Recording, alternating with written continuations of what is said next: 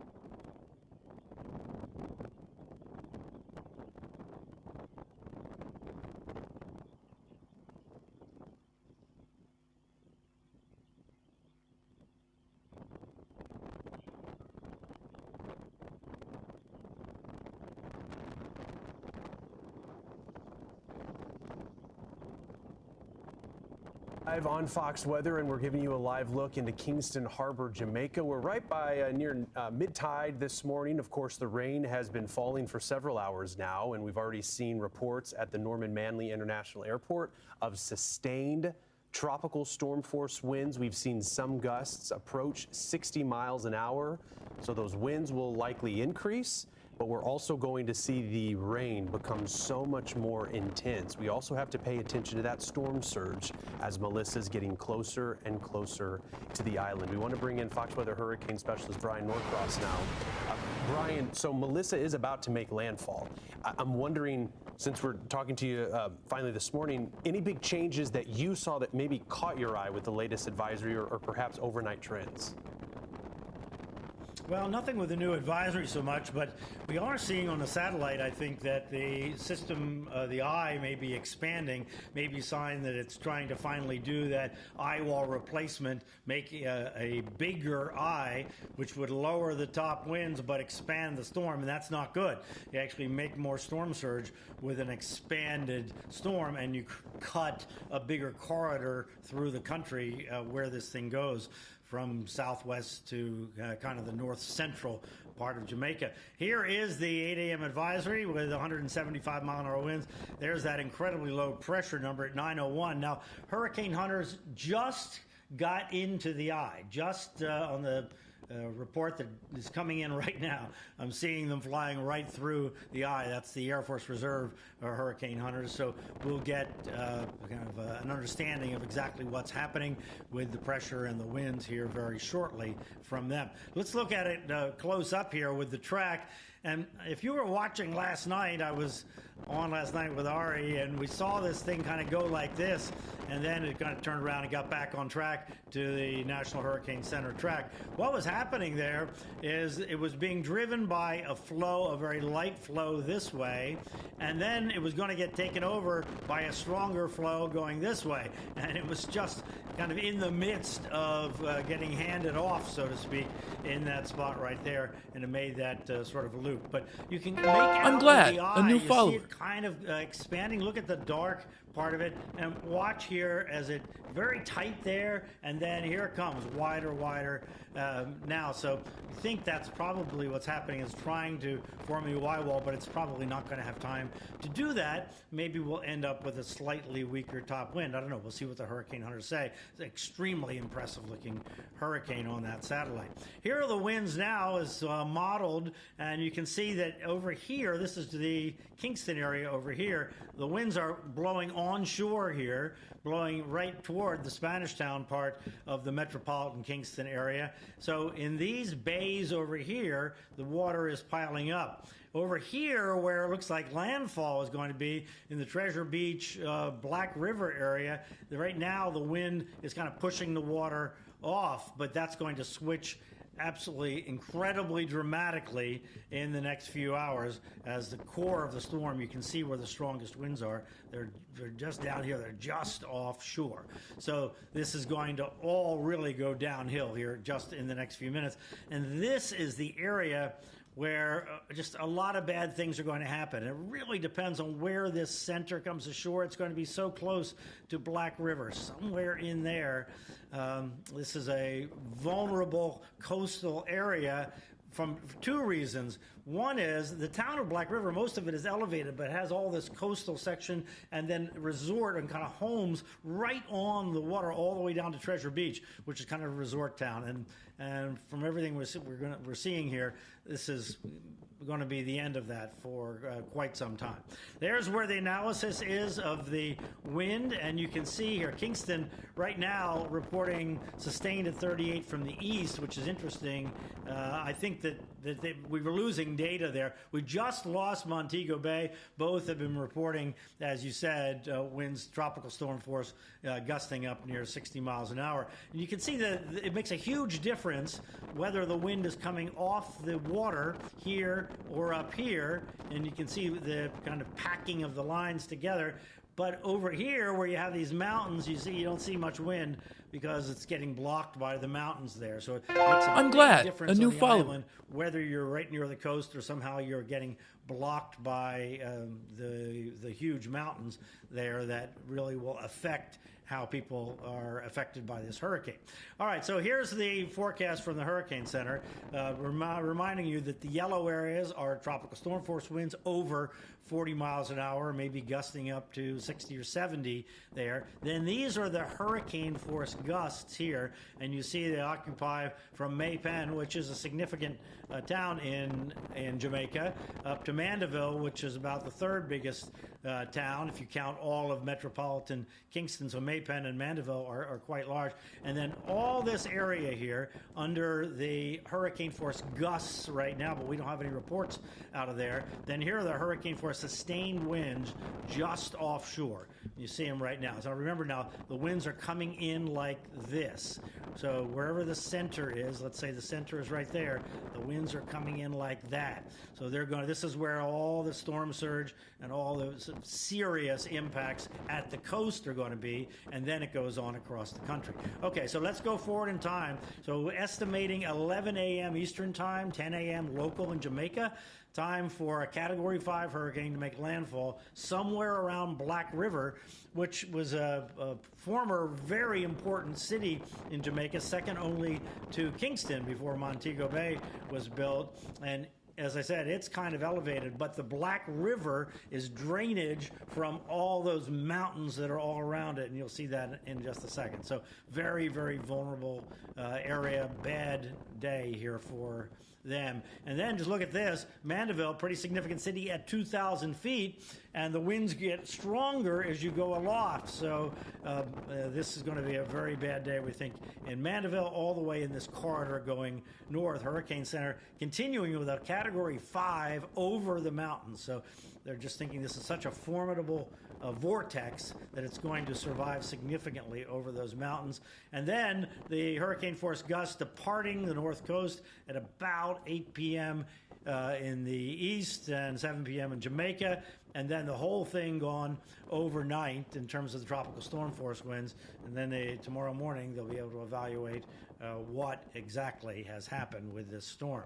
All right, take a look at this. This is an interesting way to see Jamaica. There you can see where the heaviest rain is over the mountains. Notice very heavy rain forecast. Montego Bay area over here. Montego Bay is actually right up in there. And then over the big mountains outside of Kingston, a peak. Not as much as was forecast because the system stayed south of Jamaica. Now it's moving fairly quickly across Jamaica, but still a foot to maybe a foot and a half of rain forecast, maybe in some places 2 feet forecast over the island. Over the mountains, it all has to come downhill. So look here, we talked about Black River. You notice, can you see that all this goes in here? That's kind of a coastal plain. Juki DV14 say the man sounds like you know the place well. Somehow. And even down the Black River, which is right there.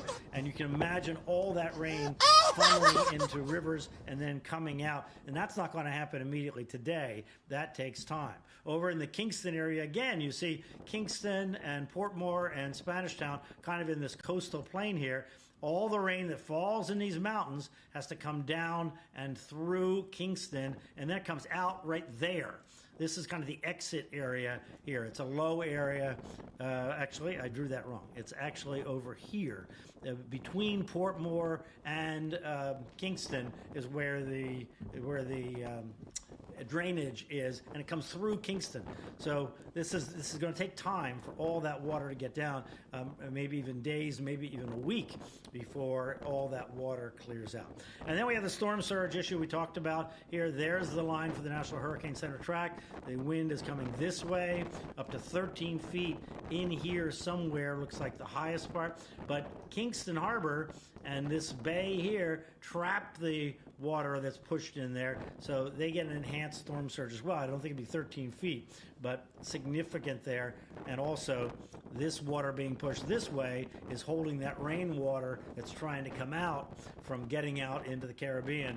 So until all this clears later today, the water is not going to be able to drain really well, as it will when we don't have that big push of seawater up against those rivers. All right, so here's the watches and warnings looking ahead. Hurricane warnings at the eastern tip of Cuba, including Guantanamo Bay, also for the central and southeastern Bahamas. Tropical storm warning, Turks and Caicos here. And also, we didn't mention Haiti. I meant to do that, but it's still getting pounded, by the way, on the Tiburon Peninsula. So here's Cuba, and here you see 140-mile-an-hour winds making landfall. So this is really scary. In Santiago de Cuba, which is a major city, and of course at Guantanamo, U.S. interests at Guantanamo. Hopefully everybody is hunkered down there, because this is going to be a significant hurricane hit. And then through the Bahamas as a weaker storm, and but still a significant storm surge. But there is high ground on those islands. The Bahamians know how to deal with it, but still it is going to be a significant storm. And then on to Bermuda, where we'll see exactly how close it comes, but looks like a Category 1 storm in the vicinity of Bermuda. I'm glad. Overnight, A new follower. Thursday night into Friday morning. I just wanted to go back to this because I didn't mention it at the beginning, Stephen. And look at this band out here, still pummeling the Tiburon Peninsula. The heaviest rain in this storm might end up being on this peninsula here, which has some mountains on it that enhances the rain and so forth. It's still going there this morning. Stephen? Oh, and we've been looking at it, Brian. Even the National Hurricane Center saying that communities could be cut off in the Tiburon Peninsula because of the catastrophic rain. In fact, when you look at these systems, sometimes there is a predominant rain band that sets up over a given area well removed. So it's concerning. You had mentioned the Black River, and from a perspective sake, we've been talking about Gilbert, and from 1988. Gilbert was a huge hit to the agricultural center of Jamaica. Well, St. Elizabeth's Parish, which is where Black River sits, is known as a breadbasket of Jamaica. I would only imagine, and I was reading the local paper, they talk about the fertile plains and the parish's topography. It's harmonious. It's a harmonious blend of towering mountains and expansive plains. If you consider that with a Cat 5, this could be devastating to the agricultural sector of Jamaica. Yeah, and the basin there, that is the Black River Basin, is actually quite wide and quite fertile, and it's like a nature area, but it doesn't have elevation. It's like a real valley in those mountains, and if the angle of the push of water is exactly wrong, that water will go a long way inland up the Black River. Now, there are only real people in that part of the coast, right at the coast. There are homes right on the beach there, looking out on that bay below Black River. But the water, the seawater, according to the National Hurricane Center's projections for a Category 5 going into that part of the coast, the seawater will go inland a long, long way. I've never been to Black River, but everything I've read about it, it sounds like it's quite a wonderful place there in St. Elizabeth Parish, and a very, very historic place going back to the 1600s. So exactly how they fare here, I don't know, because they are going to take an extreme hit. Yes. Time will tell. Brian, thank you so much for the insight, diving into the latest advisory from the Hurricane Center.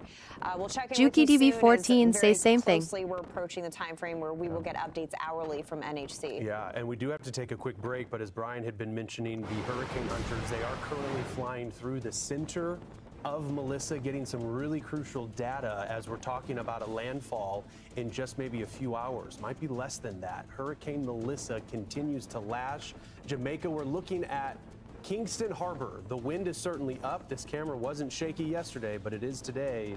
Of course, the white caps in the harbor too, keeping it tabbed, keeping close watch of it here. We'll be right back.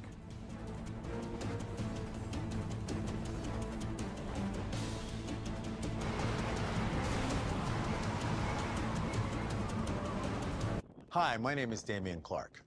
And if you have both Medicare and Medicaid, I have some really encouraging news that you'll definitely want to hear. Depending on the plans available in your area, you may be eligible to get extra benefits with the Humana Medicare Advantage Dual Eligible Special Needs Plan. These plans have a $0 monthly plan premium. Most plans include the Humana Healthy Options Allowance. Get over $1,000 a year. That's $85 a month to help pay for covered over-the-counter items, like vitamins, pain relievers, first aid supplies, and more. The Healthy Options Allowance is loaded onto a prepaid card each month, and whatever you don't spend carries over from each month. Call today to learn about all the items covered. You could have $0 copays on hundreds of prescriptions all year long, including select brand name drugs. All plans have $0 copays for covered preventive dental services, which include 2 free cleanings a year, as well as coverage towards fillings. They also have vision coverage, including vision exams and a yearly allowance towards eyewear, such as lenses or contacts. And hearing coverage, which includes routine hearing exams and coverage towards hearing aids. Plus, your doctor, hospital, and pharmacy may already be part of our large Humana networks. So call the number on your screen now to speak with a licensed Humana sales agent. Wouldn't you love benefits like a monthly allowance? To help pay for covered over-the-counter items. So if you have Medicare and Medicaid, call the number on your screen now and speak with a licensed Humana sales agent. If you're eligible, they can even help enroll you over the phone in a Humana Medicare Advantage dual eligible special needs plan. And remember, annual enrollment ends on December 7th. So call now.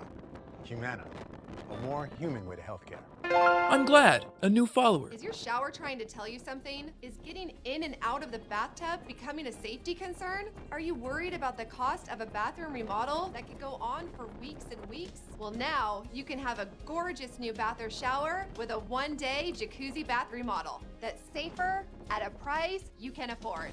We're waiving all installation costs and postponing all payments for up to 1 year. Oh my gosh, it is beautiful. Oh.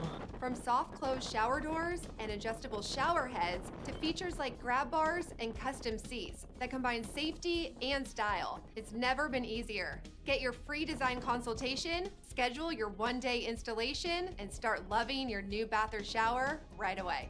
Call or go online right now. We are waiving all installation costs and offering no interest and no payments for up to 1 year. Go to jacuzzibathremodel.com or call 800-384-4402. Call now.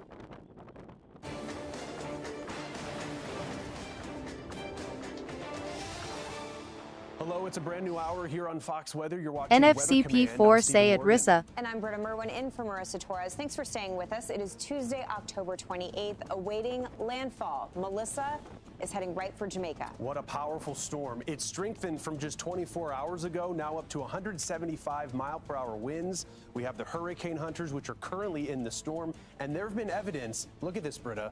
We've just seen the pressure drop to 896 also, the millibars. winds up My goodness. 180 miles per hour. This is not only historic for Jamaica, but for the Atlantic Basin. It's one of the top 5 strongest, most intense hurricanes that we have seen in recorded history. That's when we're looking at the pressure. It's powerful that this is now sub 900. The fact that we're watching in just a matter of a couple of hours, possibly a historic landfall from Melissa to Jamaica, and it keeps getting stronger. And there's no limiting factor. At this point, the only limiting factor is interaction with land. But that's not going to help Jamaica. Possibly it will help Cuba. But Cuba even bracing for a major landfall later tonight. You're right. This is significant with the special advisory that's just been issued from the National Hurricane Center. We do want to take it live, though, into Jamaica.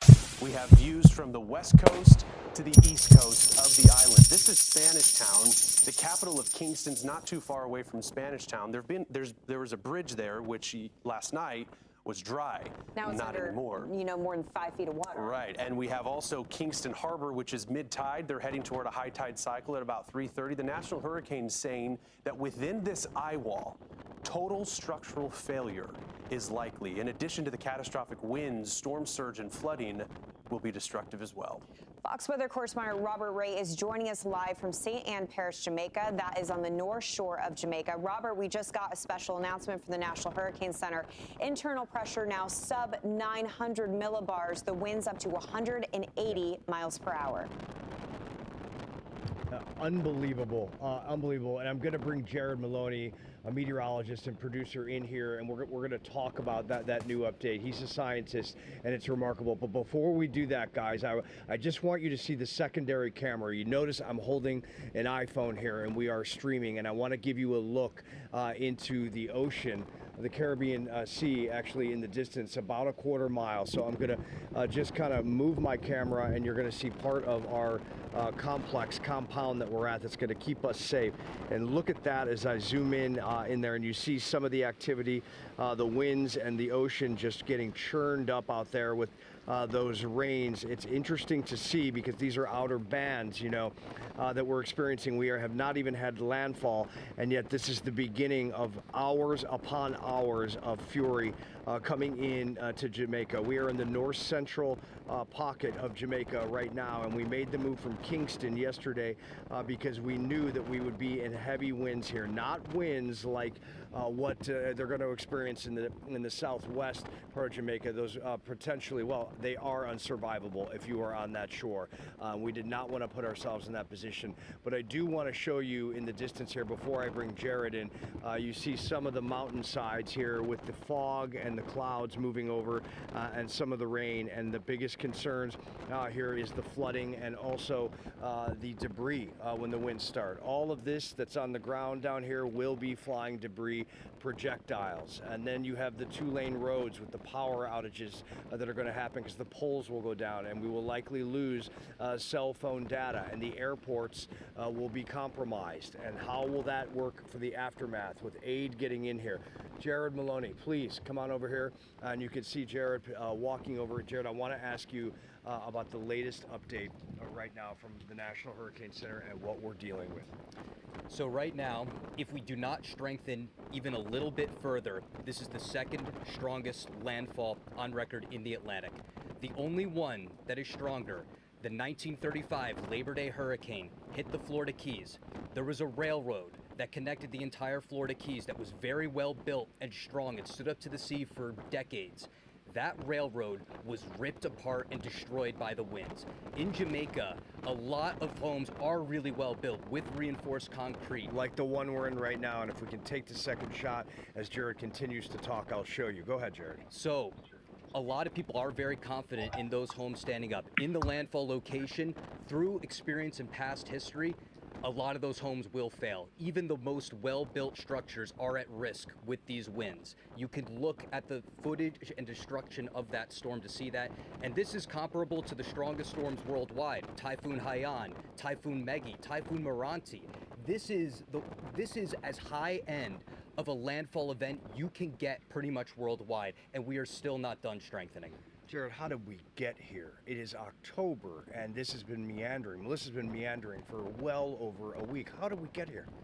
The ocean heat content in the Caribbean has been untapped this entire year. It's been extremely, extremely warm, and when storms stall, usually they churn up cooler water, and they weaken if they stay in the same place for too long. Because of how deep and warm this water is, despite how slow it was moving, it was able to keep intensifying, was able to keep working through its structural issues, its shear.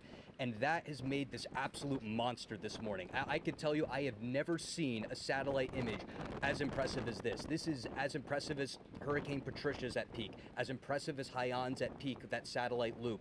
And this landfall is going to be absolutely devastating on that southwest side, and it's going to maintain a lot of its strength, even as it weakens crossing the island. Jared, your knowledge of the history of hurricanes and landfalls is beyond impressive, and I have to ask you, what are we going to experience in our location in the coming hours? Ladik Donent say BBC So, Blackout depending on News. how far east we wobble, we do have a large, strong wind field to the east of this eye. If we wobble just into the eye wall, we will experience very Moneygun strong 94 say windy it. conditions. Ladik Donent Mainly in lol. gust form, they'll be in and out due to the land friction. Moneygun 94 slightly say less you are consistent late, right bro. by the coast. But at the spot we're at, about a quarter mile from the coast, is where the winds are going to actually start accelerating as they head Ladik offshore Donent again. say me Now, we're not tell a little you, further man. down to the coast, but as that friction effect slows, the winds over the water are going to be much faster, and the winds behind that can move just a little bit quicker inland as they're fanning down.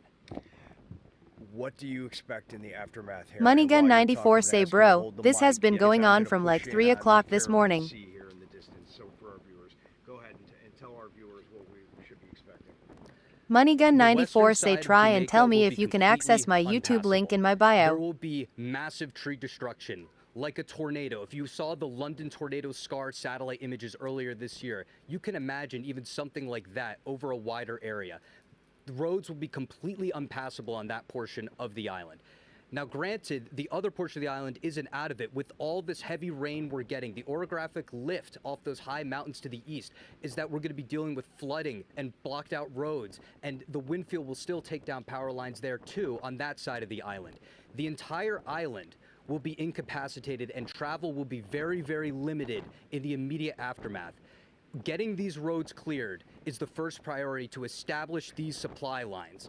After that, aid can really start to come say in. man live on The YouTube other concern too. we have is how much surge gets into Kingston Bay, and does it take out the road leading to the airport? Right now, the winds are likely going to be high enough in Montego Bay to take that airport down for a while. MoneyGun94 say lol yeah bro. Also incapacitated, there will be very difficult to impossible to get air travel into this island, and everything will have to be done by boat coming in, which is a little bit slower, and it's harder to get that immediate aid in. At this point, we should expect, we would need a massive international Gaga response say to go yes, and make the sure that YouTube link is Jamaica up and running can good. make it through this storm, because this will be the worst storm they've experienced in their history, and really in the Atlantic, worldwide, this will be one of the worst landfalls we've experienced in the modern era, or really across history. Laddick.ent say Thank you. blackout stream Guys, services. if you're not going to learn any more than what Jared Maloney, meteorologist, field producer, just explained. We will continue this coverage live from the field. Thank you, Jared. Unbelievable stuff.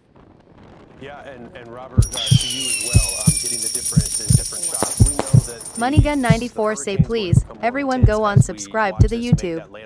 Thank you. MoneyGun94 say in advance. At the bottom of this hour, so just in about 20 MoneyGun94 say at Laddick.ent let's lol. analyze this thing, because it is remarkable what we have seen.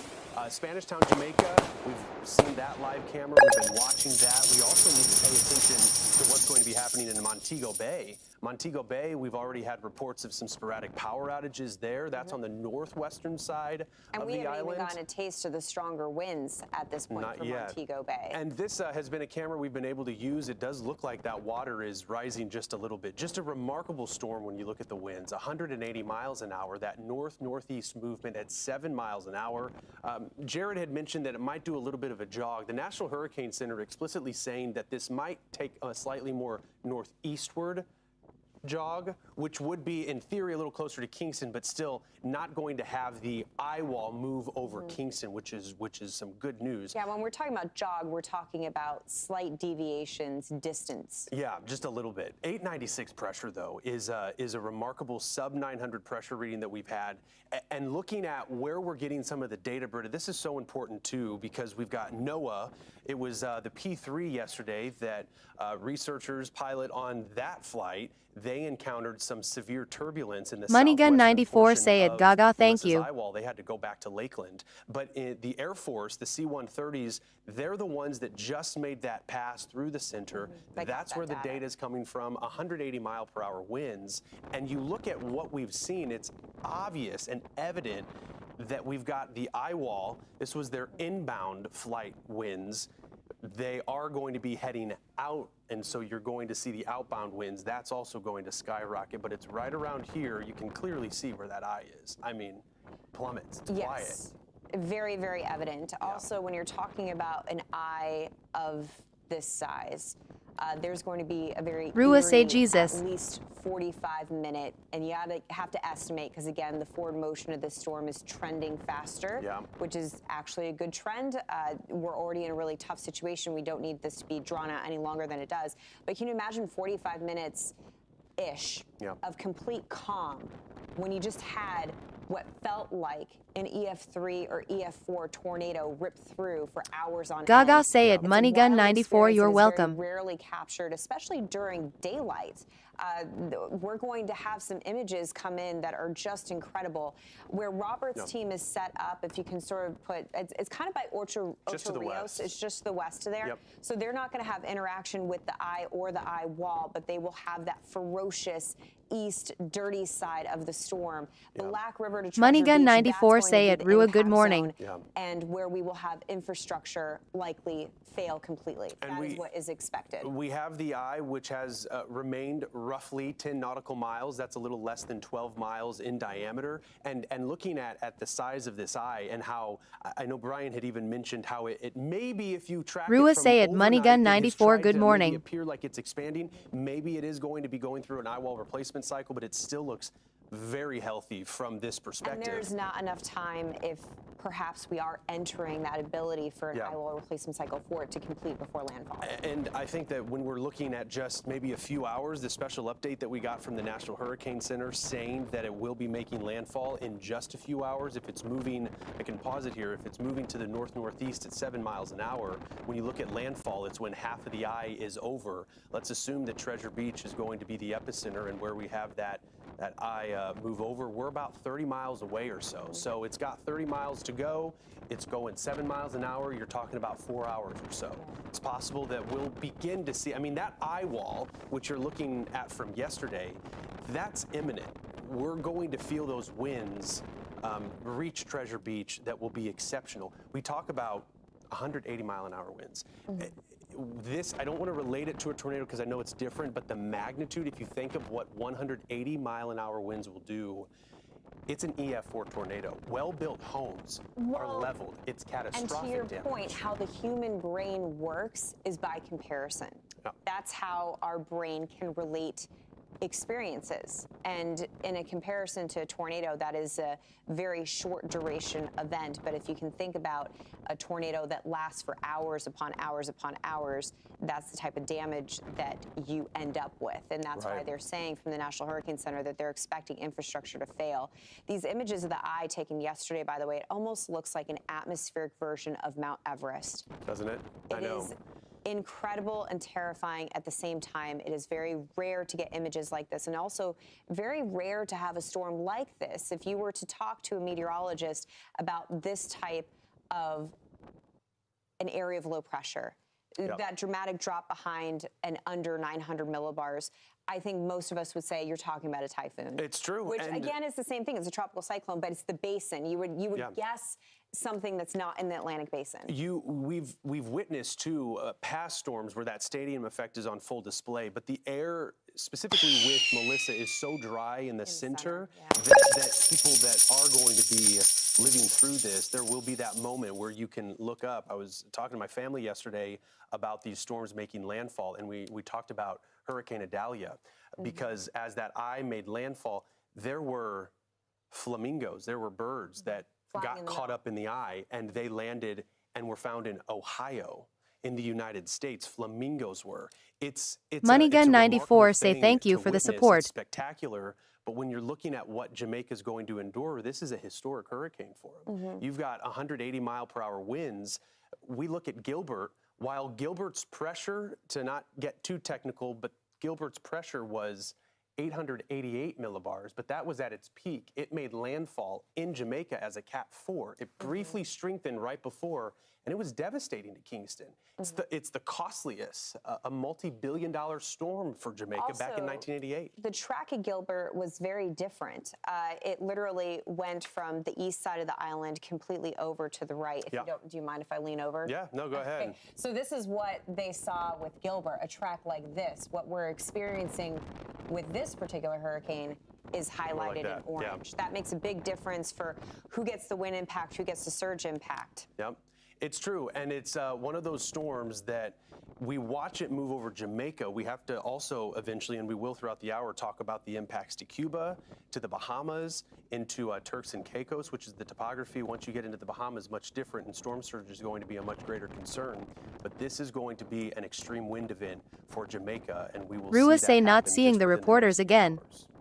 And we will bring you that ground truth, those images, as long as we have a signal out of Jamaica. And Jamaica is sheltering in place, bracing for what they fear could be the worst. We'll be right back here on Weather Command, we will also touch on what we're expecting for Cuba, which braces for an overnight landfall tonight.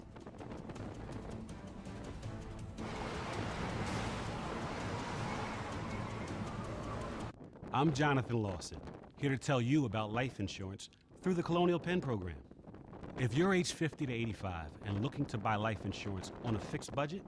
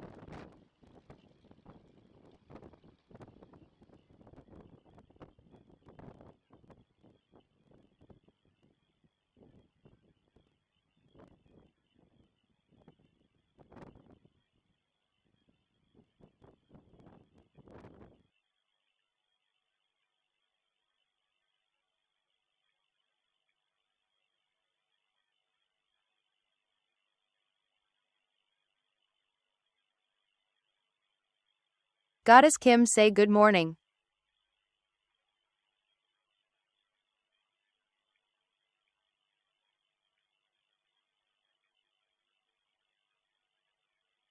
I'm glad, a new follower.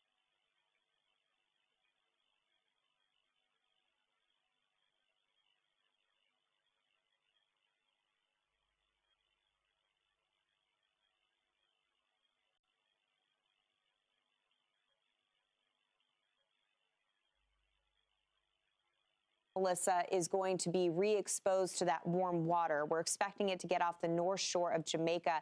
Goddess by Kim 3, say 4 are any of o'clock in these the videos in afternoon West End? Eastern time, and then we will have exposure to warm water. This is still anticipated to be a major hurricane, most likely a strong Category 4 as it makes landfall in Cuba after sunset.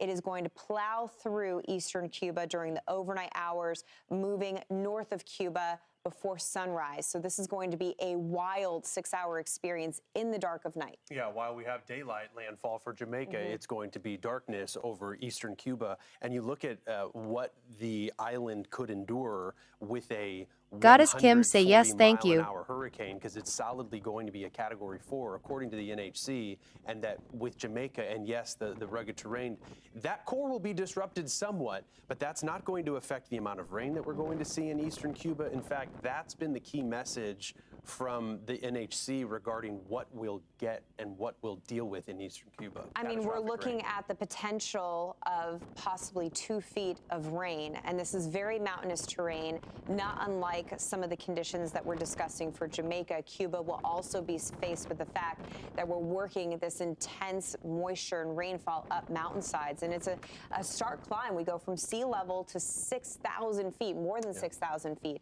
And so, you know, the most dramatic rise in the topography is lining up with where we will see the most dramatic amount of rain, and that will lead to mudslides and landslides. The other aspect of this, of course, is the winds. As we look at landfall, it looks like it's going to be happening on that south-facing shore, well to the west of Santo de Cuba. Again, winds will be gusting probably over 100 miles per hour as we take a look at those peak wind gusts per this computer model, suggesting 100 plus mile per hour wind gusts along the south-facing shores of Cuba. There is going to be a significant, even life-threatening storm surge. That's been the messaging regarding Jamaica and the South Coast because of that. Marva Ingram, say gotta go, send back Melissa to the pit of hell. Eternal Father, bless our land, guide US with thy mighty. Santiago de Cuba all the way into Guantanamo. I mean, we're looking at a stretch of coastline. And then it will be pushed into Guantanamo Bay. Yeah, and from a perspective every bay amplifies storm of the surge. U.S., we know Guantanamo, Bay, and the fact that you've got the dirty side of this hurricane that's going to be lashing eastern Cuba. Moneygun 94, say it, Marva Ingram, I really hope you do. Here in Cuba, from an elevation standpoint, is very similar to eastern Jamaica. We've got peaks the one peak that rises to about 7,300 feet in Jamaica, but that'll be the last mountainous stop that Melissa has. I mean, it will be the second landfall that we have with Melissa later today or overnight tonight, but then it's going to be emerging into the Bahamas, and a storm surge threat is going to be great there too. Moneygun 94, say you do. And that's on very flat islands. Yeah. Gosh, you think back to Dorian, which is the benchmark really for the Bahamas. This is a spot that struggles with storm surge, and anything above 4 feet is considered what can be unsurvivable for humans. And from actually with Dorian in mind, that was the last time a Category 5 made landfall in the Atlantic Basin. You go back to 2019. So we're about to have something that hasn't happened in 6 years in the Atlantic Basin, that Category 5 landfall, which is going to be Jamaica, where that's never happened before. It is going to, and you had mentioned it, as we've noticed the trend, it will be picking up in intensity. As that trough is picking this storm up, it'll probably start to get stretched out just a little bit, so it's not going to look as symmetrical as it is this morning. The wind field will grow, that forward motion will increase, which of course, the faster you can get it in and out, the better off you're going to be. But you know, no matter how you slice this, this is going to be historic for the entire Caribbean, but we're talking life-changing for likely millions of people. And for the Bahamas, life-threatening storm surge. That's still on the table. Up to 6 feet. So. That is still on the table. And there's fewer spots that you can run to get out of storm surge in the Bahamas in comparison to some of these other islands. Okay. Well, our coverage of Hurricane Melissa's landfall and the journey to the Bahamas, it is going to continue. We have to take just a quick break. We are going to be getting now hourly updates on the position of Melissa because we are nearing that landfall. We are live in Jamaica with Fox Weather correspondent Robert Ray and meteorologist Jared Maloney. We're also going Marva Ingram, say yes, he will. God has a way of redirecting anything that meant to destroy us. Coverage continues after the break.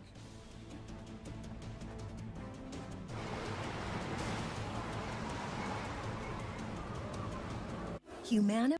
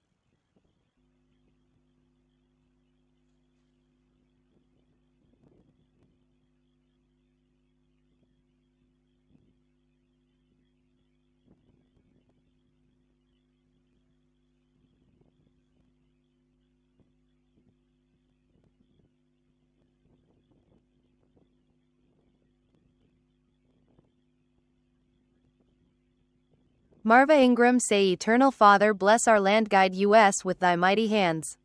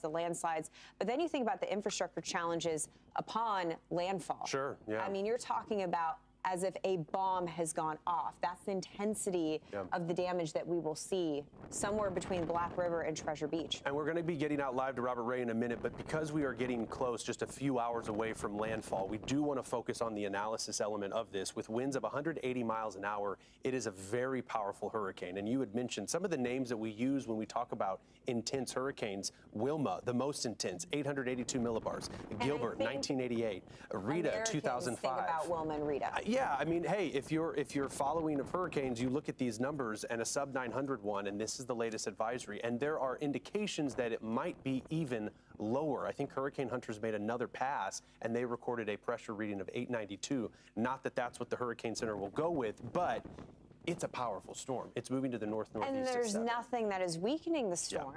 There is no limiting factor between now and landfall that will take place. The only thing that will start to work against Melissa is its interaction with land, but that is not helpful to Jamaica. It is helpful to Cuba, but even Cuba will be facing dire consequences later tonight. We are looking at where this eye is right now. It's moving off at about 7 miles an hour. It's less than 30 miles, the center of the eye. It's less than 30 miles away from Treasure Beach. It's a rough estimate that we've been doing. There's no doubt. Is probably just starting to unfold. The eye wall that we have, hurricane force Marva winds Ingram extend say out God 30 monitor miles this from the trust center and believe that it'll go we're beginning redirect. to watch that eye wall move into Treasure Beach, Black River. This is St. Elizabeth's Parish. St. Elizabeth's Parish, while it is a tourist hotspot, it really is the agricultural hub of Jamaica. It's known as the breadbasket of Jamaica, and you're looking at this Category 5 hurricane that's bearing down in this parish, Treasure Beach. It's devastating. Look at this vortice. It might be hard to see, but you see that rotation right in the center. The sun's coming up, so we're beginning to see that shadow. That's perfect, Matthew, if you can keep doing that. Remarkably strong. Remarkably strong what we're seeing. And we're talking about a wind that was detected 180 miles an hour within that eye wall, and then it's calm here in the center. The most powerful force that nature can produce. Incredible to see that little, if you can just highlight the vortice in the middle that Matthew's highlighting on satellite. These are features that are rarely observed and just incredible to see. Yeah, pretty neat. Wild. There have been 2 passes that the hurricane hunters have had. The first pass that they made with that pressure that's been interpolated down 896 millibars. Maybe it's a little bit deeper. The storm itself is still chugging. It's not shown any signs of weakening, and according to the Hurricane Center, we're probably not going to see a huge fluctuation in the intensity before it makes landfall. And you think of how much time we have. We still have a couple of hours technically before landfall. I mean, this is going to be technical fueled landfall still. is the crosshairs of the center. You know, I always like to think about landfall in 2 ways. The academic landfall, which of course is when the center reaches land, that will be called by the National Hurricane Center. But the experience of living through a landfalling hurricane, which for me is when you start feeling the hurricane force winds to when you stop feeling the hurricane force winds. And we're talking about at least a 6-hour process, give or take, that communities will be feeling the wrath of this eye wall. We've had the tropical storm force winds from Montego Bay to Ocho Rios down to Kingston and Mandeville. We actually want to head to the north side of the island now. I mean, it really truly is island wide, where every square inch of the island will feel the effects of Hurricane Melissa. Kingston is the capital, and you're looking in the harbor as we are heading toward a high tide now. Low tide happened just shortly after 7 o'clock this morning. And in Spanish Town, Jamaica, which is just outside, of course, we're continuing with some of that flood threat that we already have this morning. The National Hurricane Center, with this special advisory, I'm going to quote them. They said residents in Jamaica should not leave their shelter as winds will rapidly increase within the eye wall of Melissa. In addition to the catastrophic winds, storm surge and flooding will also be destructive. Yeah, let's bring in Fox weather correspondent Robert Ray and his team. They are joining us from St. Ann Parish, Jamaica. Robert, getting a taste of a rain band as we speak. Yeah, we are. These are the heaviest rains that we have gone through here this morning since the sun has come up, no doubt. Though, you know, it's the ebb and flow of these outer bands as massive, destructive Hurricane Melissa makes its way into Jamaica, and it's only going to get worse in the hours to come, many, many hours. And this is what we're expecting. You know, in some areas, 2 feet of rain, in some other areas, maybe even more, 3, 4 feet in some of those higher elevations. And that is the scary situation. Then you add on historic winds on top of everything, and then on an island nation where there's nowhere to run and hide, no matter what the preparations have been in the past 4 to 5 days by officials and the government doing a good job trying to relocate people from those southern shores in the agriculture belt, Stephen, as you were talking about, the breadbasket of Jamaica. But yeah, we've got some pretty intense rain going on here, and Pete behind the lens doing a masterful job. Pete, if you can, just start training your lens on whatever you're seeing in the distance here, our location, and zoom in, give the viewer close proximity looks at these rains and winds. We are in St. Ann Parish, in between Runaway Beach, about 50 miles to the east of Montego Bay Airport, and the tourist mecca, essentially, of Jamaica, where all those resorts are. Honeymoons, weddings, anniversaries. So many people from around the world have come here to Jamaica over the years to celebrate not only the beauty of the island, but the culture, and everything is in peril right now. Life and death situations across. Nearly 3 million people in the crosshairs of Hurricane Melissa, historic Category 5. Where we are located in this fortified structure, this home, where we have multiple locations that we can bring this images and the impacts of this hurricane to you. We hope we can continue to broadcast as the system moves onto the island and moves up into this central area. It has a northeast cut after it makes landfall. We're going to lose power. Well, we have lost power multiple times since last night. It's in and out, but eventually we will ultimately have zero power. The hope is that communications at least can get out at some point, because that is going to be the key to help people that are in very bad situations, perhaps structures that are collapsed and flash flooding. There's going to be major issues with first responders trying to get to places because of down power poles and debris on these roadways. And then we have the mudslides and the rock slides that will come off these mountains, affecting all of these areas, and Kingston especially. You know, it will take time for a lot of that water to move down the mountainside. So it's not like it's an immediate scenario where all the issues are right now. This will go on for more than a day as far as the impacts of the hurricane. And even after Melissa leaves, you know, what will occur? How will aid get in with the airports being compromised? We won't be able to open those up anytime soon. And so as the days progress, after we get past the impact part of this storm, then we look at, you know, how is the human element happening? How are people surviving? Is there enough food, enough water for everyone? Are the shelters okay? How are the elderly and young children doing and going to fare? The animals on the island, so many different dogs and cats on this island, they're everywhere. How will all of this turn out? Well, we'll have to continue to report, and that's why we're giving you the ground truth. And we hope that we can maintain our reporting based upon the technical abilities that we are given at this point in 2025. But one thing we know is that what is going to happen right now in the immediate future is going to be historic and looked at. Fourth For Banga hundreds 4 of years PF say ahead. MI And day in the right of the years to IA. come, Jamaica will be in a rebuilding process. Guys. Yeah, and Robert, I mean, Fourth Banga we are 4 living in PF the say moment right Starlink now active. because, as you know, we're probably just a couple of hours away from that landfall to occur. With your current situation, I mean, you've been up since 6 a.m. Eastern time. The rain itself, is it a bit more steadier? I'm thinking because Spanish Town, for example, with this rugged terrain, if you're getting this consistent rain island-wide, this is what's going to grow that flood risk, which is going to be catastrophic. Exactly. And what is falling right now, I can guarantee you, is starting to create pooling and ponding scenarios on the roads up here on the northern end. There's no doubt about it. It doesn't take a whole lot of rain to create those scenarios here in Jamaica. And on top of that, the sewers are just not going to be able to handle this. It's not a sewer system on planet Earth that can handle this much rain coming in. Mind you, all of the winds. I got to tell you, the strengthening of this storm and the fact that by the time it exits where we're at on the northern end, the fact that it will be a Category 4 still, and gosh, guys, I mean, it's anybody's guess. Maybe it's even a Cat 5 at that point when it exits. Melissa has been so volatile in the forecast and the meandering that I think, you know, we are ready for anything that occurs here. Head on a swivel is an understatement at this point. And I could say I think that we will likely be perhaps in the worst hurricane that many of us have ever endured. And I worry about the population here in the aftermath and, quite frankly, during all of this.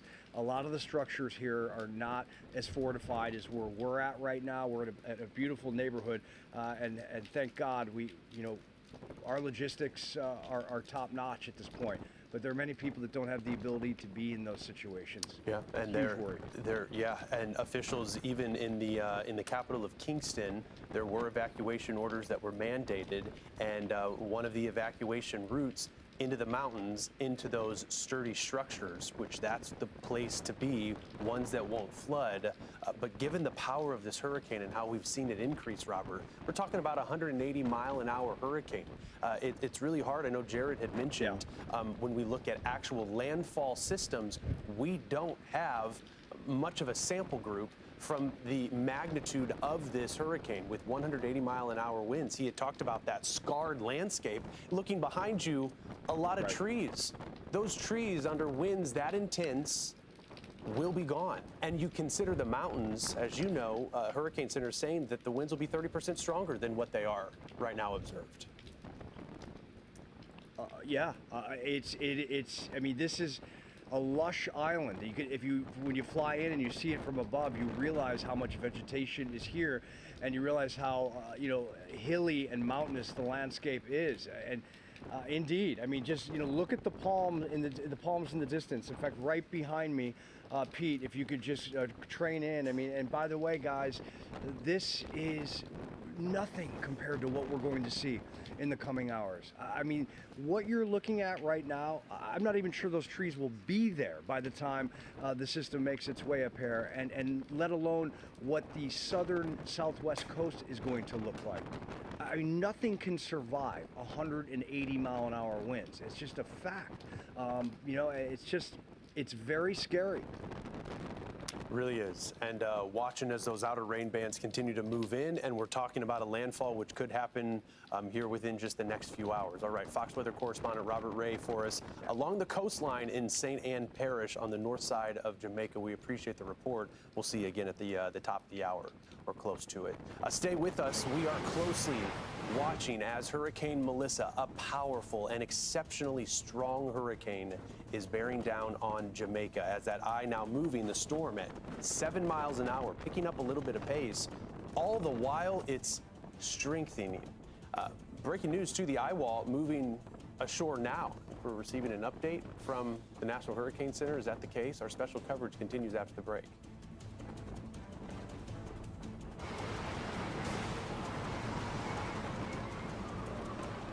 To have gold coins in my possession, that hard asset is a insurance, you might say, against the paper dollar. It's not for my insurance, but it's for my daughter's and the grandchildren's insurance. Whereas keeping a lot of cash in your bank account can really almost end up being nothing. You have to keep cash, but you don't have to keep everything in cash, and you don't have to put everything in the stock market, and you don't have to put it all in a bond market. You do a little bit of everything. In fact, I sleep better with gold than I do with the stock market because it's tangible, it's there. If you've bought gold in the past or would like to learn more about why physical gold should be an important part of your portfolio, pick up the phone and call to receive the complete guide to buying gold, which will provide you with important, never-seen-before facts you should know about making gold, silver, and platinum purchases. Call now to also receive our new 2025 Global Gold Forecast Special Report. Inside, you'll find the real issues on why you need to start owning gold today. You can also receive a copy of our new report, Protection in the Risk Zone. U.S. Money Reserve can walk you through the 3 simple steps of transferring your existing 401k or IRA into a precious metals IRA backed by physical gold to further protect your assets from market instability. Pick up the phone and call U.S. Money Reserve, America's Gold Authority, right now to get your free gold kit and IRA information, including the 3 simple steps for transferring your existing 401k, 403b, and traditional IRA. With more than 2 decades in business, over $3 billion in transactions, and more than 1 million clients worldwide, U.S. Money Reserve is one of the most dependable gold distributors in America. Because I have both Medicaid and Medicare, I got a special Medicare Advantage plan from WellCare. It's called a DSNP. That's DSNP. And it stands for Dual Eligible Special Needs Plan. And WellCare DSNP comes with a whole lot of these, like more coverage for dental, vision, and hearing. And I can even see specialists for a $0 or low copay. And I get benefits like $0 copays on prescriptions and a WellCare Spendables debit card for everyday stuff, and real human support, and answers I can understand. And that means a WellCare D-SNP provides what I need when I need it. And that gives me the confidence I need to get through every day. The coverage you need and more. Call 877-244-4512 or visit wellcaremore.com to see if you qualify for more benefits. And we continue to track Hurricane Melissa as Kingston, Jamaica is under the threat for some catastrophic floods, also some strong winds. Kingston Harbor is where we're looking at. And as we continue to follow where Melissa is, the eye wall of Melissa is beginning to move onshore. Now, the technical definition of a landfall is when half of the eye is on land. That's not happened yet. But this landfall is not really a single point. It is a process, and that process is beginning to unfold as the eye wall is approaching the southern coast of Jamaica in St. Elizabeth's Parish, very close, as you'll see, to an area that is huge into agriculture, the breadbasket of Jamaica. Hurricane hunters are en route, and this is what happens when we're dealing with a landfalling storm. To get the most accurate, precise data, we've got NOAA. Those are flying the red line. You'll see that coming in from Lakeland, Florida. NOAA is actually about to penetrate the eye. And then you also have the Air Force in their C-130. They've been making passes throughout the morning. The latest advisory that we just got in came from the Air Force. In fact, that's the recon that we're able to show you with this. So this is from the Air Force flight, and it's going to be making another pass. You can already see that they're heading out, dropping additional drop zones, about to move on through.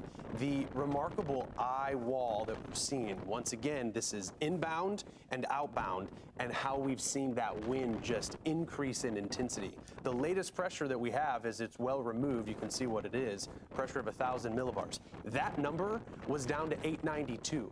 That's remarkable, and we'll see if the National Hurricane Center ends up reflecting that with the special advisory. I'll bring in Britta here. We're looking at this eye wall that's beginning to move ashore, and Black River is one of the many communities along the coastline here in Jamaica that's at risk of seeing the worst of it. It's wild to watch a Category 5 hurricane make that closest approach. One of the beaches, Treasure Beach, is another town.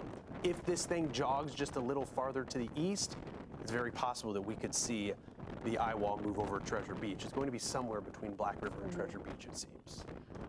You know, it's so few times in your career that you are in this moment and see this type of imagery. And this is an incredibly powerful storm, not just for Jamaica, but for the Atlantic Basin.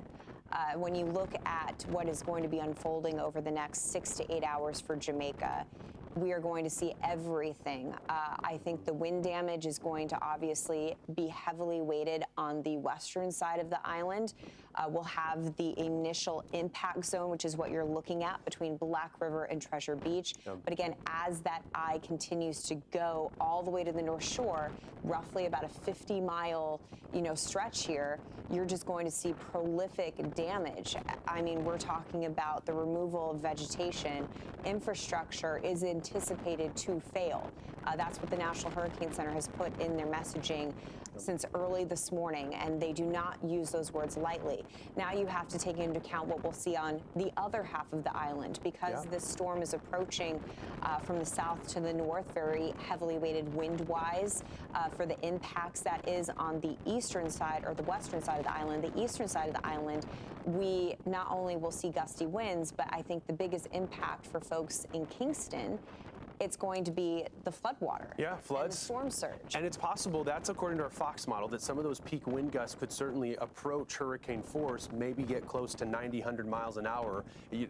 Getting caught up in the actual wind speed, though, we're missing, in fact, the point, because this is a Category 5 hurricane that's going to be making landfall. This is what radar could look like, and this is going to be later this morning. Keep in mind, these forecast models initialize at a certain point, and they might be slightly off with where the center of Hurricane Melissa is. Our Fox weather model is a bit too aggressive or fast with this most recent run, so it's showing that by 10 o'clock Eastern time, we already have this ashore. As we know, is not true. So we're a couple hours off for this particular computer model. But you get the drift that the rain that we're seeing, where Robert has been just to the west of Ocho Rios, near St. Anne's Bay, is going to be intense. The winds are going to be strong. And you're talking about hours of exposure from Kingston to Ocho Rios. Yeah.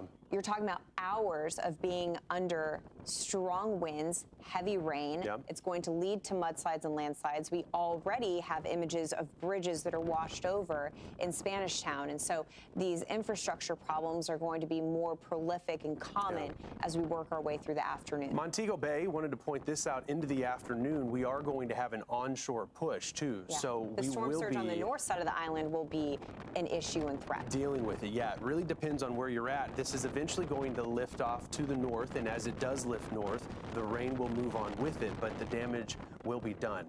There are several threats that we have, and even beyond what it's going to do in its assault on Jamaica, we're going to see it in Cuba. We're also going to see it, of course, in the Bahamas and in Turks and Caicos. But this Category 5 hurricane, it is a remarkable force that you see in the Atlantic Basin. Of the likes that we haven't seen, we've not seen a Cat 5 make landfall in 6 years. It was Dorian back in 2019 that happened. This could very well be a Cat 4 as it makes landfall in Cuba tonight or overnight. And then we move on to the Bahamas. You talk about Dorian back in 2018. It sat over the Bahamas. Now, the Bahamas will have a shorter time frame of interaction with Melissa. The forward motion of the storm is already trending faster. That is a positive solution for the Bahamas because they'll have a matter of hours to be dealing with what at that point most likely will be Category 2 conditions. But first we have to get through the first landfall, and that's going to be somewhere between Black River and Treasure Beach as a powerful 180-mile-per-hour Cat 5 hurricane at a minimum. Because again, this is not weakening. No signs of weakening at this point. No signs, if anything, strengthening, because the last hour that we got, it was a 180-mile-an-hour hurricane. The hurricane itself, as we're watching, the sun's growing higher in the sky because we're heading toward the afternoon. So we are beginning to see more of that eye, and the ability that we have from space to peer down into and see the water. We saw those remarkable images yesterday from the hurricane hunters as they were penetrating this eye, showing us that stadium effect, and a lot of meteorologists remarking on how dry this eye is. And I think from a perspective of symmetry, it doesn't get more symmetrical than this. There's been discussions, even our Brian Norcross, which he's going to join us at the top of the hour, talking about maybe an eye wall replacement cycle. Still waiting on seeing that. Radar is the tool that we would use to really confirm that. That's what the National Hurricane Center has been paying attention to. If I'm looking at this thing, it's got a focus, and it's St. Elizabeth's Parish. And unfortunately, it is just continuing to bear down. Yeah. Once we get through that first eye wall for Black River and Treasure Beach, there will be a 45-minute-ish window of calm before they have to go through the backside of this. Yeah, it's going to be two. Yeah, they get hit once as that eye wall is moving ashore as we speak. We'll have landfall, and then you're going to get the backside of Melissa too as this thing's lifting off to the north-northeast at 7 miles an hour. As I had mentioned, we are going to be joined at the top of the hour by our hurricane specialist, Brian Norcross. Our live coverage continues throughout the afternoon. Hurricane Melissa assaulting the island of Jamaica. Keep it here. We'll be right back as we leave you with a live view of the harbor in Kingston.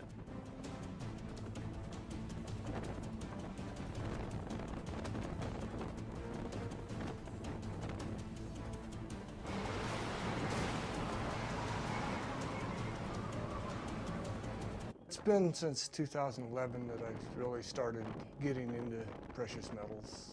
I had a lot of fun doing that commercial. I did that first commercial 5 years ago, I believe.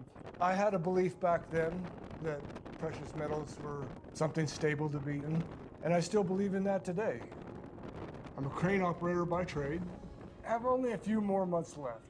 To prepare for retirement, I found precious metals to be a little more stable and has a continuous growth. Physical gold is tangible. You can touch it, you can feel it, and you know it's there, that you have something to fall back on.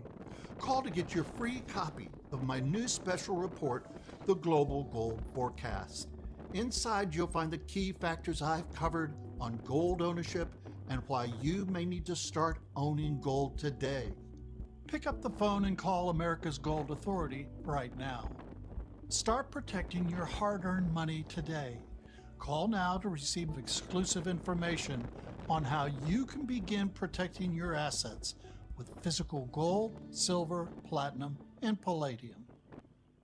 I have had quite a few friends that have also got involved with precious metals. My knowledge that I gained, I passed on to them, and I've had them call me back and say, hey, thanks, because I'm making more money off of it than if the money was sitting in the bank. So I have researched other companies. I never found any other company that could compete with U.S. Money Reserve. The people that I've worked with made a big difference. They treated me with the utmost respect, and they helped me through the process. Would I recommend people to U.S. Money Reserve? Absolutely.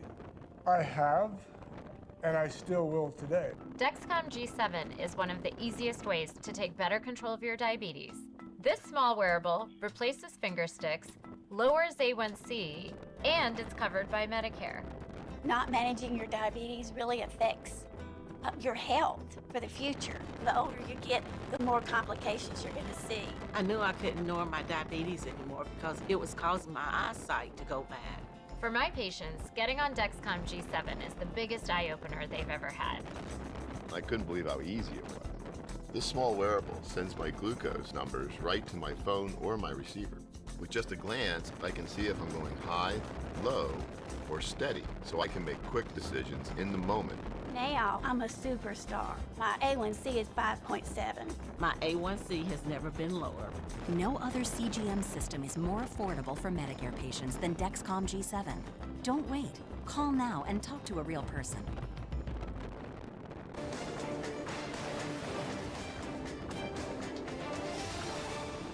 Hello, welcome to a new hour here on Fox Weather. You're watching Weather Command. I'm Stephen Morgan. And I'm Britta Merwin. Thank you for staying with us with our continuing coverage of Hurricane Melissa. It is Tuesday, October 28th.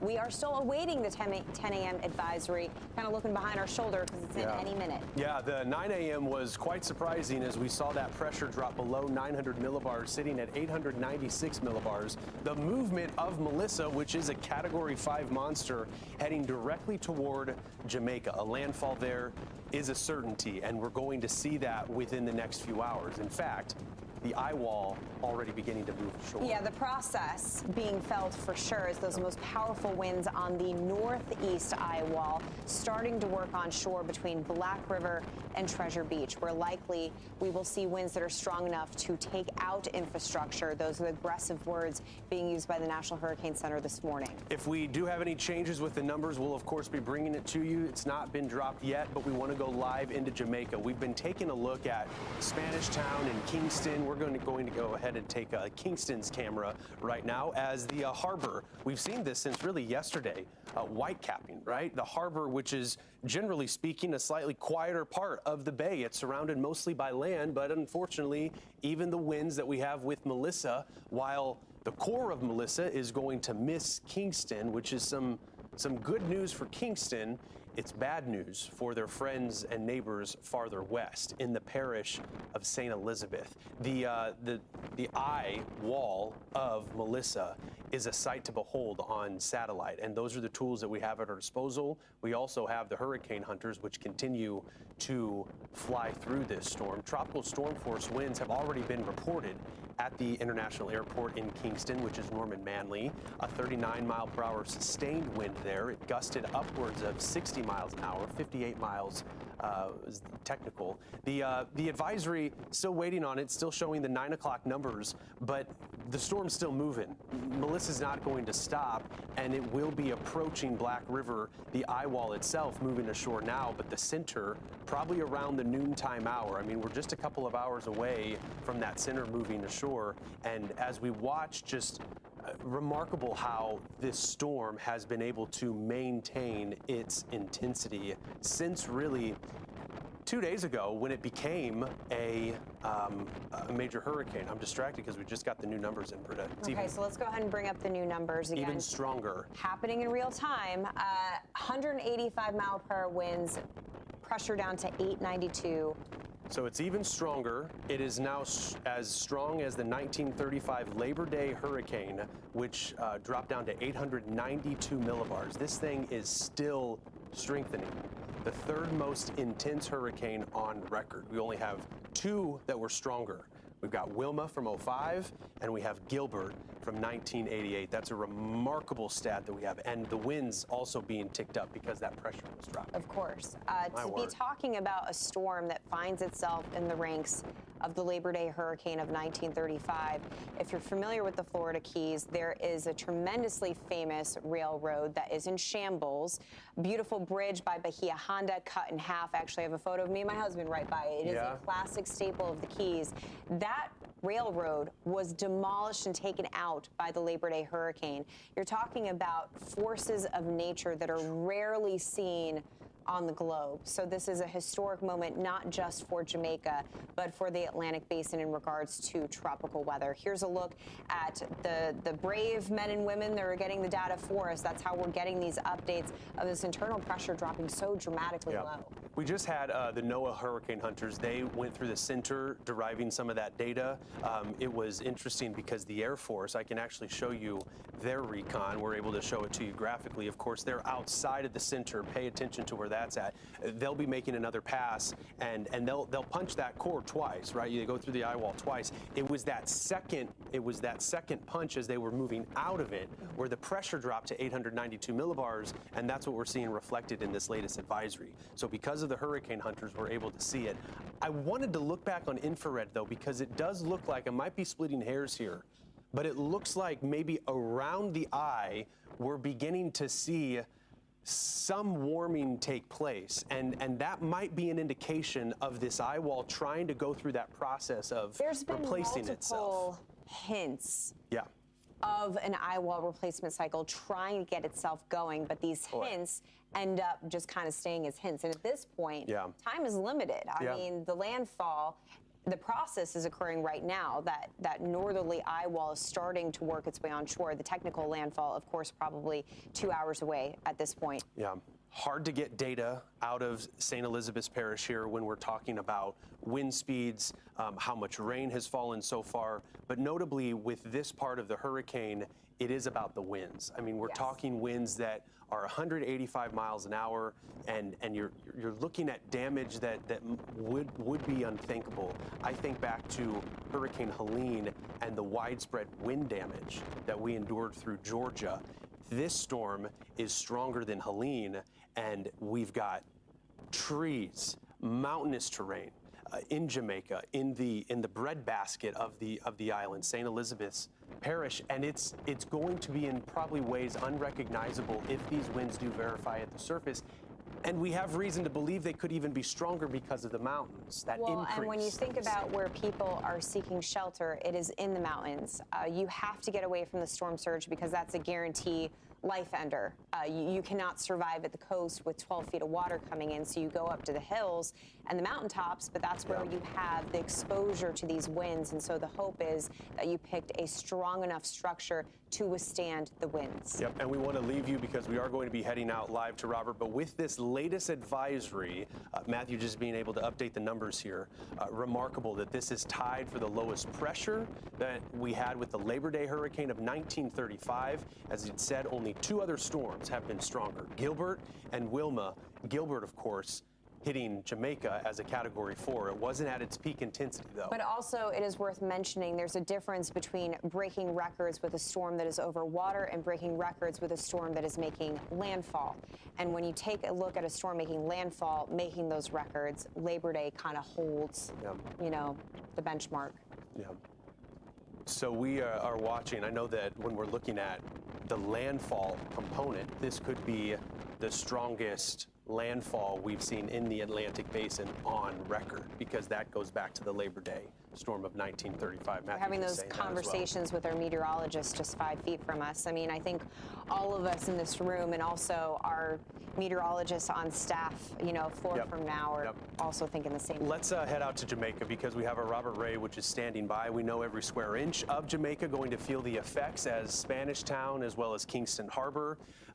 Total structural failure is what the National Hurricane Center is saying will happen within the eye wall of Melissa. Fox Weather correspondent Robert Ray is joining us from St. Ann Parish in Jamaica. Robert, you're close, very close to the ocean, just beyond, and watching how these advisories are coming in, and Melissa just keeps getting stronger and stronger and stronger. It is terrifying, Stephen, and everyone watching, to see these advisories and what is coming here. And that's the thing. And if we could see our second shot here, I'm holding a rig with an iPhone that's streaming, and you see our camera position here in a fortified home where we will continue to report as long as we can. And I want to show you the ocean that you mentioned. And while I'm doing that, I'm going to bring in Jared Maloney over here, meteorologist and field producer, because I want his assessment of what you all have been talking about as well. And Jared, I'm going to give you the mic because I want to zoom in on the ocean. And let's, if you can, just talk about the significance of this latest advisory as well. Well, I'm going to push into the ocean.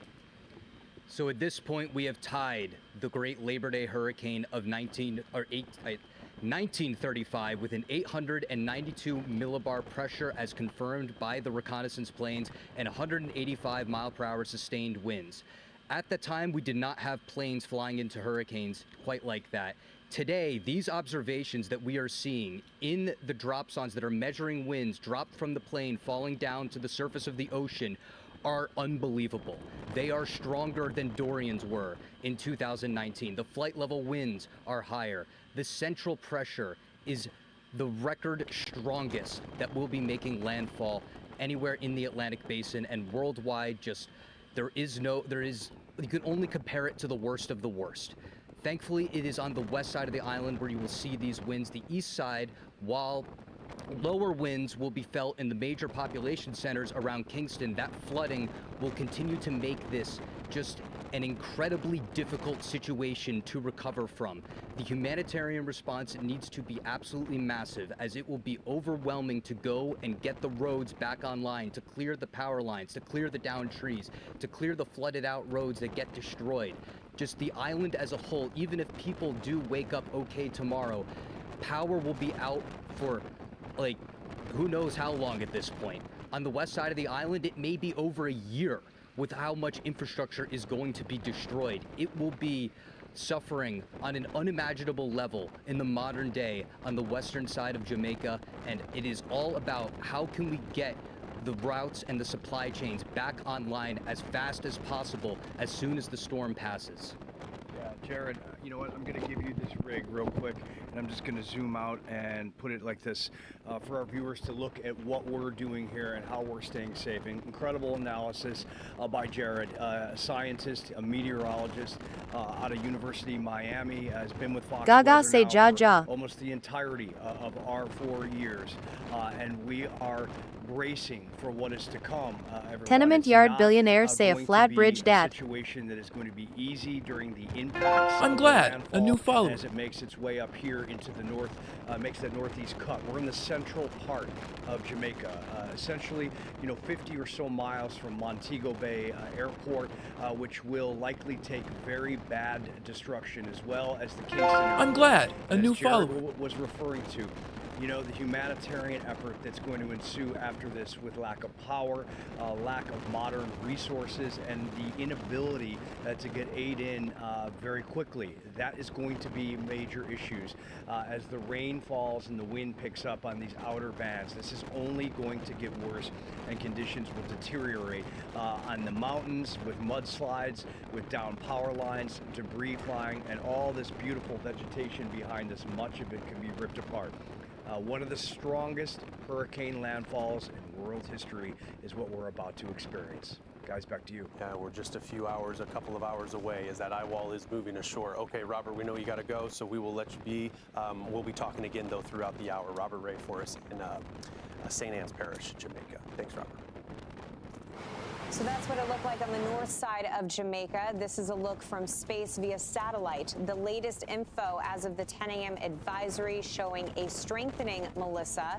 185-mile-per-hour winds, that pressure down to 892, tying the Labor Day hurricane of 1935. Folks, this is not only historic for Jamaica, but also in terms of tropical weather across the Atlantic basin. Stay with us. We'll get right back to Jamaica and the impacts that will be unfolding throughout the next several hours.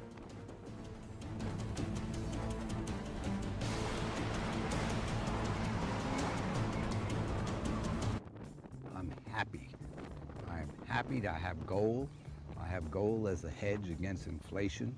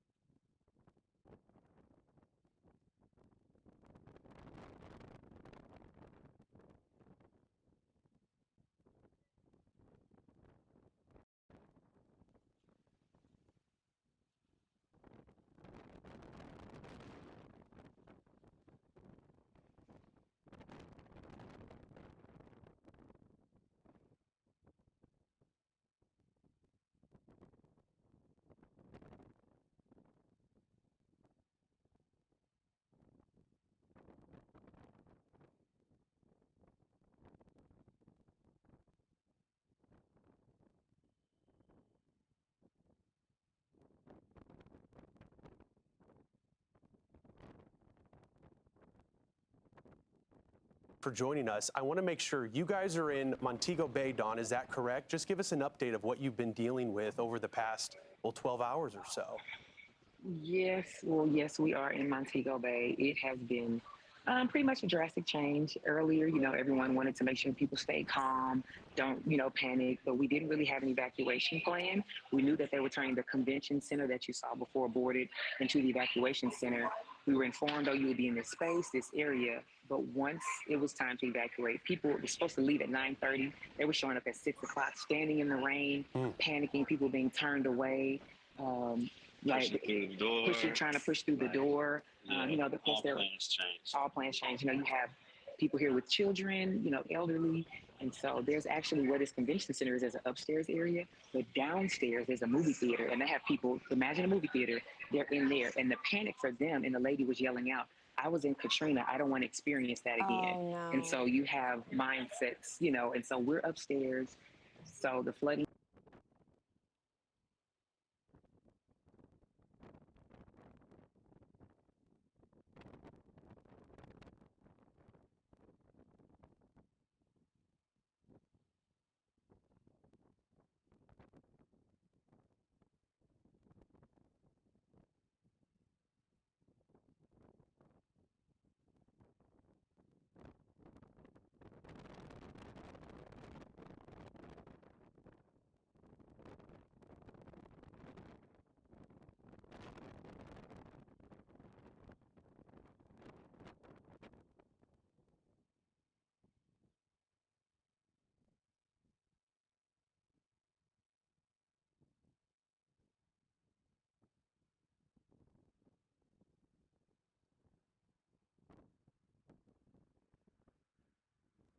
Long way to go.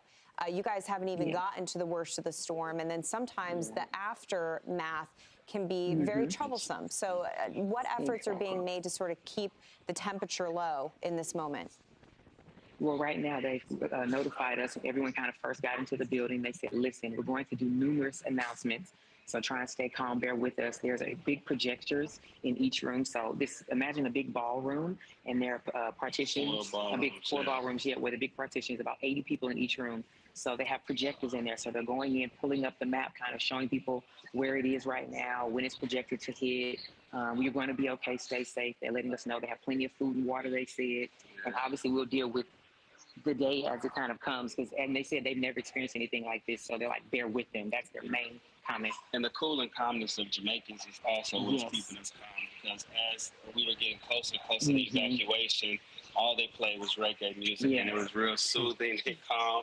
And the employees here have been really, really accommodating and like really, really nice and just like even keel. So big blessings to like everybody that's working through this. Because it got chaotic because there was a lot of misinformation with the evacuation plan. But literally they're like, please just stay calm with us, because they're like, we're actually nervous too. So trying to have grace. I mean, they end up becoming almost crisis managers, right? As you've got a lot of people that are dealing with some nerves from ones who have lived through past storms. And ones that have no idea what's coming. Yeah, I guess from your perspective, Alonzo, when we're looking at, and Dawn, perhaps the amount of time that you might be there, when was your flight supposed to leave, and is there a timeline? Oh my gosh. So that's the hard part. I'll give the beginning. So we were supposed to leave on Sunday, this past Sunday. And once we heard people trying to get the earlier flights, that's why some of the members from this group were able to get out. But now it's Wednesday that our flight was booked for, but they alerted us yesterday that flight is canceled. So we rebooked for a Friday flight, but they're saying we don't know really when you're hopefully we can get off Friday, but it'll probably be sometime maybe Saturday or maybe even next week. So because of the aftermath. And Dawn and Alonzo, is the flight through Montego Bay? I'm assuming because both airports located on different shorelines will face different things. So you are trying to get out of Montego Bay. Yes, it closed on Sunday. On Sunday at noon. And they're like, they were supposed to go out at 1 o'clock Sunday. So how is staff preparing you for what's to come? Dawn, you had posted, I think that they are beach chairs that are going to be serving as cots. So you all are going to essentially be sleeping in these different rooms tonight, or? tomorrow So we too? already did. Like this, we just did our first night last night on those cots and everything. And remember, downstairs is the movie theater, So where they're they in movie spent their seats. night in movie theater seats. And I'm not, no reclining, like, so that's where we are in that type. They gave us a sheet. We brought over our blanket and a pillow, and that's all we have. They said, bring your essentials. So, as you said, IDs, passports, One that change type of of thing, clothes. one change of clothes. And that's just one room. It's about 3 or 4 more of those. And that looks very organized. Just imagine people are sprawled out all over the place now. I mean, yeah. You got to try to make do, right? I mean, as this hurricane's bearing down. So with mandatory evacuations that are set, I mean, you got to be ready to go by this afternoon. What is the game plan for you guys? You have to stay indoors? Are you allowed to venture out still? Oh, no. So this board behind us, this is what let me see. Like, literally, you cannot exit at nothing. There's no way to possibly get out. And so that is the part that makes it kind of hard, because you can hear the wind, but in the room, the ballroom that we're in, we can't hear anything. And so that's why they're just going to update us, and our phones, as long as we have service, which it actually now has been starting to cut out a little bit. So I'm in this space, that's why we're not moving, but it's starting to cut out a little bit. We're just, like, literally, we're waiting. We're at the mercy of the storm, because the wind is not going to get any less than what it is right now. Like, when we woke up around 6 a.m., the wind was at like 60 miles per hour. And now it's probably closer to 80 miles per hour. So, and so family members have been panicking. I've been every hour. I didn't get a 4-hour sleep, because every hour on the hour, I have a group text of his family and my family, and I've been texting them, we're okay, we're still okay. Everyone, like Alonzo's sleep is just trying to ease their mind. So I'll take the shift if she's going to get some sleep after this. And I'll start notifying the family. Yeah, trying to keep everybody in contact as long as you can. Exactly. Just the human element here. I mean, just listening to both of you talk about this, I can feel my anxiety going up and my blood pressure responding. How are you two as a couple dealing with those physical reactions to this experience and trying to just weather the storm, quite literally? Well, so I did have a moment, because this is just real conversation, and I want you all to understand mentally where our minds go. I talk to my sister and I tell her, hey, you're our emergency contact, the U.S. Embassy. If anything happens, they'll be letting you know if we can't contact you. And she says, okay, Dawn, let's have a real talk. Am I getting your girls if something happens to the two of you? We have a 6 and 2-year-old. And I just break down crying, because I'm like, oh my gosh, this is a real thing. So that's where we are. I mean, at any moment, anything just triggers the fact that this is real. And so the helpful thing is we have each other, we have the other members, of the group that I'm here with, that Crash Zero Woot say you what the kinda have a little BBC fun this. moment, and then it's the emotional roller coaster. But Well, and taking those turns to help each other out of those moments, I would assume. Yes. I'm looking at you guys at a table, that retreat, the group that you were with. This was before. I would assume that, does the resort have plenty of food for everyone in the several days ahead? We always talk about having that stuff with you. You need drinkable water, and you need the food. Are they plenty stocked up? They are. They just served us breakfast, and they have several stations with water and juice and hot tea and coffee. Well, I don't know if you guys have been getting the updates, but the National Hurricane Center, every hour they've been providing updates, and this could very well be the strongest landfalling hurricane that we've ever seen in the Atlantic Basin. That's breaking all records, all landfalling hurricanes, a Category 5. The power thing that you had mentioned, Dawn, I was curious. With the idea of power being out, have they been encouraging you guys to keep those electronics Crash powered up? Zero Woot say yes, we tank up with food more rise. Phone number down on a piece of paper if the phone ends up going out, right? For sure.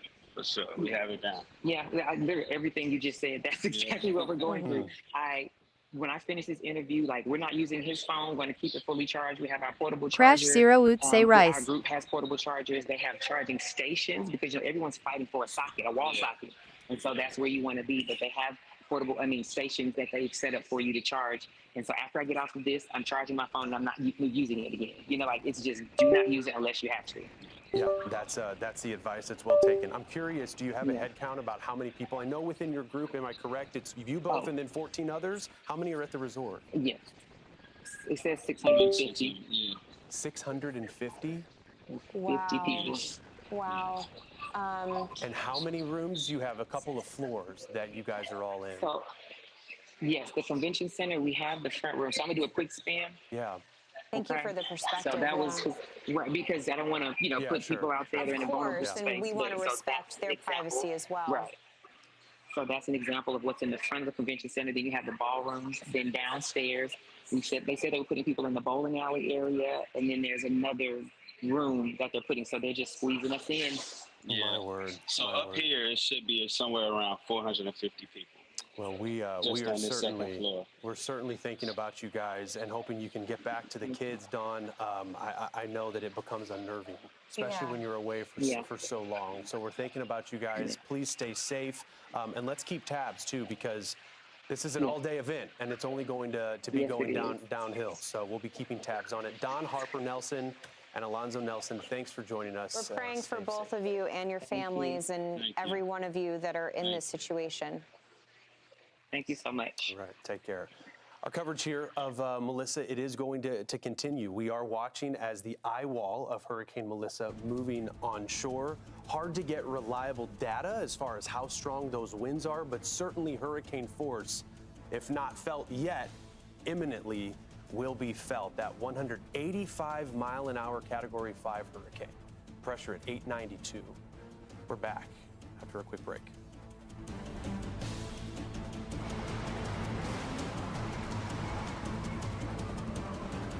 To have gold coins in my possession, that hard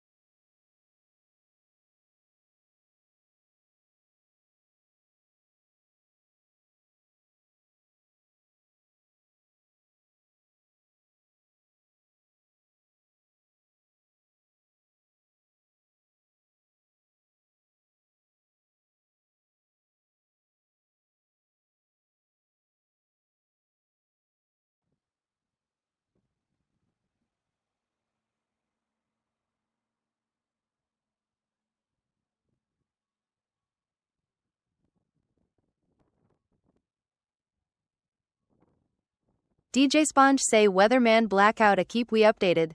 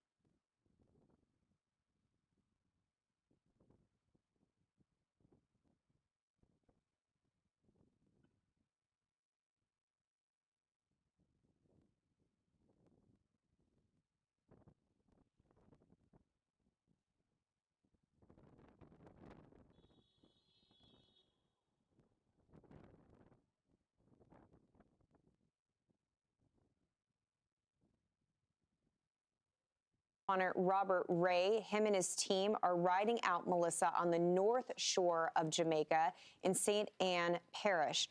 Robert, we just had a very emotional conversation with two individuals, a husband and a wife, that are riding this out in Montego Bay, which is about 50 miles to the west of you. Tenement yard billionaires say a flat bridge They dat. have 650 people, Robert, in that resort. My goodness, that is it's frightening, and that's the thing. Montego Bay, Money exactly, Gun 94 50 say miles yeah, bro. to the west of us, and really the heart of tourism and the heartbeat of what makes the economy run here in Jamaica. And I cannot even imagine what some of those people are going through right now as we await the fury, the landfall, and then this historic hurricane to come up into this area, decimating so much of what is Montego Bay. I hope that everyone is in a place that is going to protect them, and then everyone can get through this, because as these winds and the rain begin to pick up, and even at this point, these are outer bands, and the power flickers, and the power's been going out, well, basically since yesterday, in and out. I think the reality of this storm, one of the most powerful hurricanes to make landfall in the world since record-taking, will take hold of this island of Jamaica. And that's what we're bracing for. That's what the nearly 3 million residents and all the tourists that are here that could not get out of the airports in the past few days. We are ready and bracing, but, and there's a big but, unfortunately, when power goes out and the winds rip apart the landscape and the floods begin and communications go down, then we are in a crisis, because aid will not be able to get in here quickly enough to help those that are in peril, suffering, or even deceased. And that is what we're against right now. We are going to continue our reporting, throughout this as we await the winds to come up through here after the landfall. The current trajectory, right? For it to cut to the northeast, to the central zone where we're at, and then exit Jamaica as a Category 4. But it's entering in a historic mode, meandering, Melissa, for the past week or so, all around the Caribbean Sea, and really just making its presence and history known on this dynamic, powerful, and already deadly hurricane. Back to you. Robert, I do want to have a conversation with you about infrastructure. Obviously, you guys are in a well-built home. On your journey across Jamaica to this home, would this be representative of the infrastructure that will be touched by these winds? Tenement yard billionaires say when is landfall? Has been extremely intentional and aggressive with their verbiage, saying that the winds within this eye wall infrastructure is not anticipated to survive. Obviously, there's a lot more infrastructure outside of where the eye wall is going to be. So on your journey here, what is the landscape like? Well, it depends on where you're at. Money Gun 94 say I think it's like in 2 to 3 these hours. Are fortified structures, perhaps not exactly U.S. code, but where we're at, and some of these homes around here are at least going to be, most of them, standing. I mean, the roofs might be peeled off, and other elements around here are going to be destroyed, certainly. The resorts up and down this highway, 2-lane road that goes all the way up and down into Montego, those will have damage. There's no doubt about it. Blown out windows and peeled roofs, and a lot of the ancillary structures around will be destroyed.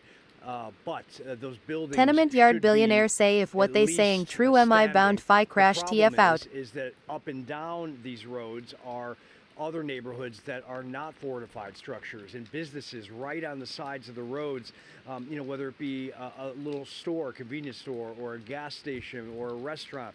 None of those are secure structures. And I think that's why the warning from the National Hurricane Center, and you see a lot of that even in Kingston. I mean, Money Gun 94 Kingston say we are in big trouble. Very nicely, but some of the surrounding areas are compromised already. And the topography, the hills, and the water coming down into these areas, and the vegetation, that's another thing. All the vegetation here on the island, much of it will be ripped apart and become projectiles. That can damage the structures. So there's so many variables and so many things that are just going to be so catastrophic in the coming hours as we have a blowing wind right now, and maybe you see some of the trees over here as Pete zooms in. We're starting to get some of the most intense gusts here, and it's only the beginning. It's only going to progress and get worse as the hours go by. This imminent historic landfall on the southwest, and then going to cut across the island, damaging so many people's lives. They got big exports here at Jamaica, Robert, as I'm sure you're well aware.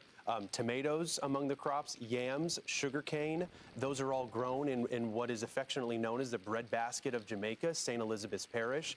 We look at what Hurricane Gilbert did, and one of the key points from Gilbert's damage was the loss of agriculture. I mean, we had nearly half of the country's agriculture wiped out. This is a different storm. This is a more powerful storm, and there is going to be a direct hit. But I wonder, when you look at how these winds are going to be moving over the island, there will be parts that are probably unrecognizable. We're talking wind intensity of damage that could be that of a EF4 tornado. Stephen, you're so correct, and there's not even an exaggeration in what the National Hurricane Center is saying and what you guys are saying in forecasting and what we're reporting out here. You're right. It'll be unrecognizable in some pockets in the southwest quadrant there. And you're right about the breadbasket and sugar cane. Yeah, and all the farmers, that's their livelihoods. And these are small places down there. These are villages. And most of them, are right there close to the water. And the slope up that comes in and the vegetation and the roadways that go through. It's a beautiful part of the planet Earth and in this country of Jamaica. And I can tell you, I went through that entire area during the aftermath of Hurricane Beryl in July of 2024. And mind you, that was not a direct landfall. And that was not even a major hurricane force winds that came through, and yet the roads were compromised all over the place, impassable in places with power lines down and trees down and people trying to chainsaw their way through that beautiful agriculture sector that leads all the way, winds around and into Kingston, the capital city. The entire island is not going to have one pocket that is not affected by this storm. It's hard to wrap your head around what winds like that feel and sound and can do. It's almost impossible. Really, how many people have ever experienced that? And that is why this is going to be one of the worst landfalls in hurricane history since data has been taken. Yeah. We are very, very nervous, as are everyone here on this island at this point. We have prepared, everyone has prepared as much as they can. And now we will wait these impacts. And then the aftermath is just going to be hell on earth. Born and grown in the Caribbean, no doubt about it. And Jamaica, one of the many beautiful islands within the Caribbean, but going to see just how furious that Caribbean can be during a season like this. Fox weather correspondent Robert Ray for us in St. Anne's Bay. Appreciate it, Robert. Thank you. Coverage of Hurricane Melissa's landfall, it continues. As we've been saying, the eye wall of Melissa already beginning to move through. We are going to continue with our live coverage. We'll also be momentarily Tenement yard joined billionaires say you by hear our what hurricane TF they specialist, saying. Brian Oh hell no. Norcross, as we await the newest update from the National Hurricane Center, that 11 o'clock update due in probably within the next 20 minutes or so. Keep it here.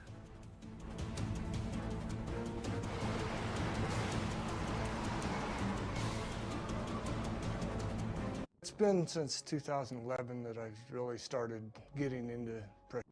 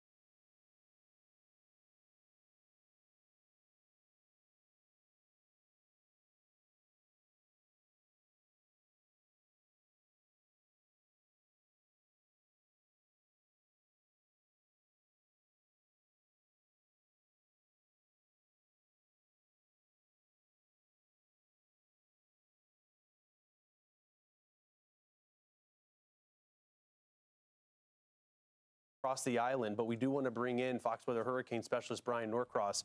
Brian, I know that we've read many of special advisories, but reading the protect yourself from the wind, the best thing you can do, put as many walls as possible between you and the outside. It sounds like I'm reading a tornado warning, and we have winds that are that force. Yeah, well, it's essentially an EF5 tornado. Remember in tornadoes that the winds are measured by gusts. And here the gusts are over 200 miles per hour. There's no question about that in the storm. And so this will be maybe a 50-mile wide or 30-mile wide EF5 tornado coming into Jamaica here. So very few structures will be able to maintain their integrity in that kind of a wind. And the best thing people can do is to hide behind, some kind of concrete. If you have some way to get multiple layers of concrete, which is happening right now in the western part of Jamaica. We'll look at this close up in a second. But before we get off this particular view, I just want to mention Haiti here. Look, it's still getting pounded, and they've had tremendous rain there on this Tiburon Peninsula of Haiti. So they are getting a different kind of storm, but probably the heaviest rain, the totals will be over here in Haiti. 185 miles per hour, incredible, 892 millibars. 185 miles per hour is the same as Hurricane Dorian that hit the northwestern Bahamas. So there you see it. Now, the latest little wobble in this thing is a little bit to the left, and see this bay right in here?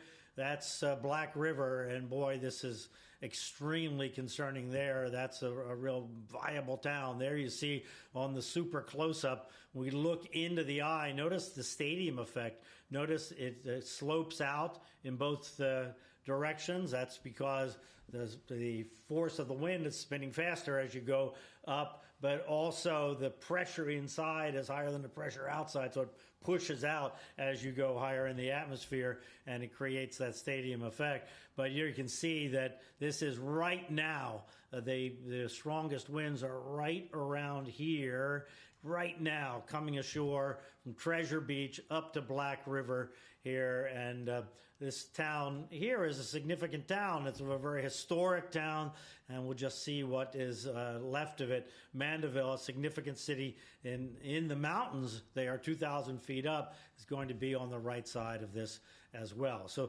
there's the analysis from the Hurricane Center. These are the hurricane force winds right here. You see already ashore in southwestern Jamaica, in that this parish here is called St. Elizabeth's. It's a very significant, important part of Jamaica, and they are taking the head-on hit from this incredible storm. So the idea is about noon Eastern time, about 11, so coming up within an hour or so, landfall according to the latest National Hurricane Center projections. We'll get an update here any minute. And then 2 p.m. this afternoon, they're continuing to carry it as a Category 5 over the mountains, because this is moving along at a decent clip now, and as such, a well-established structure that it's just not going to tear up easily by the mountains. And those aren't the tallest mountains in Jamaica right there, by the way. And then this evening, 8 p.m., showing the hurricane force gusts departing the coast, the yellow or the tropical storm force winds 40 miles per hour or higher. And then finally, that's moving out in the overnight hours, about 2 a.m. Eastern, about 1 a.m. In Jamaica. So that's the timeline for them. Take a look here at the rainfall, and then I want to show you this topography, because it's so important. So first of all, here you see the bullseyes where the heaviest rain is over these mountain areas, and then it all drains downhill. So it's not the rain falling from the sky as much as it is the drainage out of the mountains that's so dangerous. And I talked about Black River. Remember, this is where this storm is making landfall with incredible wind is coming in here. So the way this works, this is the town of Black River here.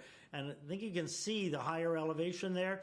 So this area in here is all low, and it's kind of a nature area, and the river, Black River, drains here.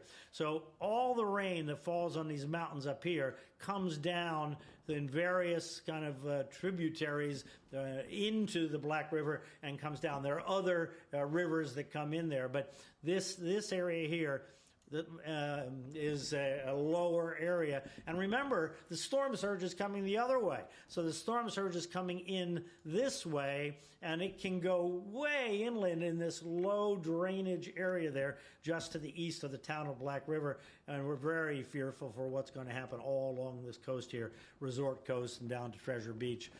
There are homes all along that road there, that coastal road, all below the mountains, but all the rain in the mountains has got to come out, and all the storm surge is going in.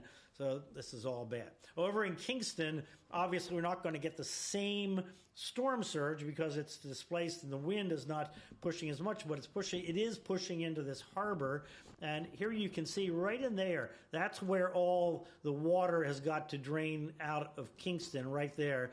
That's one of the output of the gullies that go through the city. But look at all these mountains here.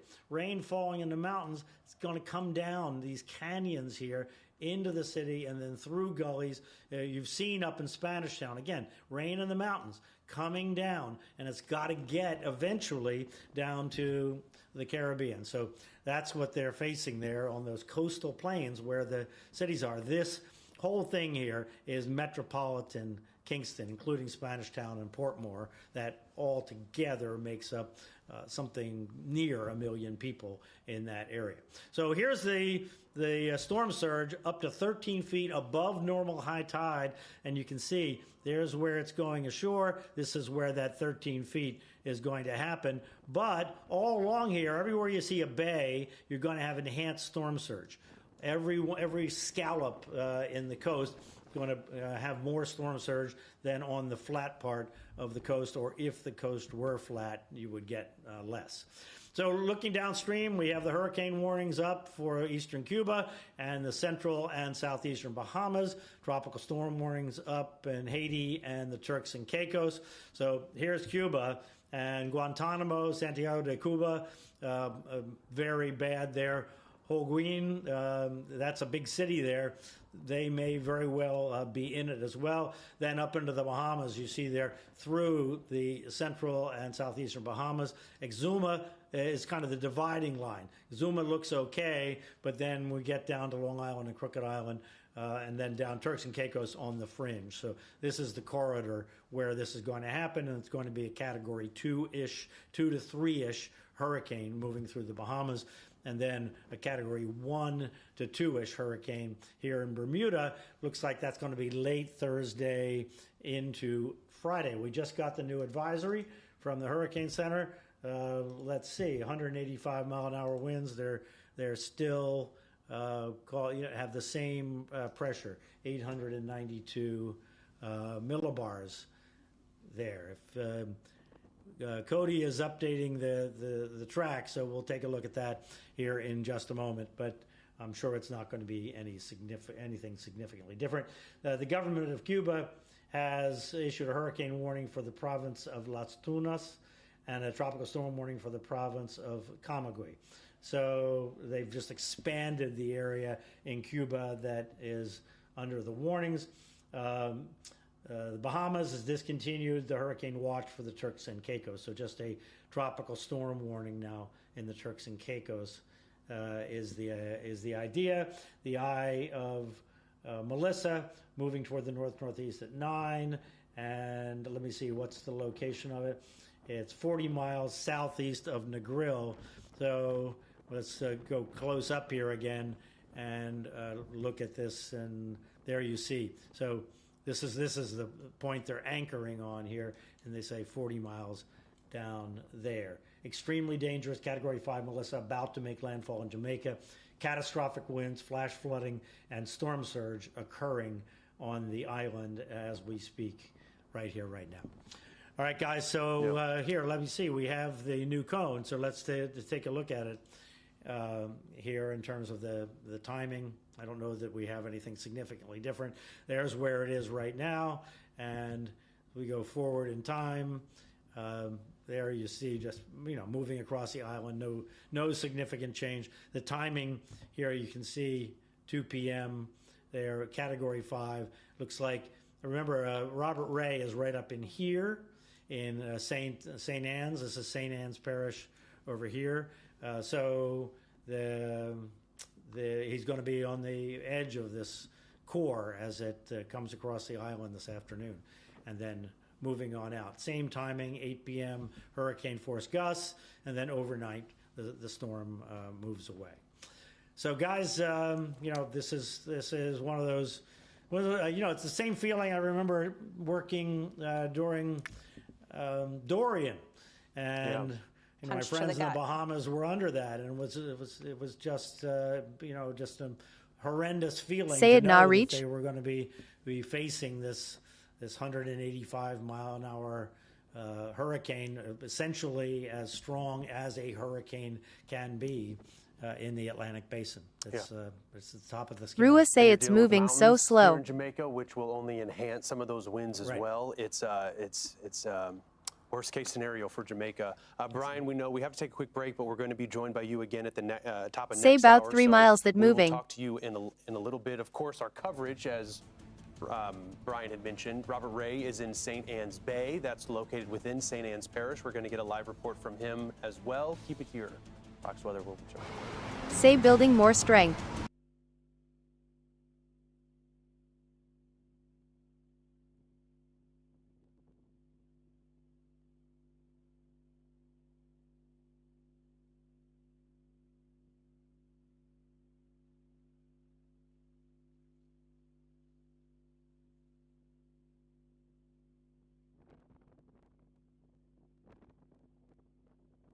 MZ Tabby say it's gonna land in 30 minutes.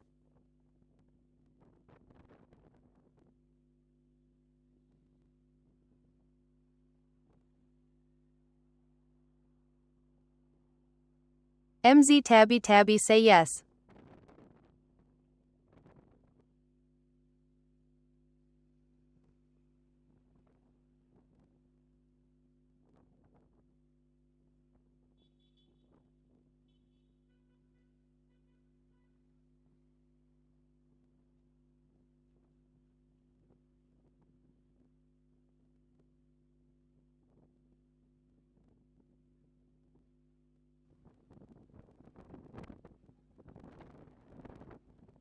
MZ Tabby say the news said 30 minutes the eye gonna land.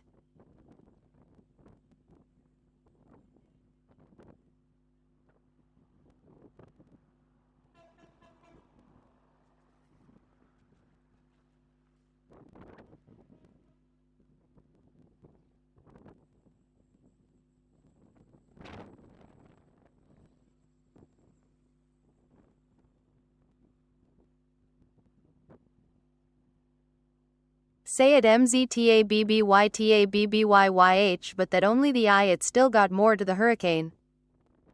MZ Tabby say praying for everyone, I'm so sorry this happening.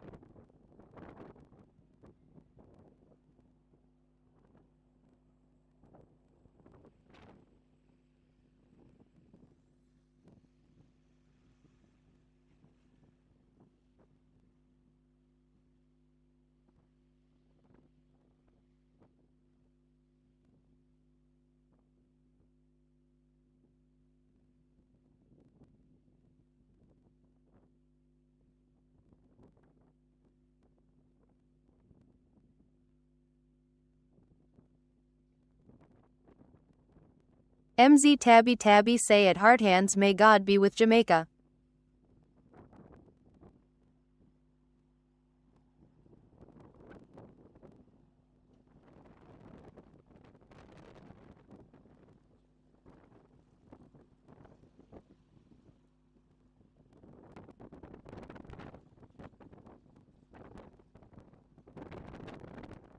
Say you safe though blackout?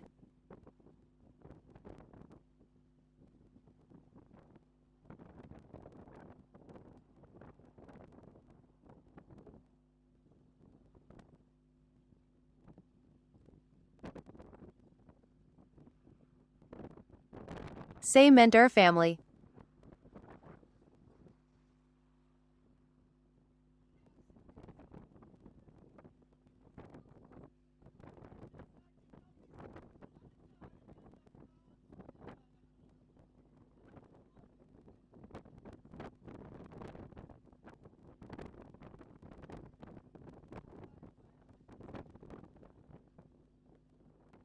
Say she live where it passing?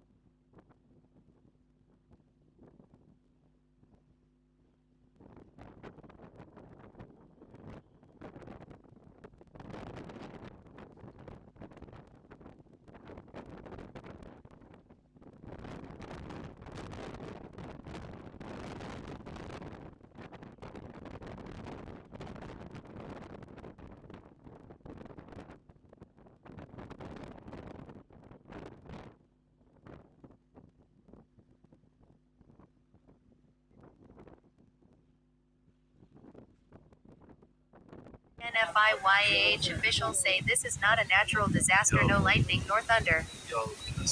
Dad guys say it Prince Keem a pray ya pray dog. Prince Keem say it dad underscore guy yeah. 1876 short boss say some people a go fly tomorrow Eno.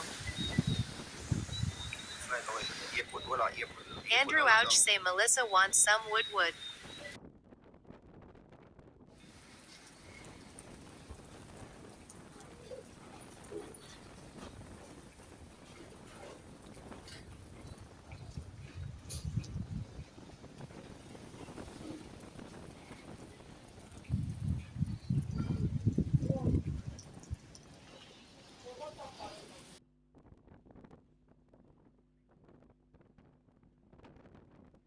That's your stadium effect right there. Say And that's LMAO exactly what you're somebody thinking. This type is what you Melissa call wants it some when wood. you call stadium effect, and it is absolutely clear inside that thing, sinking air. It's higher pressure inside that eye itself, just unbelievable. Yep, that's the point right there. So clearly the eye wall beginning to move ashore somewhere between White House and Treasure Beach in Jamaica. We have a live look for you. We've been taking the Spanish Town camera. This is just outside of the capital of Kingston. Every square inch of Jamaica is going to feel the effects of Melissa. No doubt about that. And the National Hurricane Center, they've been stressing this. Tenement yard billionaires say at Harthand's land of wood and water. Is likely. In addition, we've got the catastrophic winds, storm surge, flooding is going to be destructive. Yeah, so that's what we got. Fox Weather correspondent Robert Ray joining us live from St. Anne Parish in Jamaica. Robert, been watching you all day along with Jared Maloney out there on the deck. Looks like the rain's starting to pick up on you for sure. Right now, the beginning stages of the downhill effect, it's headed right towards you. Yeah, Bob and Stephen, it sure is. We've got consistent rain at this point. This will go on for hours upon hours. No significant wind here yet, but obviously, yeah, that is coming with this 185 mile an hour landfall that is imminent, going to happen shortly. Say it tenement yard billionaire today, Uno better be the land of prayer. And we are essentially in north central Jamaica, as you said, in St. Anne Parish. about 50 or so miles to the east of Montego Bay Airport, where all the resorts are, where so many tourists are hunkering down in boarded up hotels, resorts, or rental homes. Like Tenement yard billionaires say it hard home, hands indeed. fortified structure. We think this is the best place to protect us. We think this is a place that we can document this historic storm coming in. But some new numbers out of the Jamaican government here, about 35% of the island is out of power at this point, and about 25% of cell phone service is now down. That is only going to get worse and deteriorate. I expect fully for our power to go completely off at some point this afternoon. We've been in and out since last night on the power. I also expect communications to go down, unfortunately. The roadways are going to be seriously compromised in this part and all over Jamaica. But so many of the restaurants and businesses and small homes on the shore, just about a quarter mile from us here on the Caribbean Sea, that roadway lined with people's livelihoods. I hope that some of them survive this. But to the southwest, in the Bread Belt Agriculture Center of Jamaica, so much will be in ruin, and so many lives changed forever and history made with this storm.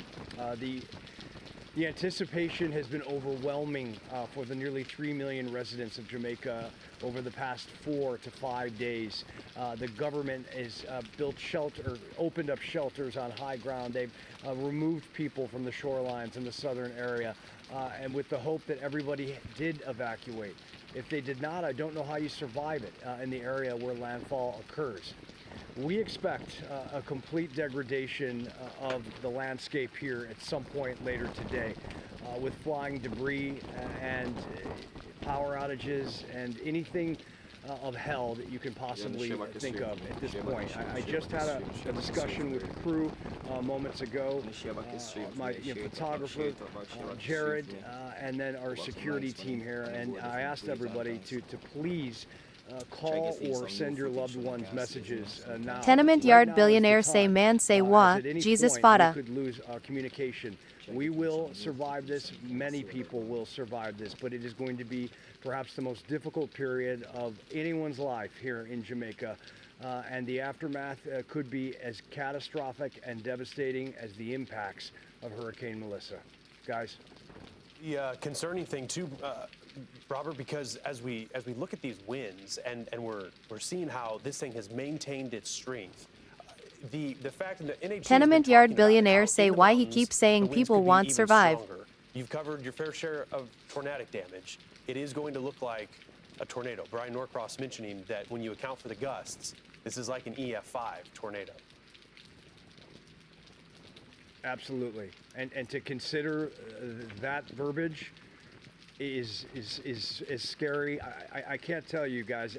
There is a shake to me right now, and I feel very, very nervous and anxious about what is to come. And Jared Maloney, our viewers are just tuning in, on the ground with me, meteorologist, scientist, just said that there's a possibility, that this canyon, this wall could go across the entirety of the island. And if that's the case, I mean, usually there's a dissipation upon land, but when you have a storm that is this strong, all bets are off the table. And the rain consistently falling again. Thankfully, we don't have the wind, but Tenement yard billionaires say, oh gosh. The emotions are going to take over, and you're just going to have to hunker down and realize there's no way out, and everyone's going to have to protect themselves and everybody they love here. Yeah, the concerning thing too is that those winds extend now 30 miles out from the center. That's been maintained. Yeah, we haven't really seen that eye wall replacement cycle. Tenement yard billionaires say way we do make God all beat we so. Emerge still as a powerful Category 4 hurricane, even if it's done with Jamaica, and then it's going to move into Haiti. All right. Yeah. Then you worry about the rain too, Robert. You're going for 40 inches of rain, highest elevation. So yeah, wind, rain, storm surge. Category 5, a storm that I'm sure that you've never been in a storm this strong before, and it's coming right for you. No. No, I will never experience anything, I don't think, like this, maybe again in my lifetime. I hope I don't. Yeah, let's hope certainly. not. I mean, been in a lot of storms dating back to 2004 season with Charlie, and then 2005 the hell of Katrina. MZ Tabby But I say think praying. This may take everything, guys. Yeah, and it's widespread rain Tenement too, yard because you're billionaires far say removed no, from we the don't. eye right now, but that's beginning to move ashore, and it's only going to grow more and more intense. All right, Fox Weather correspondent Robert Ray for us in St. Ann Bay. Appreciate that, Robert. Jamaica going to get the brunt of Melissa as it continues to bear down. The eye wall already moving ashore. You see how it's just right along the coastline. Our continued live coverage continues after the break. We'll be right back.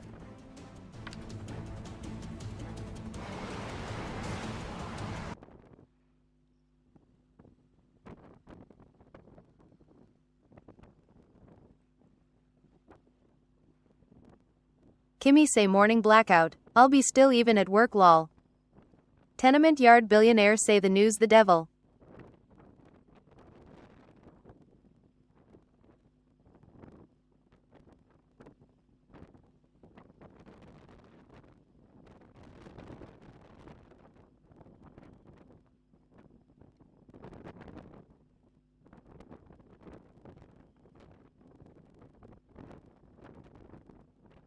Tenement yard billionaires say it hard hands.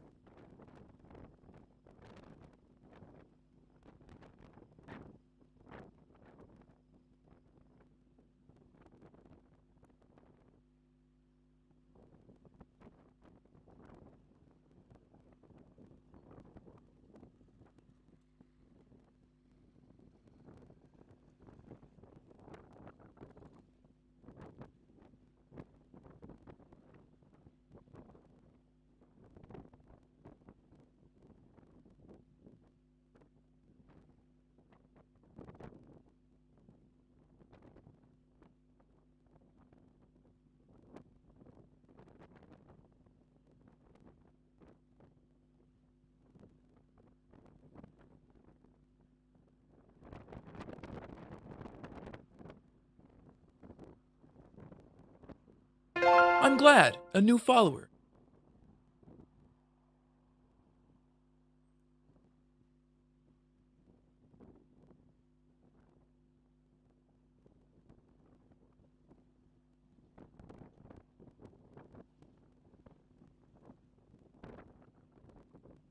Tenement yard billionaires say Bretta am I numb.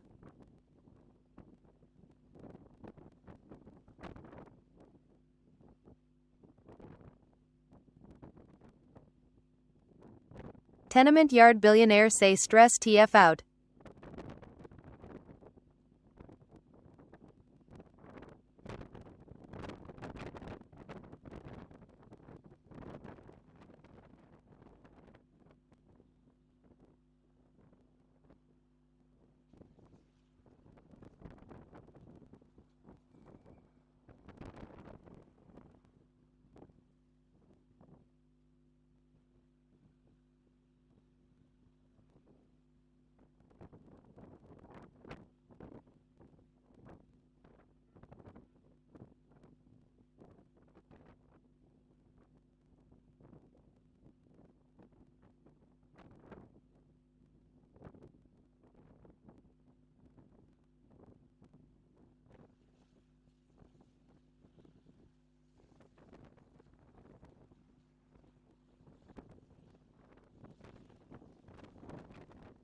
Tenement yard billionaires say St. Elizabeth MI whole family day St. bro. Elizabeth's Parish. We also have vantage points from Kingston, where we are tracking the possibility of us getting into that high tide around 3:30 or so later this afternoon. Tropical storm force winds. They've already been felt and measured across the island, from Montego Bay to here in Kingston, Jamaica, where the airports are closed.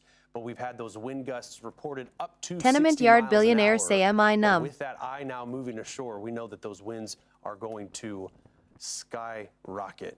Just like we've seen throughout the morning, that pressure, the lowest pressure that we've seen from Melissa is down to just 892 millibars. Wanted to make note of it, too, as we've got the hurricane hunters, which are now leaving the storm. They've been flying into it as it approaches that landfall. And as we have the eye wall that's moving, we've got the Air Force as well as NOAA going back to their respective places. But what a journey that they have seen. We'll be interested to see some of the data you can see that we have from them right now. But this storm itself, as it has been picking up intensity as it's approached land, the messaging in large part has remained the same. And the National Hurricane Center telling folks now is the last moments that you have to protect your life if you're going to be found in that eye wall. We want to bring in Fox Weather hurricane specialist Brian Norcross now as he's been analyzing it too.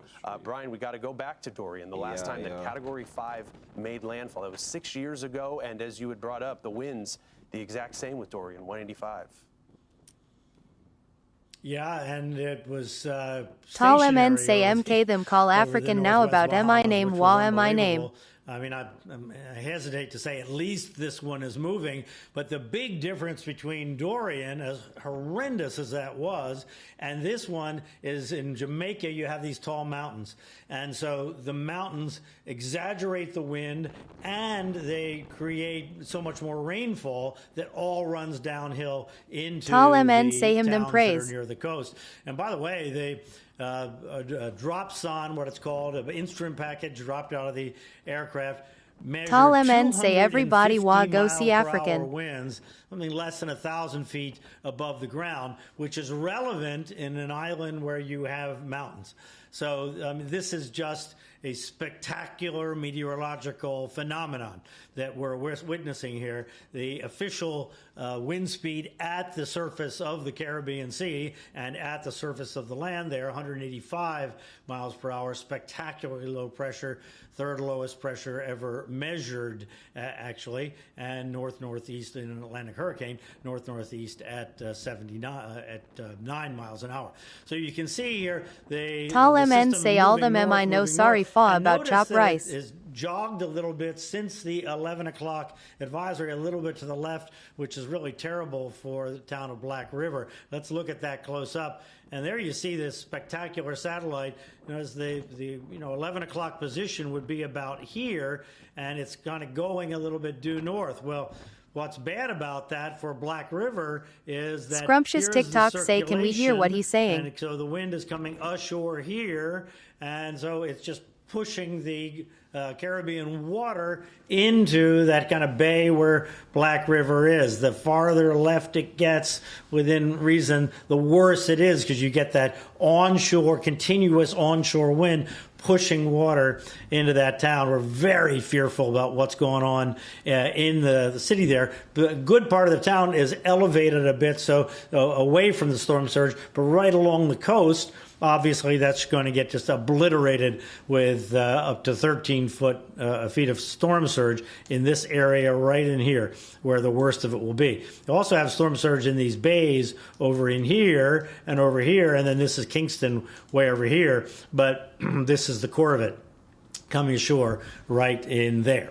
All right, so here's the timing. We're 11 a.m. Eastern, 10 a.m. Jamaica time right now, and thinking that the landfall is going to be in an hour to 2 hours, somewhere in that range. Looks like by noon Eastern time, 11 local time, it will have made landfall as a Category 5 somewhere near Black River and Treasure Beach in southwestern Jamaica. Then moving across the island, so by this afternoon here you can see the corridor right Brooklyn here say of you look wide hurricane awake. force winds, and then these are the hurricane force gusts. So this is not a huge hurricane. It's going to be more like a giant tornado going across those mountains, and I'm sure we're going to be able to see where it went from the satellite when this is over, just like you see in a tornado, and then moving away. And so by 8 p.m. Eastern, 7 p.m. local time there, looks like the hurricane force gusts should be departing the coast up there where Robert Ray is, up in St. Anne's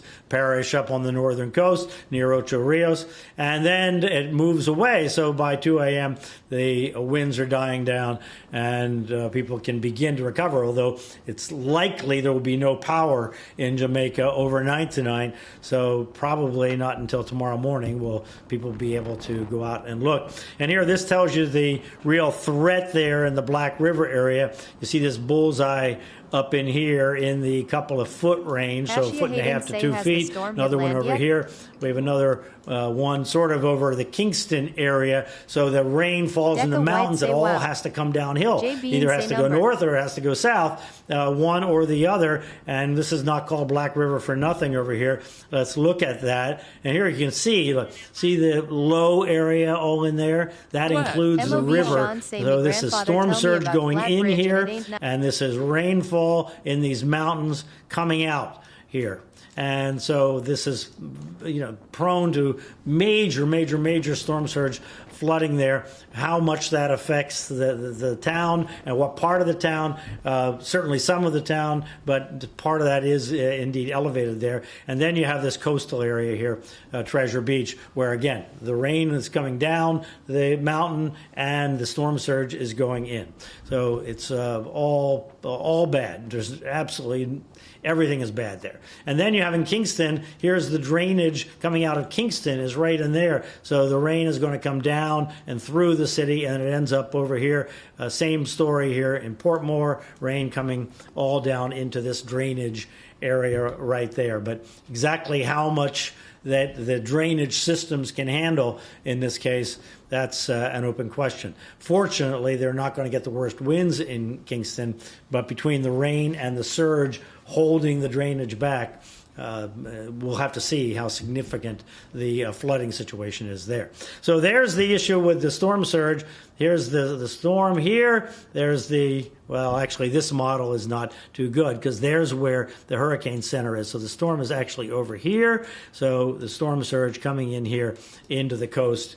This is the part I was telling you about down to Treasure Beach down there. Was just going to be devastated with incredible storm surge and flooding coming from the land. Just amazing. And then over here in Kingston, which holding the water in, so we're going to get storm surge in there, just the winds aren't as strong, so it's not going to be as bad, but that's where all the people are. So this is still a mixed message, sort of. All right, looking ahead, we have the hurricane warnings here for eastern Cuba and the southeastern Bahamas, tropical storm warnings on the edges there. Here's the story in Cuba, forecasting 115-mile-an-hour wind after it goes over the mountains, so hitting harder than that as it goes ashore there in that mountainous area of extreme eastern Cuba. Guantanamo Bay here is going to be affected by this overnight tonight.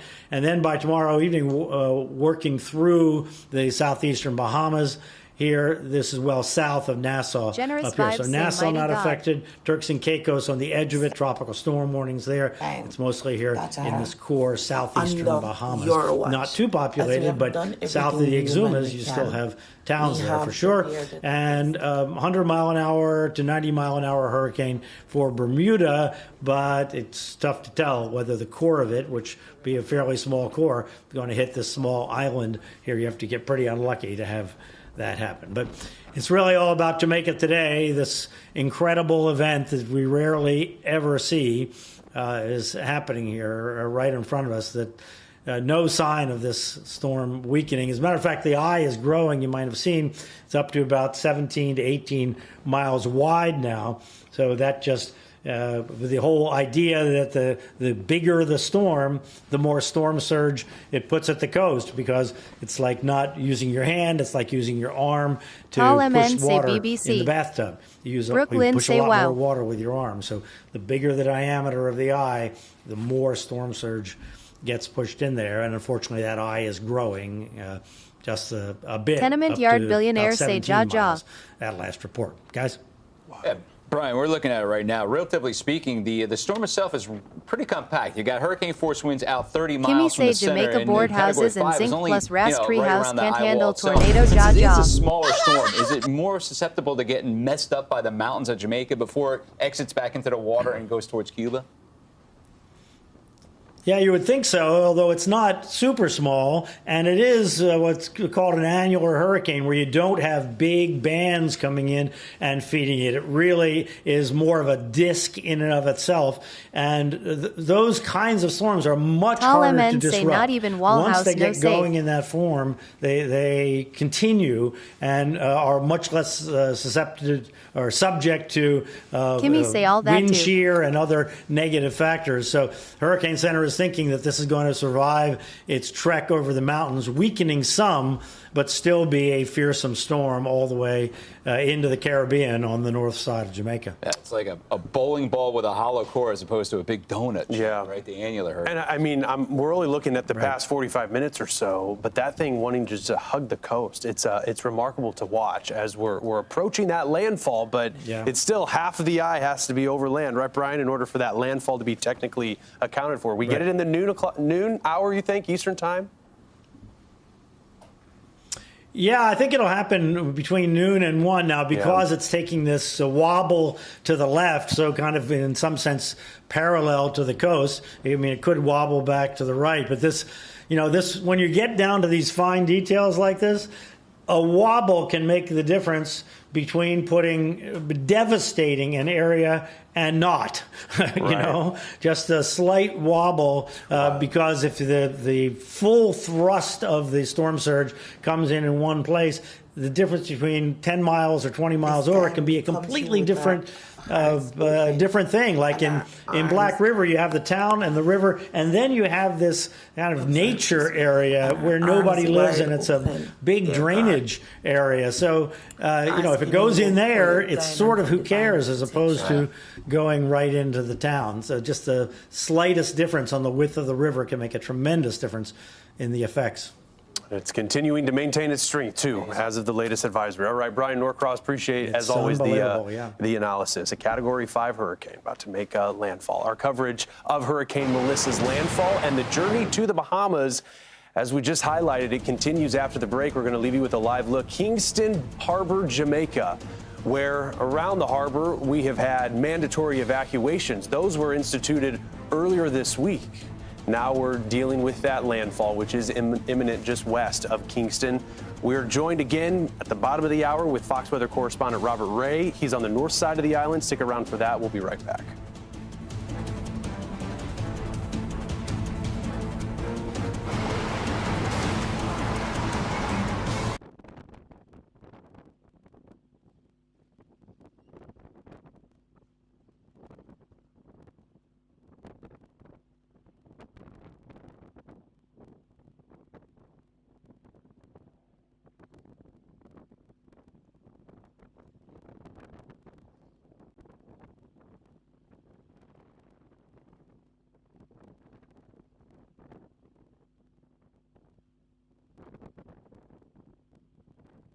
Tal mn say wa si dal them a cry now.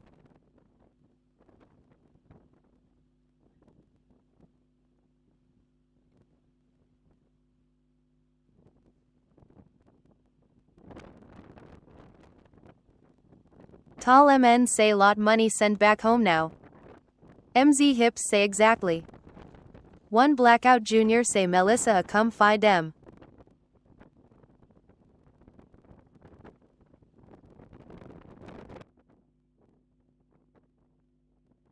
Tal mn say fire day a mud muse think a cool breeze. The original Danman say facts. Jamrock 2,522,323 say that's not everyone, it's a few people, and where they gon' go.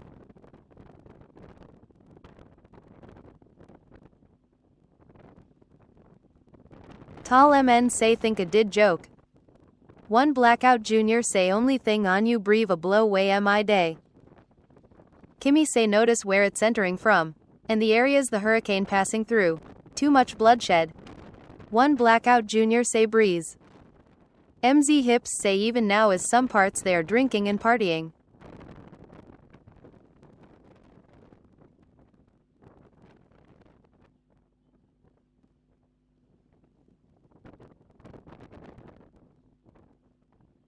Kimmy say God knows what's necessary. Nicole say thank you for going live with this, watching while at work. MZ Hips say truth. One Blackout Junior say is 2 Storm bro.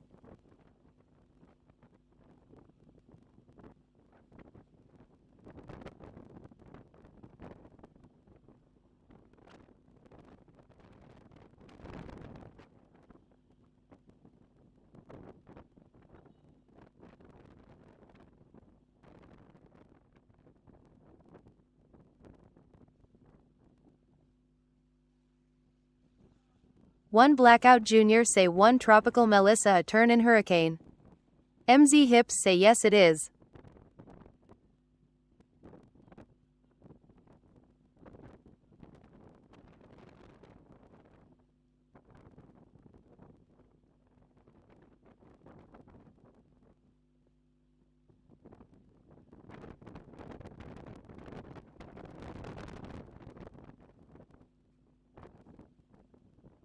One Blackout Junior say well as God plan stills. Tall MN say chop rice place them day eno.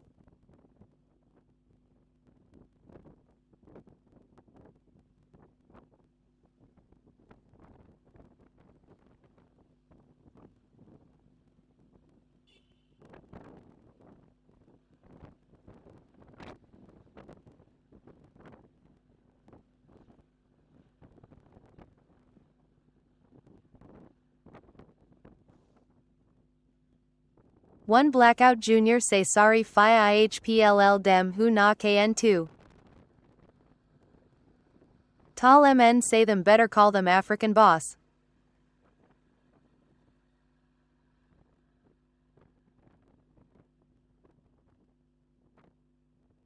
Krazy say Ypres.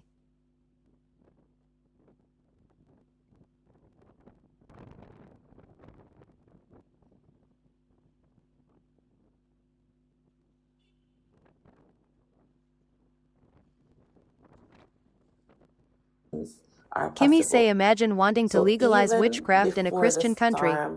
This hurricane reaches Tall on the MN land, say right now we're him giving goodly you a pray. thanks for the miracle.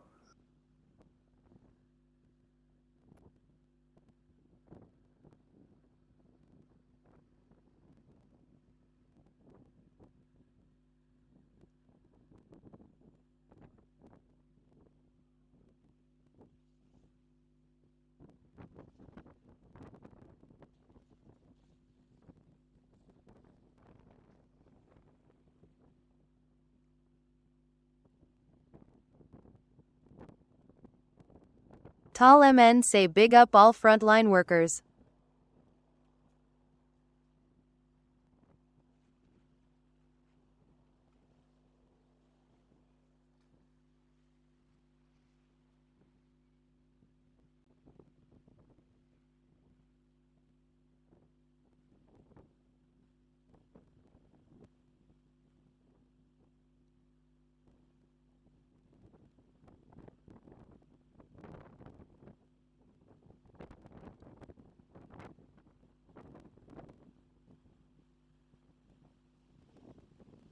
Kimmy say blackout, I trust God your parents are okay.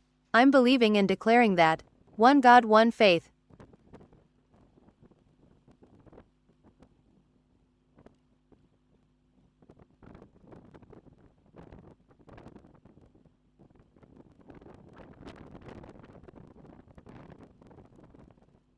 Tall MN say at Kimmy where we come from a flood place.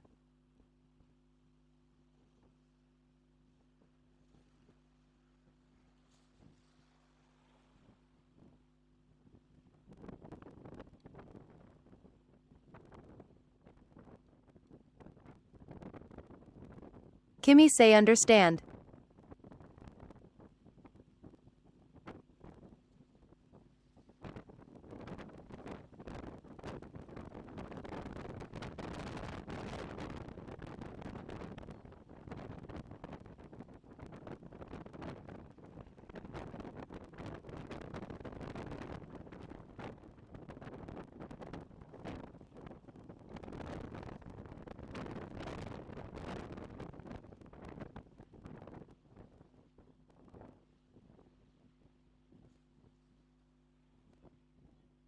Kimmy say no Ina.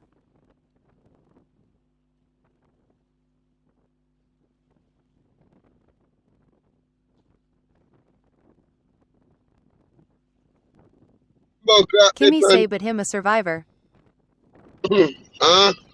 Kimmy say he can swim. Yo, Blackout, tell me.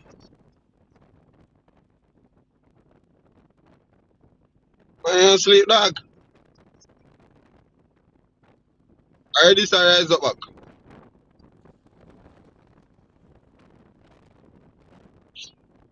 8 o'clock, I'm going to sleep, dog. Sit on some pizza and some chicken by me reach and me out. Cook. Chef up so much soup peas in the morning, dog.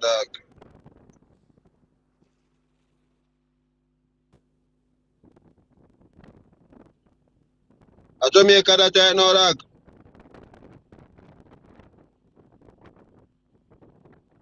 Jamaica that right now. Right now, I'm going to put trial me feeling for right now, most boy. Oh, God Almighty.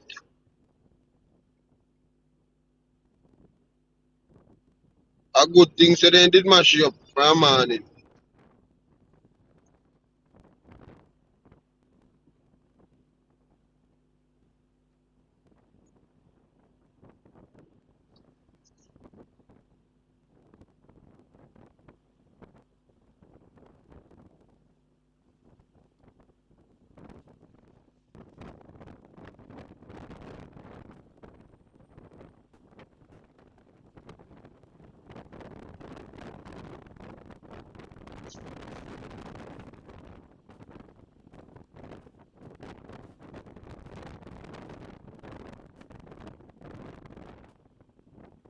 Tall MN say whole world a watch Jamaica Ino.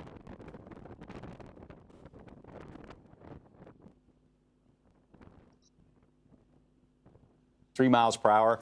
Earlier this morning, it was moving at about 5 miles per hour. Right now, it's moving to the north-northeast at 9 miles per hour. So it has picked up a little bit of speed, and that's anticipated as we get that trough coming in from the northwest, and high-pressure divot. It's going to aim for that little circulation, but you can see what it looks like. Now the hurricane force winds clearly onshore. Yeah, we've seen the tropical storm force winds, right, island-wide, but there are people, people all over the island, but in Montego Bay, people having to take shelter. Kimmy say I told them Jamaica on a stage right now. Everyone watching. We had the original Danman say at tall_MN_. We always famous for the wrong reason. But we get occasional gusts even beyond that. I mean, there's no doubt about it. I can't tell you what the measurement of the winds are here. We just have a camera. Right. But you've got the winds that are persistent. That's the thing about a hurricane when you're talking about winds that could reach upwards of 185 miles an hour. Wouldn't be surprised if you see these palm trees go. And then the amazing part, too, is the National Hurricane Center is saying if you go into the hills and the mountains, you can add 30% more winds to that 185. So now that brings it up to 240. Yeah, you're right. That's an incredible amount of wind coming in at the islands. And we were talking to Brian Norcross before. Are the mountainous terrain right here, is it going to disrupt the circulation at all? It will. But it's still going to be a major hurricane once it gets offshore and goes right towards Cuba. Most likely it's Category 4. Yeah, you're right. And with that fast movement, right, it's not hanging out as long over land, so it's going to emerge back into the Caribbean or just north of Jamaica within the afternoon. Some progress. I mean, we're watching as that eye wall is beginning to move ashore. It's just north of Black River. I'm just captivated by the satellite imagery. You can put the X marks the spot where that center of the circulation is, because we have to get the center of the eye to go over to call it a landfall. And it's clearly still out there across the middle of the water. Yeah, it's right here, essentially. That's what we'll be watching for once half of that goes on through. But you pay attention, obviously, to all the details. And one of them, with the newest package that we got from the Hurricane Center, is the cone, an important element here. It is expected to emerge as a 150-mile-an-hour hurricane in the Caribbean after it moves over Jamaica. That is a little stronger than what it was. Yeah, it was initially 140. So the intensity is still going to be there. But this storm has a long journey still, even when you go into the Bahamas and the elevation's By the much way, lower. you're looking at Bermuda again. Bermuda, they're right there in smack dab in the middle of that air cone. That's for Thursday night and early Friday morning, and it's still going to retain that hurricane force wind structure. The original Danman say 90 to 100 mile per hour winds when it approaches Bermuda, and it looks like it could be on the dirty side of the storm too. I know. I think within every major hurricane, Bermuda's found themselves in a cone this season. With each one that we've had. The alerts are, of course, posted. That's for Jamaica into eastern Cuba, the Bahamas, Turks and Caicos. All morning we were trying to get access to some cameras. Yeah, it was a great get. I mean, you look at how those winds are behaving. Yeah, man, I want to all those them in the bill, man. So send them go there. Is it? Take my eyes off it. So this is east of the actual eye wall itself. The core of it is right around here. Yeah, I reckon what's up, that man. Miles. So it looks like they're not going to get into the eye. You're not going to see a clear sky out of this one as it moves away. But man, neighbors up to the north and to the north. I see a couple video where it brings through a wicked of the eye wall, the eye, and then the backside of the eye wall. So you picture that you're getting smashed by winds going in one direction. But later on, both and after everything is loose because it's going this way. If I clock so few time or so, and that's going to just I go wicked down there. You hate to see it too, and in some cases, as we're watching how the eye of Melissa's getting very close, we might liken Treasure Beach not even actually see the calm eye, because that might head just to the north. Away from them, right? Yeah, might head just to the north of yeah, Treasure Beach. For running time days. The most intense bay.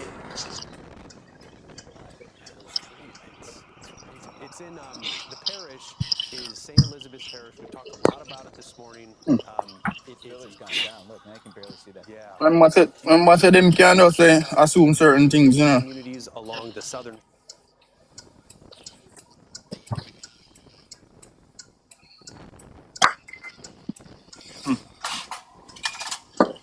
Well, I just know say guidance and protection down there for some of them, you know. Boy, I see a lot of Portland people them. Oh my God.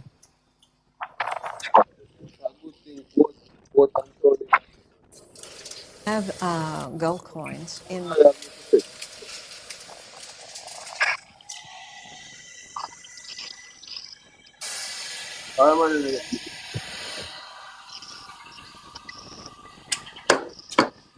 So you not jump on the work?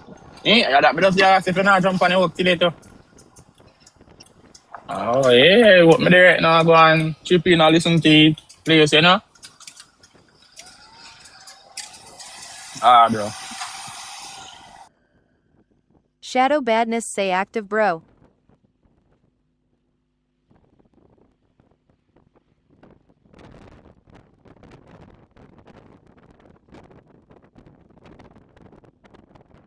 Shadow Badness say day ya a normal.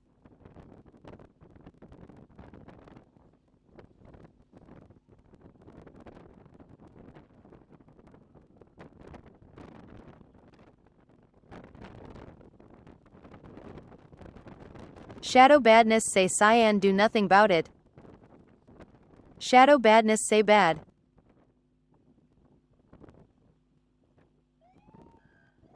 In all of your work and in forever in your debt. At this time, we come to you with our hearts open. Shadow Badness say no current.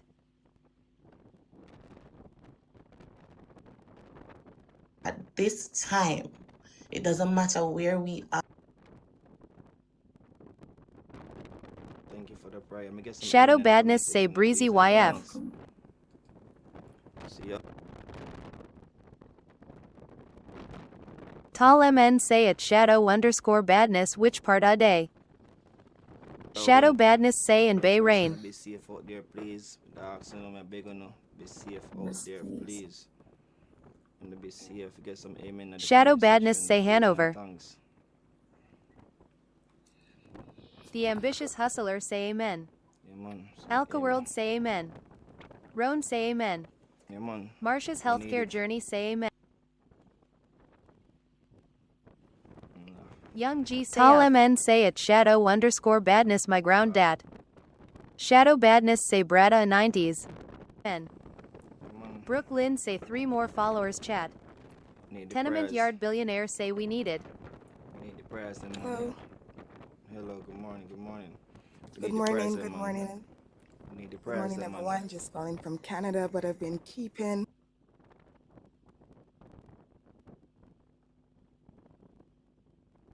Shadow Badness say 2 different accounts. enough how we don't take this thing serious, brother, and it's serious, bro.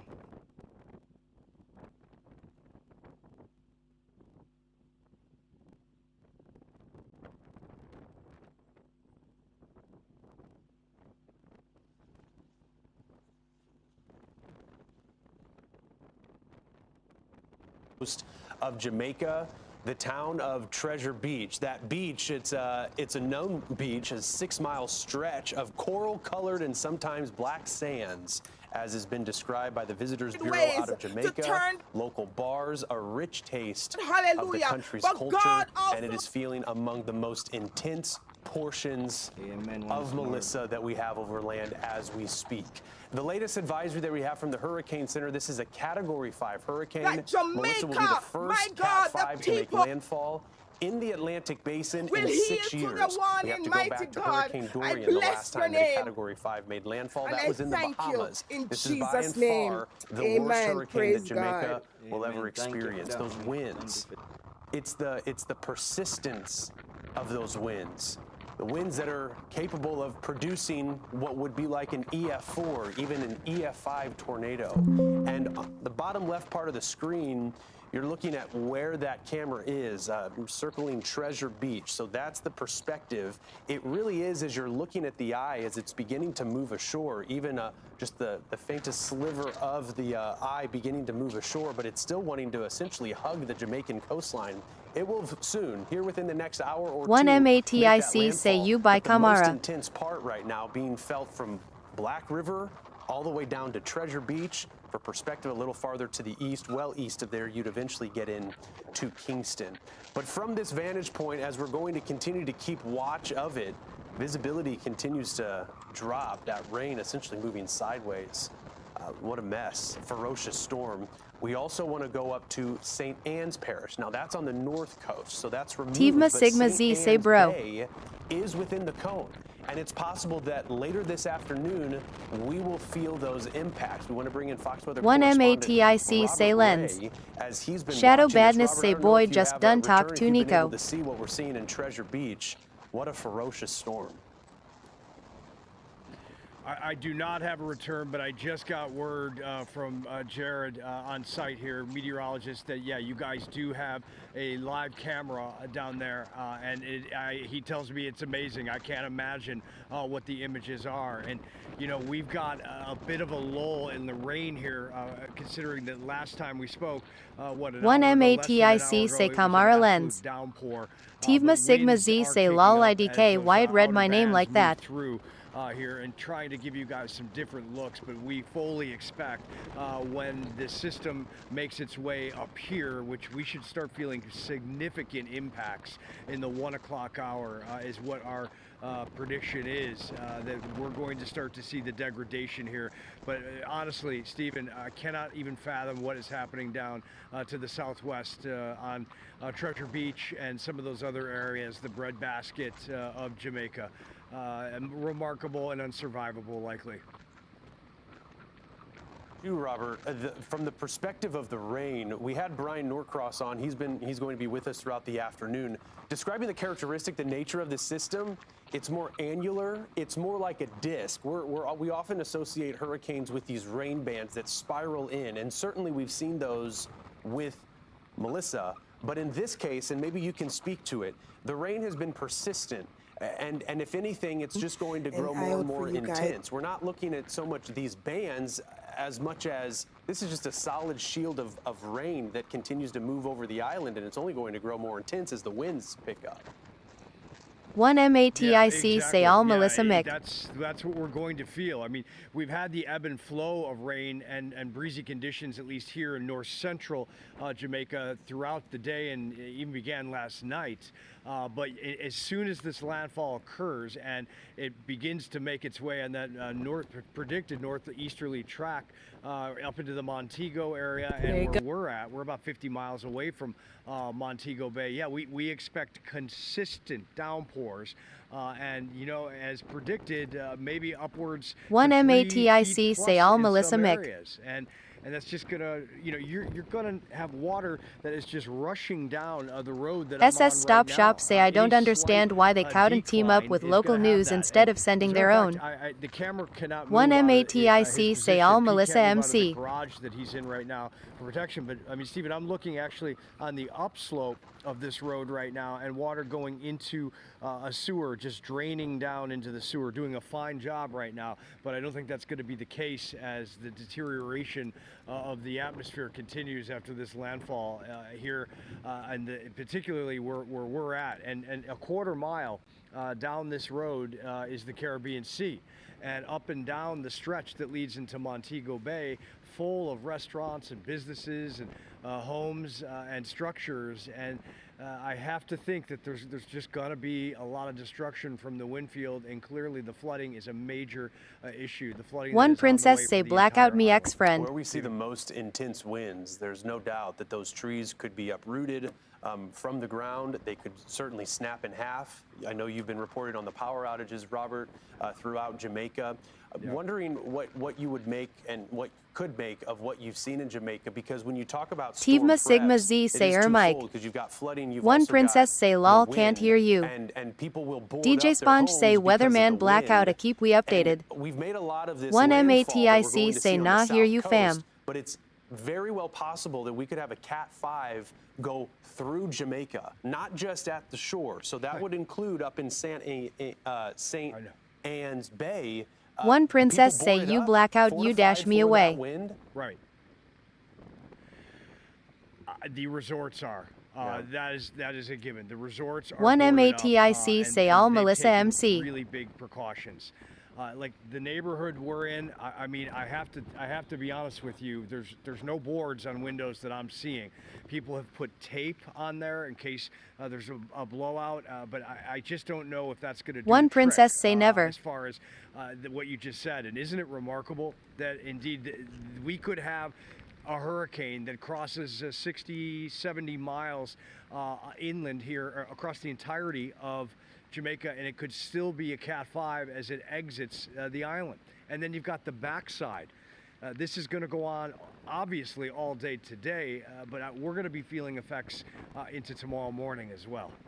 We've seen the speed of Hurricane Melissa increase too. It's gone up from it was 5 miles One an hour princess this say morning you to deleted 7, me. now 9. It's certainly feeling the tug of the steering. In fact, when we Marva look at how Ingram this say thing has because it's been, more high-tech, born and grown in the meteorologists, Caribbean, and clarity. This is the fastest movement that we've had out of Hurricane Melissa now. But what's remarkable, and we've been showing the One enhanced satellite from MATIC space, say play Robert, PUBG blackout this all thing's still Melissa intact, MC. and this one could very well go down as one of the strongest or the strongest hurricanes to make landfall, certainly in this generation. But we have to go back to 1935. Tenement yard billion. Before we let you go, because we've only got a couple of minutes left, from your perspective, Play No Games this thing's 87 gonna move say in is this later Kingston? afternoon. From your vantage point, you can see the ocean. What are you guys anticipating?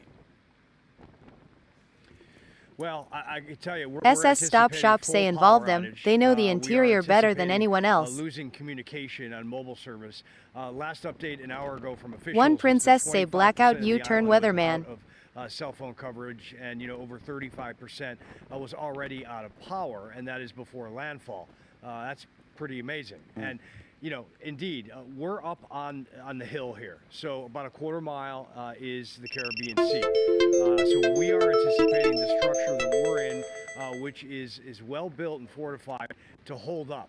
Having said that, we are getting water from the rain that we've gotten this morning leaking through roofs and windows and ceilings and starting to come down into our first floor, leaking down on the stairs. It's not a rush of water, but it is water. So that is going to be dangerous inside this house.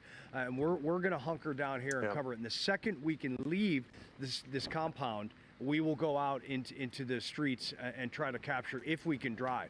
You just don't know what the debris field's going to be. It's true. Going to go down to hill pretty quick. Marva Okay, Ingram Robert say I Ray am in rebuking this St. storm in the Anne's mighty Bay name of up in, Jesus. Jamaica. Robert, we appreciate the report. He's going to continue with us throughout the afternoon. You'll want to keep it here with the season marked with now 3 Category 5 hurricanes. The strongest is about to make landfall in Jamaica. Our coverage continues here on Fox Weather. We leave you with a live shot of Treasure Beach, Jamaica.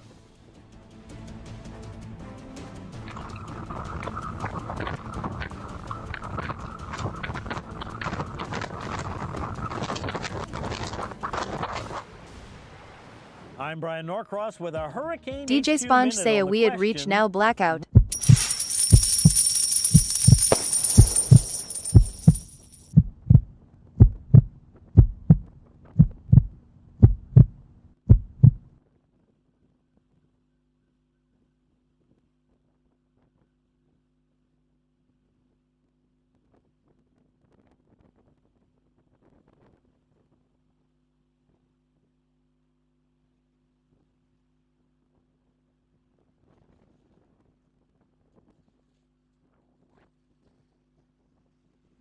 Butterfly say that's crazy.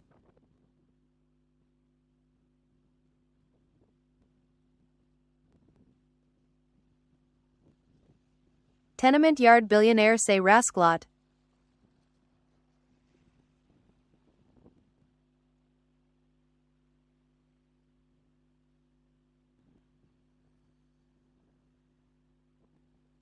Butterfly say too much wickedness.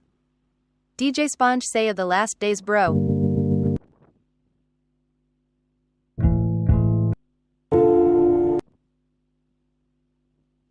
Brooklyn say it's Mother Nature at the end of the day.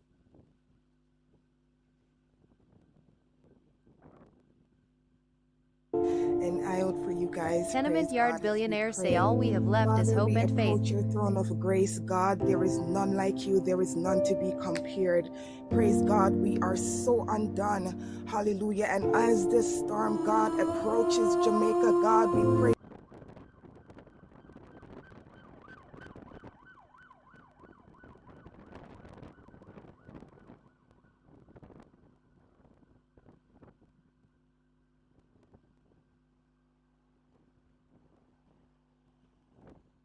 Kimmy say jaw Amy that?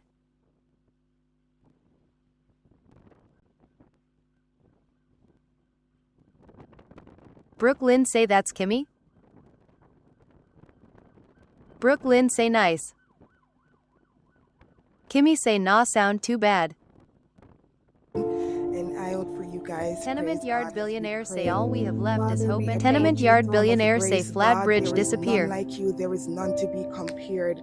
Praise God, we are so undone. Hallelujah. Nicole and say as pray this girl. storm, God, approaches Jamaica, God, we pray for your protection. God, you say you never destroy a city without warning, praise God. But your word also said, if my people who are called by my name shall humble themselves, pray, turn from them wicked ways and seek my face, hallelujah, then will you hear from heaven and heal their land. God, we understand that the wickedness in the land is at an all-time high, praise God, but thou art a God of mercy, hallelujah. Thou art a God of compassion.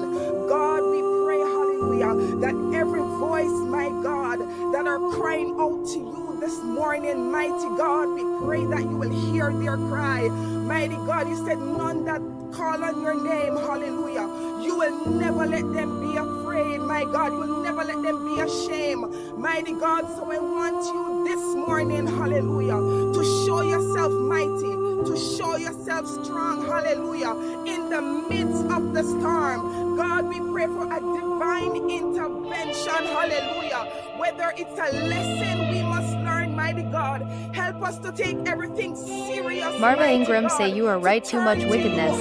This is a wake-up call. from our wicked ways, to turn from our evil ways, mighty God. Brooklyn say and yes look to Kimmy a this will God. go It viral. is a land, praise God, that is dedicated unto you, mighty God, that is dedicated to you, mighty God, a land that loves the Lord, mighty God. Help us to look to the hills from whence cometh our help, mighty God. Our help cometh from you, mighty God, the Alpha and the Omega, the beginning and the ending. God, you are worthy, hallelujah. You say when the praises go up, mighty God, then the blessing will come down. I bless your name for this land, mighty God, hallelujah, that was dedicated unto you. Purge, mighty God, hallelujah. But God also have mercy, mighty God. I pray, hallelujah, that this nation will wake up, mighty God, hallelujah. You never destroy a city without warning. So God, I pray, hallelujah, that Jamaica, my God, the people will heal to your word, will heal to the calling, will heal to the warning, mighty Nicole, God. say amen. I bless your name and I thank you in Jesus' name.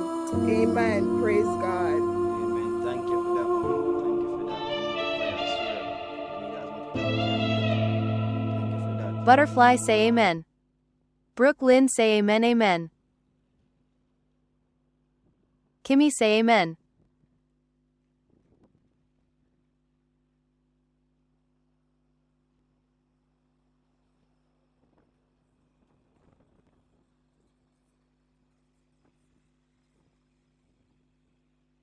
MZ Tabby Tabby, say it just hit Black River.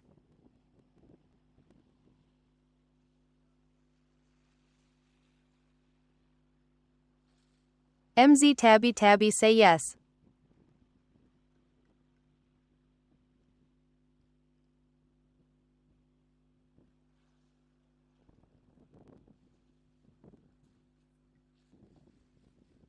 Get affected, and to see a storm like this, we've not had a Cat 5 in 6 years make landfall. That's such a good point. MZ Tabby Tabby, say it's bad. I was on someone's live. Storm that's Category 5. Winds are incredibly strong. 185-mile-per-hour sustained wind storm right now. The pressure as of 11 o'clock was dropping still. 892. Yeah, and who knows what it could have been, but there was some severe turbulence the hurricane hunters ran into, so they had to go back. The Air Force Reserve had to head back to Curacao. Yeah, I mean, when you're getting bounced around in that eye for 185-mile-per-hour winds at the surface, you know those winds aloft are most likely, what, going on 240. It's insane. It is. It's mind-boggling, and we're watching this thing right now, and this has been the story for the last couple of hours now. It's been gradually drifting up. It's picked up its forward speed just a touch. Now we got the brand new advisory for the noon as well, so that came in. So every hour now we start getting a brand new advisory. Look, was that 185? Yeah. Okay, compared to the 9 o'clock, I think that's what it was. MZ Tabby Tabby, say I'm so sorry. This is scary. Praying for everyone. Discussion this morning, that Melissa might be trying to go through this eyewall replacement. One Blackout Gaming, say at Kimmy, you have just reached level 16. It's one of those, and Brian Norcross pegged, it's one of those rain across the center with no huge spiraling rain bands that have come in. And that's, with the spiraling rain bands, you start seeing the eye wall, and it's very evident on the radar, satellite. This has not happened yet. No, and when you get something like this, you think of dry air. Sometimes you get some dry air that's fed in. There's none of that. This is just an environment in and of itself, and the most intense part. It's wild that the most intense part, though, is so close to the calmest part. I mean, it's just really something you get that's a force of nature that's mesmerizing. Yeah, Stephen, let's get up to the northern part of the storm. This is where it's headed. To the north, the northern part of Jamaica. These are pictures right here from Kingston, Jamaica. That's the harbor. You can see the whitecaps. They're not even getting the worst of the winds, even though they're getting tropical storm force winds right now. They could see some hurricane gusts out there right there. It's a life or death situation.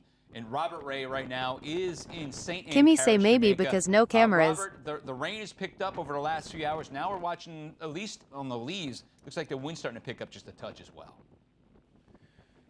Yeah, it's the ebb and flow, Bob. You know how this goes, certainly. But now that we have an imminent landfall, things are going to really deteriorate here. But I'm walking through this neighborhood where we're broadcasting. Kimmy, say it's hard to report on what you can't see. Pops. We're going to be safe, and I'm walking on a bit of an incline, and the water from the rain is slowly trekking down here.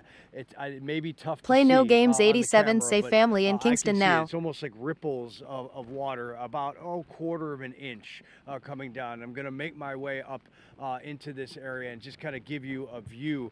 The sewers will not be able to handle all of this water as it really comes in full force in the coming hours, and we get the effects of the winds. We got a little Play bit No of gusty Games wind 87, even, say worried right about them. now, as you can see on some of the vegetation. It's not significant, but all of this will get more serious, certainly. Play No Games by, 87, say play no games. Mid-afternoon here in Jamaica. Remember, we're an hour behind. And so, this neighborhood full of very well-built structures, and that's why we are in here. And we're about a quarter mile from the Caribbean Sea. And so we feel that at least for safety reasons, this was an excellent spot. We did not want to be down by the water by any means, but it's just It's so concerning to watch Kimmy say Fox News always play in people's face. That is why Trump called them fake news. I think is going to be in some real trouble as the system comes up, potentially even still as a Category 5. It's just remarkable to think about that. And all the resorts that are there and the places that people have many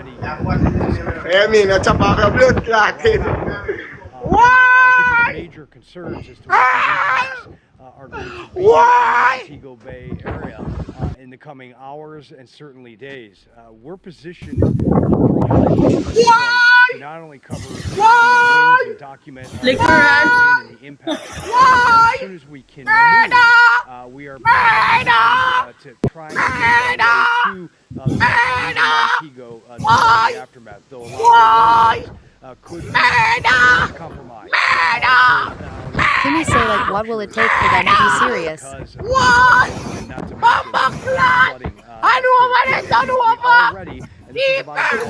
People to come in, check in. People to check in. Bomba clot. Why? People want that. Bomba clot. I don't want to get mad. Kimmy say, lady. Why? People, I don't want that. So we're going to wait for significant impacts here. Brooklyn say, wow. I know about to pussy.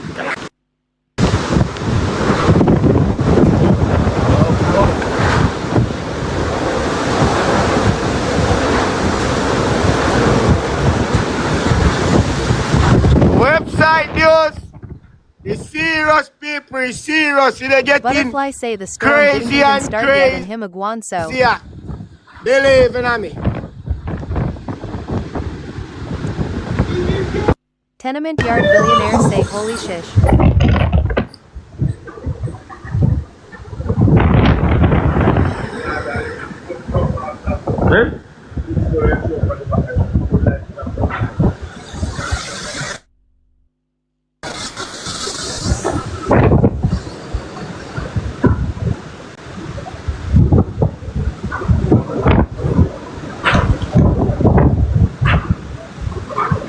Why?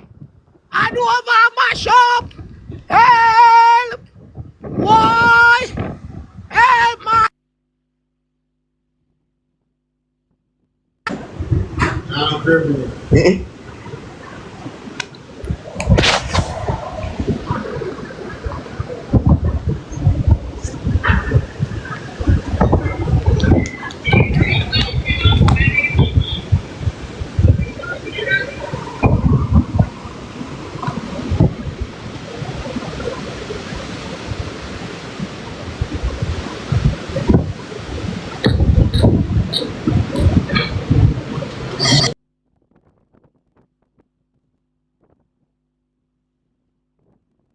SS Stop Shop say that's why they should have teamed up with local news team. They would know where to go instead of video sewage. Because of based on where the satellite is in space, but this type of look is just not something that we have the privilege of seeing. Not that it's a privilege because it's about to make landfall, but it's a force of nature. We could try to measure just a little bit, right? That's what it looks like. But again, we're probably getting obscured just a bit. But we do know that it's shaped like a stadium, so it's going to be wider at the top and funnels down as it gets closer. Right. And most of it is, I know with the 12 o'clock advisory, the National Hurricane Center officially said the eye is about to move into southwest Jamaica. Yeah. But the show the last frame. So the majority of the eye is still over water. It's still finding that fuel. So that's the center of the eye right there. Okay. So it's Marva Ingram say not lying. I'm feeling trapped, and I am not even in Jamaica. The only winds that we have, the only report, Montego Bay has not reported now in a while. Right? That we've either lost connection or whatever's going on there. Kingston's only 25 mile per hour. But I'm guaranteeing these gusts are more than that at this point. Yeah, we saw a 58 mile per hour wind gust. That was noted by the Hurricane Center in at Norman Manley, which is the Kingston International Airport. There were also similar gusts up in Montego Bay. And you can see overnight tonight the winds do start to come down, but they're still going to be onshore, especially on the eastern side of the island, which means that storm surge is going to remain elevated at least for the next 24 hours. I know, and you see and talk about this storm surge. While that's going to be a bad element in Jamaica, I mean, you've got the winds and the rain to deal with. Storm surge is going to become a a growing threat for the Bahamas, much lower lying. When you look at this coastline, the Treasure Beach camera that we were showing, that coastline, there is a little bit of elevation to it. It's not just right up in the sand. So you've got some elevation to work with, but I mean, you're still talking about a devastating storm surge. Right. So where does it go from here? It goes over into the water again later on this afternoon through the evening hours, approaches into Cuba. Marva Ingram say, what do you expect these people to do? They always covered storms in Jamaica.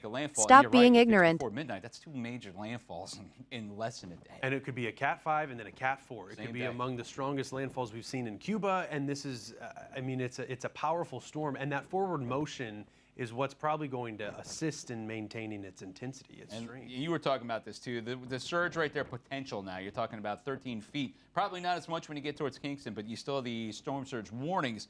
When you get on the other side, remember the winds are coming around on this side too, so you're getting a storm surge on that northwestern quadrant of the island itself. Yeah, it's true. And up in Montego Bay, I mean, that's a hot spot too. It's certainly popular among tourists, but as well as people who live there. Montego Bay has an international airport. That's another access point that you can get out, but that airport's closed, and we're going to see perhaps more rain in Montego Bay than we will in Kingston. I mean, we'll see how it plays out, but.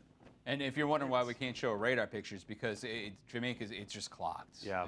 The traffic on the website right there, trying to get any kind of a radar out of here, you're not going to be able to do it. Yeah, no, we were able to show it yesterday, but yeah, not today. No, and you see the winds, and we're going to peek at it right around here. You're talking about St. Anne's Bay. This is where Robert Ray is located. It's going to peak at it probably. I'm serious.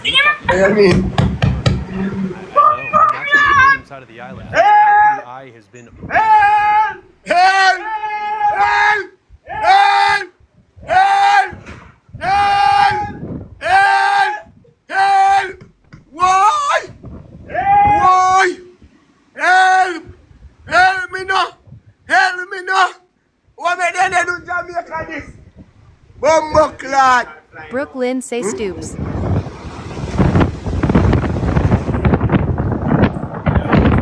Eh? Ayo, ini ada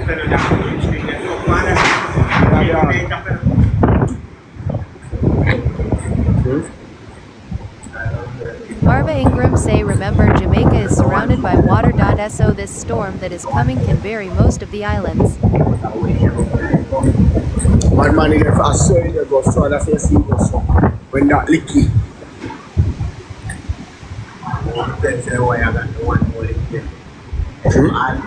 Boy. Nice. Yo, why pray? How you go? You don't hear what I got on, boy. Whoosh ba? Round and bush, that's all, where me there? Eh? How happened? You drop down on your what? Boy, look here. What that? Me bumbo clad. Panny horse. Go here. Panny horse. Alright. Me boy bagger. Boy, but a whole heap of bumbo clad that along down your bagger. Send gift my side. What my side. Uno send gift if you lock off the bumbo clad life. Yo, me gonna lock off life, dog. I'm gonna mash up my bumbo clad phone. I'm gonna see no gift a coming. Even at the worst this time, you don't want to send no gift. You don't have no conscience. Me can't in a bumbo clad with a whole phone. I don't know send no. Wait. Tenement yard billionaire say jaw. Butterfly say nobody told you to go live.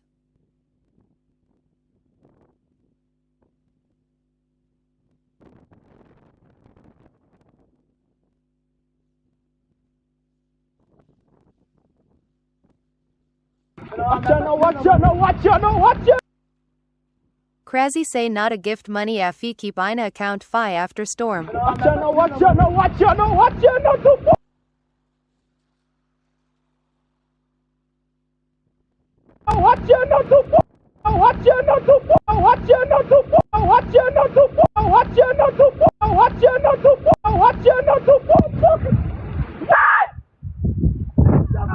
What's that blow up, man? That's the providing community service. Bumbo class! It's done! Jamaica done! Mais. Mais. Butterfly say then things people do for clout. Yo.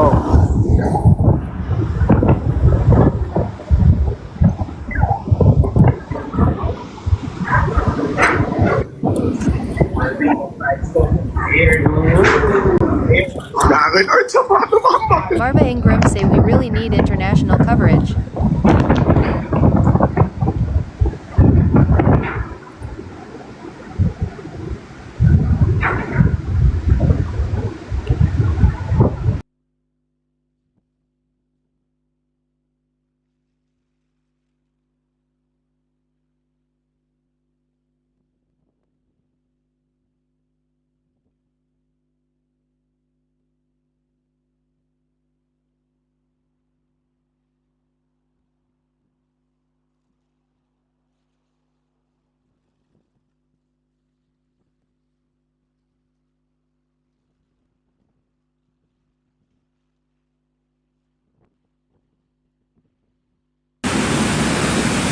This is just out of this world.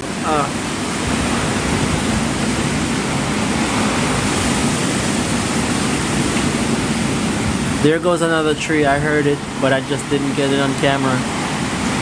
I think that one was a palm tree though, because I'm not seeing it over there anymore. It's just one tall one standing.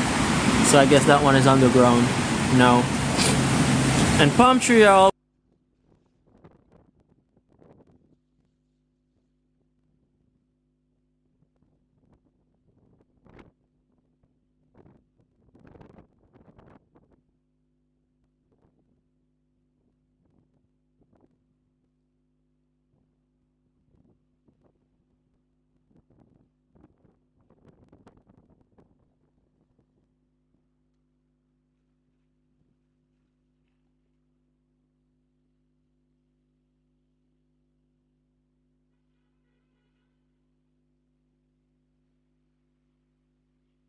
Butterfly say that's crazy.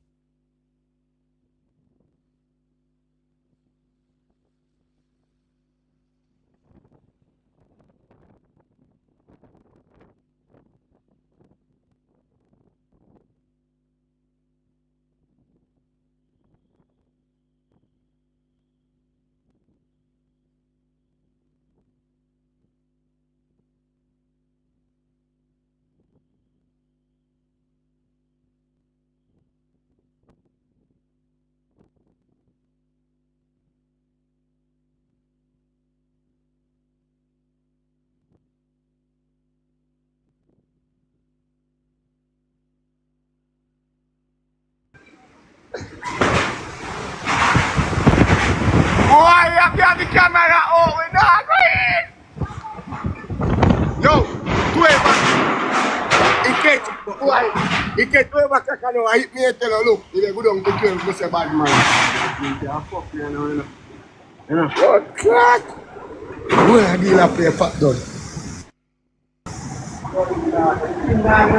What do you mean? What you up to? Can't overeat. I saw you there come by, everything I fly. Me, your man no go there. Oh, but that's fly. You don't know what they look like. Yo. Which one? Make it move it, boss. I put the grass road. You have to put it down to so. Down to the so. Yeah. That's why you alone, bad man. No, sir.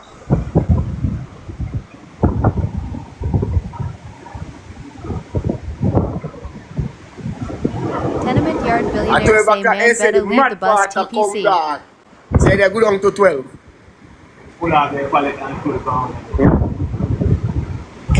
Bad man, hold this up. You have to move. Razzie say before them get the zinc them have them swing.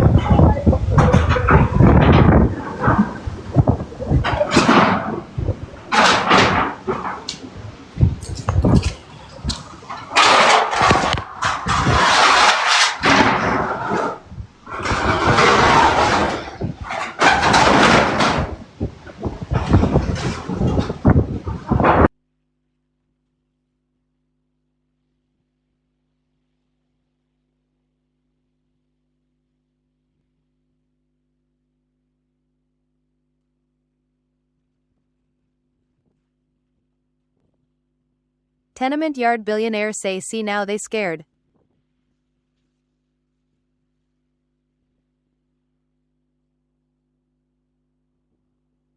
Tenement yard billionaires say see how that turned out.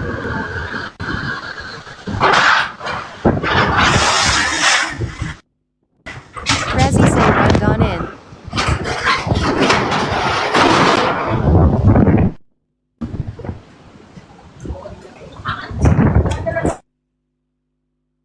Butterfly say dem frayed.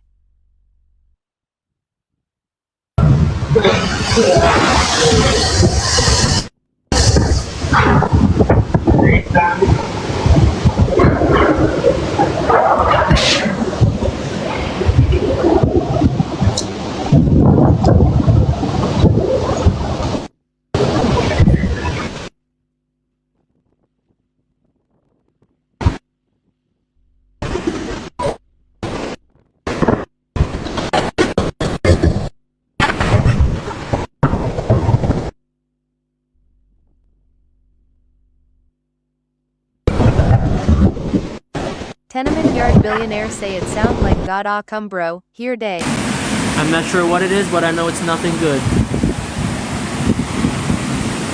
Oh my god. Oh! There goes that.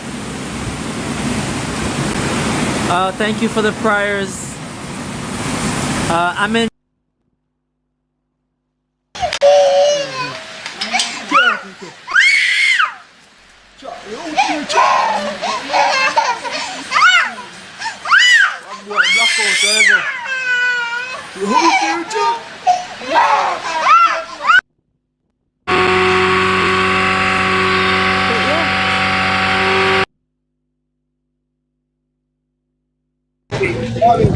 Oh, he got 3 people in there already, right?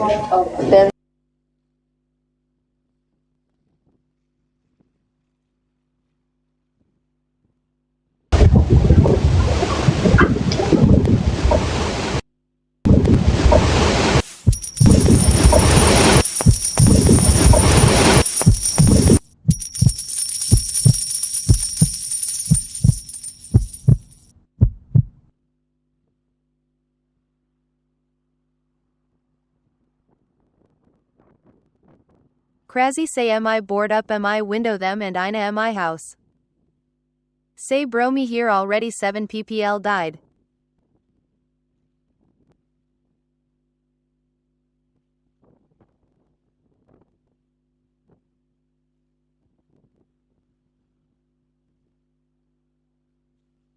Butterfly say ja ja.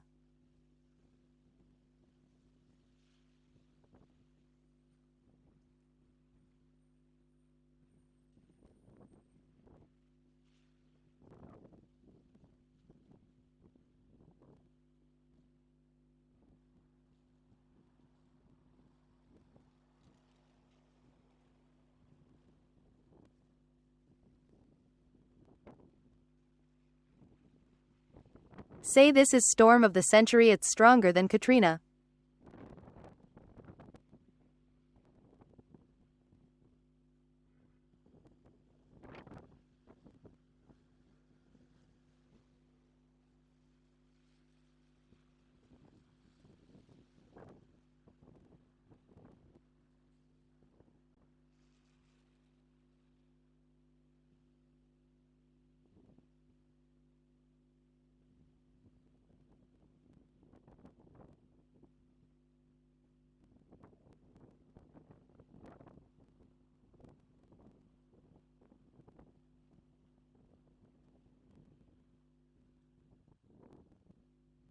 Say that's why it named storm of the century now.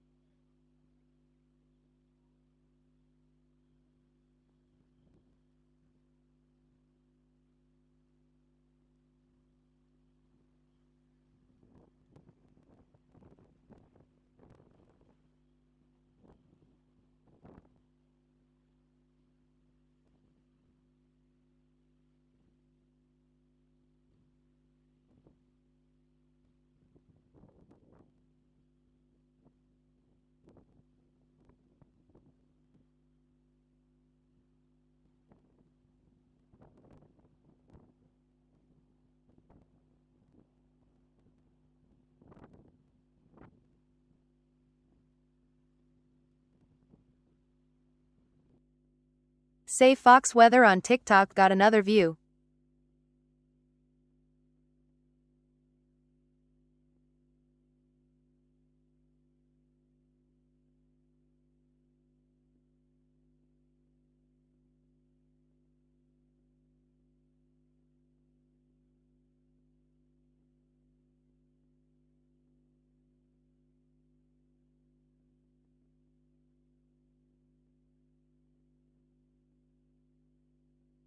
Say where voice gone.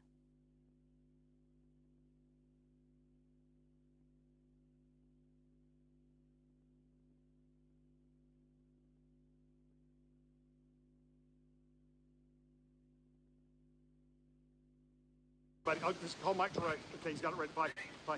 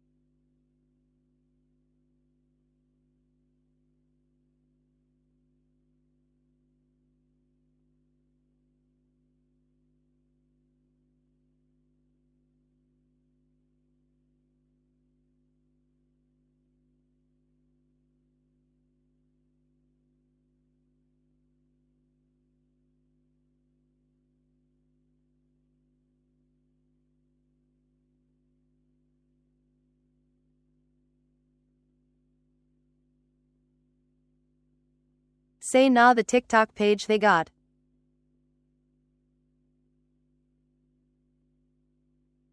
Say Fox Weather.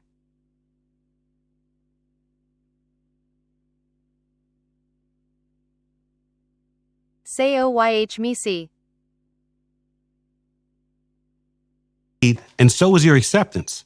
That makes applying quick and easy. There are no medical questions, no physical exam. Since you can't be turned down, we don't ask about your health. And this is lifetime coverage. It never expires. Just pay your bill, and it's yours to keep for as long as you'd like. This is the application. There's nothing to it. No health questions.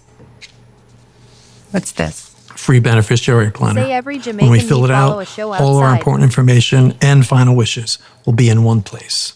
The kids will appreciate that. Call for more information.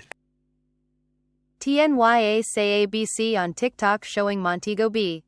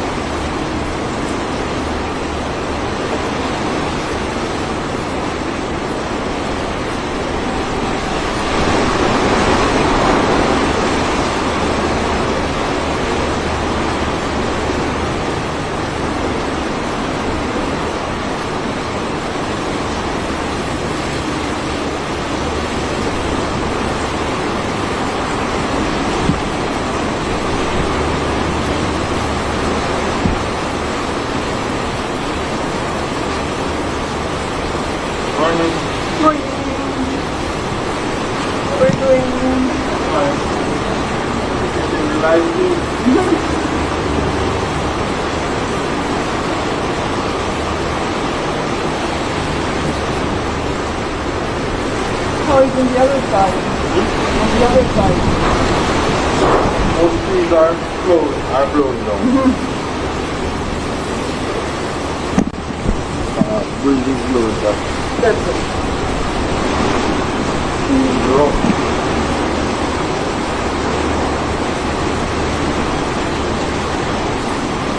You can just walk right here and walk and go around at the front and you can look now. Oh. Alright, have a safe one.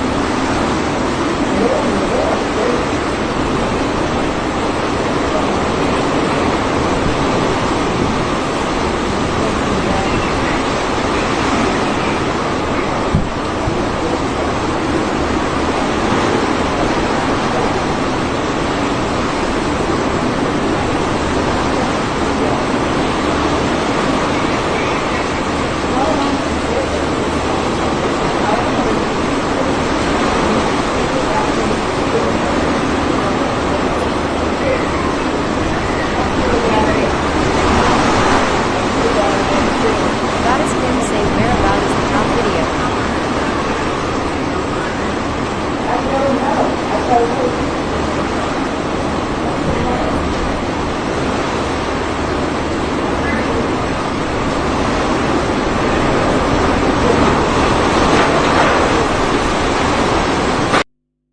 Listen to this.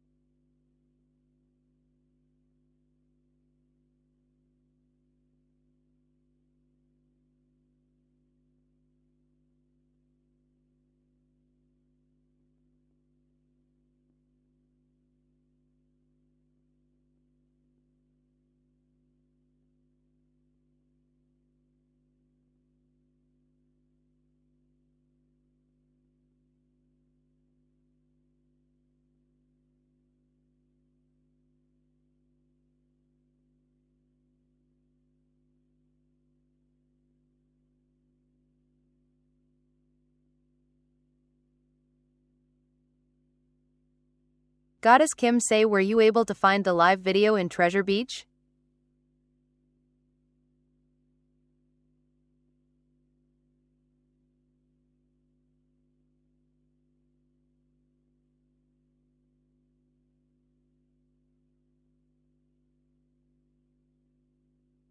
Goddess Kim say it's bad.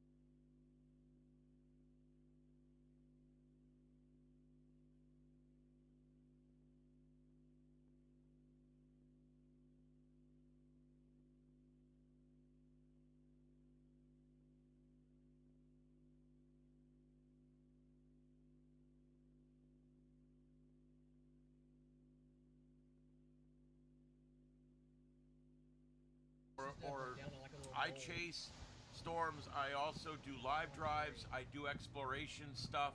I cover breaking news both in the car and here. And we also break in with breaking news and 9 o'clock every night on our Sights and Sound show. We've got all these different, basically all these different things that we do here, and every one of them I'm hosting it. And so if you hit that bell, you'll know when we go live. Boy, look at that thing go. 983, 987. Thank you, everybody. 991. 996, and there we go, 23,000 subs. My goodness, I'm kicking it right now. Thank you guys. Thank you very much. Thank you very much. I appreciate it. It's just mind-boggling. It's 800 millibar system. Even typing updates today, I was typing 982 because you're not used to typing 8. You're used to typing 900. Right, and I was just remarking about Tropical Storm Sonia that's out in the Pacific with a low pressure of 1,003. I'm like, okay. Jeez, This is incredibly strong when you're talking about this, and you like to dive into the models too, Mike. And my question is, which model do you think is prepared better for this one, and which one is performing better right now? Well, I love the Haas models. Haas A, Haas B. They've been really good with intensity predictions. And they were predicting 880, 890, almost a week ago. And we were like, really? Yeah, remember we talked about it. I got called out on it. I'm like, are you kidding me? But they did really well last year. It seems like the Euro track is always solid, really good. The GFS was terrible. It was going over Hispaniola, and the UK was like going over the Yucatan. So it's disappointing that two of the top models we used to use, this makes it frustrating. That's why we got to take a blend of models. And overall, I think the track was pretty on point. It's just sad looking at the maps. I was Googling that area and, seeing some of these videos popping, online, and just what folks must be going through. Because we know what a Cat 5 is like. I mean, we've seen the destruction afterwards. So what's happening right now. And it's just, it's going to be a nightmare for these folks. And then, like you mentioned, it's going across the island, and it's not going to lose much punch. And when it emerges, we're going to have wraparound bands hitting the northwest side. Right. So there's a lot of folks really dealing with this right now. And if it keeps on jogging to the west a little bit more, it's running out of time to do that. But it's going. The farther west it goes, the less interaction it's going to have with land, at least the inner workings of the core. That's a bad situation for Cuba. That means it's not going to die down that much. I got plenty of. Yeah, they did bump that next advisory up to still Cat 4, so it's going to go through the whole island as a Cat 4. And it's a little flatter terrain on that side, so they're getting the rain still on the east side, which is terrible. I saw some flooding videos there. I had a friend of mine that I've met through doing my chats and stuff, and he just messaged me and said he's heard the southwest part of the island is just getting beat up bad. Like, being a local, he said he's lived there his whole life. He's 63, nothing like that. So we just won't know. I remember watching past storms, Michael and others.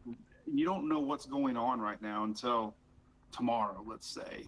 Even then, right? Even then, with the infrastructure that's going to get destroyed like this, what I'm worried about also, Mike, is looking at before and after of the satellite. It's just the deforestation of that stripe of the core that's going to go over there. It's going to be a drastically different west side of the island. Yeah, we've seen that in the past. Yeah. You're going to see land scarred. And to see a storm like this with the lightning, this morning, just never lose that warmth. Broke a record, right, for the most intact eye ever, and it's just the worst case scenario for anybody. And the good news I told people on my little chat this morning. One thing I learned is always folks ready to help. I've seen so many people ready to fly in, wanting to help, and I have a feeling that we're going to see a good outpouring of support to Jamaica afterwards. Yeah, I hope you're right. So I agree. We had the Minister of Energy and Transport and Telecommunications on, and he was touting that as well. Our good friends around the Caribbean are going to help, is what he was saying, and I agree. And then one more thing, Mike. When I look at the track itself, goes through the Bahamas. We know Bermuda has a kick me sign on it. Here we go again with Bermuda. Yeah, this still might be 100-mile-an-hour winds there. So, and they're going to be on the dirty side looking at some of those models again. You know, you always feel guilty not talking about other weather, but when there's a huge story obviously going on, but there's still impacts down the road. We got the Bahamas and the Turks, you know, and Caicos there, and of course Bermuda. They're going to be dealing with it next. It's incredible. I still, you know, you watch these things you know, this one came across Africa, right? Yeah, it was a wave. We were talking about this 2 weeks, and here we are. It's like, I can't believe what we're looking at right now on satellite. It's the fact that it held together as a tropical wave, went all the way through the MDR, didn't develop until it got to the untapped Caribbean. You're right. We've been watching this wave, this batch of energy now for 2 weeks, and it's incredible. We're going to be watching it for another 4 to 5 days before it finally peels on out of here and falls apart across the northern Atlantic. Mike, it's been a busy day for you. I appreciate you taking the time out and talking again. You're welcome. Yeah, next week, hopefully we won't be talking about anything, but maybe you're throwing maybe you're taking a first hockey puck slap or something, you know, something fun. Yeah, I was teasing going up to Gatlinburg. There was supposed to be a little bit of mountain snow. Yes. But a couple of these buddies of mine that have planes, I might be jumping on one of those and flying and helping with some of the recovery. So might be sharing some of that with you. We'll see. Anything I can do to help. But, you know, the one thing I want to point to that I saw the NAC started talking about this was the elevation winds. You know, we saw that with Helene, you know, and I flew over the Appalachians after Helene and just seeing those trees down, you know, they didn't have surface winds. It was that upper level winds, and this is what they're going to be experiencing here. So I'm really curious, even though the hurricane winds didn't like reach as far as they say, I'm really curious the upper elevation, if they really get beat up more than they thought. Yeah, I mean, the scar on this land right there with the trees coming down, it's going to be a scar for at least a decade. We'll talk about that again next week, Mike. Mike, always great to talk to you, my friend, and you can check him out, Mike Boylan, the weather page. Mike's weather page, good stuff, Mike. We'll talk to you next week. Yeah. All right, buddy. All right, coming up, where does it go from here? It's going to make landfall here shortly. I mean, look how close that center of circulation is to the coastline. We're talking within the next at least 15 minutes, 20 minutes. Either way, they're getting blasted with the worst part of the storm on the western side of Cuba, 185-mile-per-hour winds with gusting over 200. We've got live reports from that region coming up right after the break.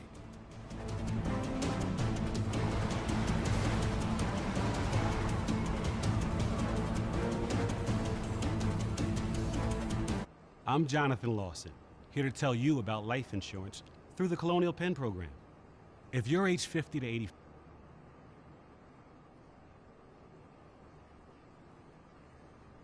Alexis Castillo say yes, weatherman, keep we up to date.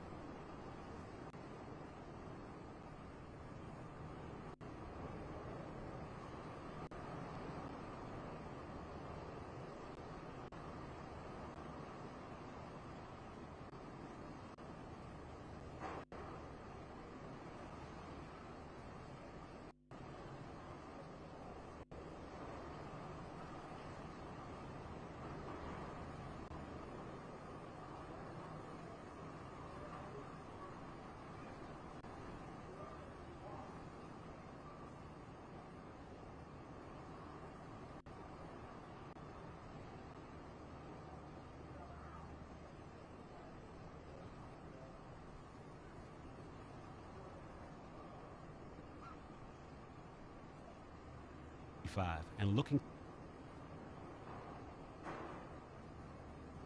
Is when the center of the eye works its way over. So the eye wall has been already pounding into the lower part of that country for the last 3 hours now. Yeah, I'm actually keeping an eye on my phone here because refreshing. I've got the notifications turned on, so when it comes in from the NHC, it'll pop up on our alert system too. We'll know about it. I mean, at this point, it's just academic. Yeah. I mean, the winds are already 185. It doesn't get worse than that. I think if they weren't going to call landfall, we'd probably have the bulletin already. Right.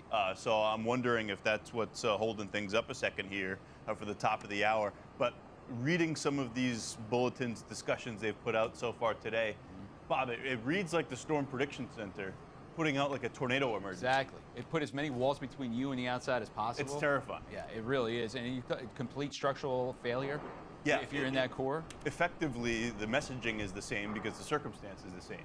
This is like a giant tornado moving on shore in Jamaica. And that was the point that Brian Norcross just made too. So we've got reporters out there. We've got Fox Weather meteorologist, and we got Jared Maloney out there. We've got our guy Robert Ray right now in the field. You can see him. Robert, you've been here. The rain has been picking up. The windshield itself, now it looks to us like it's ready, almost on landfall right now. Yeah. Center circulation coming ashore. Those winds for you are going to start going downhill here shortly.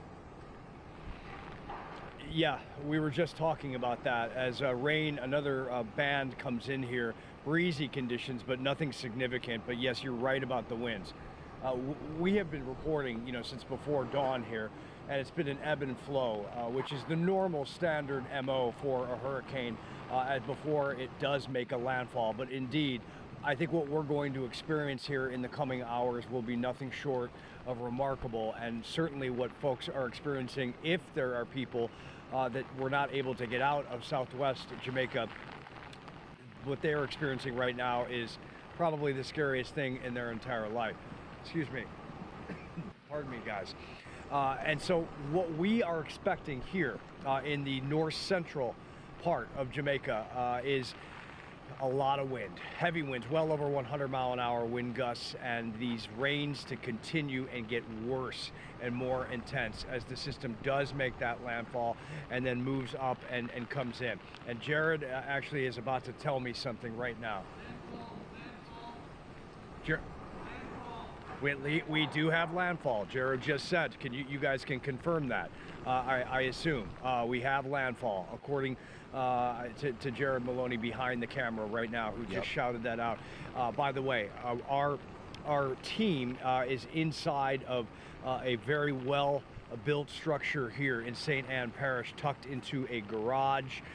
We have been showing that earlier today, and we'll try to show that again as situation deteriorates. But what I was saying earlier, gentlemen, is, okay, we are about 50 miles to the east of Montego Bay, and where all those resorts are, so many people.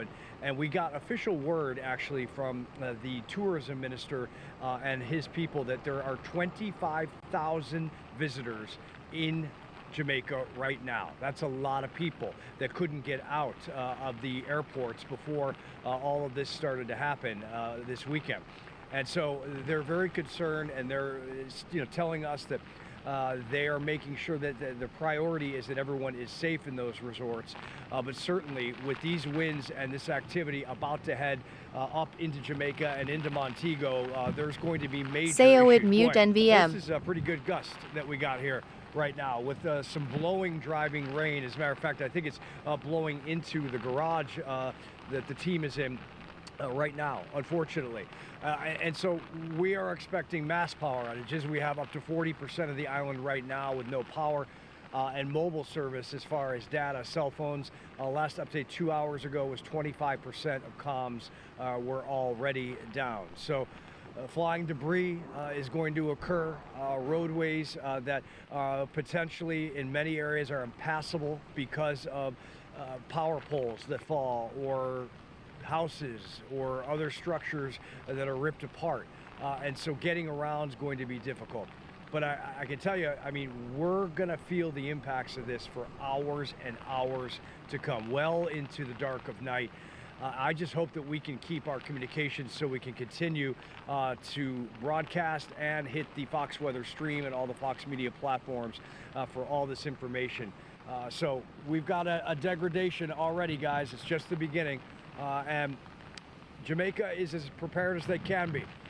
But what country could be prepared for 185-mile-an-hour winds and an historic hurricane? Not many. In fact, not any. Not even in the United States. Robert, you're right. We're confirming it for you. 185-mile-per-hour winds at landfall.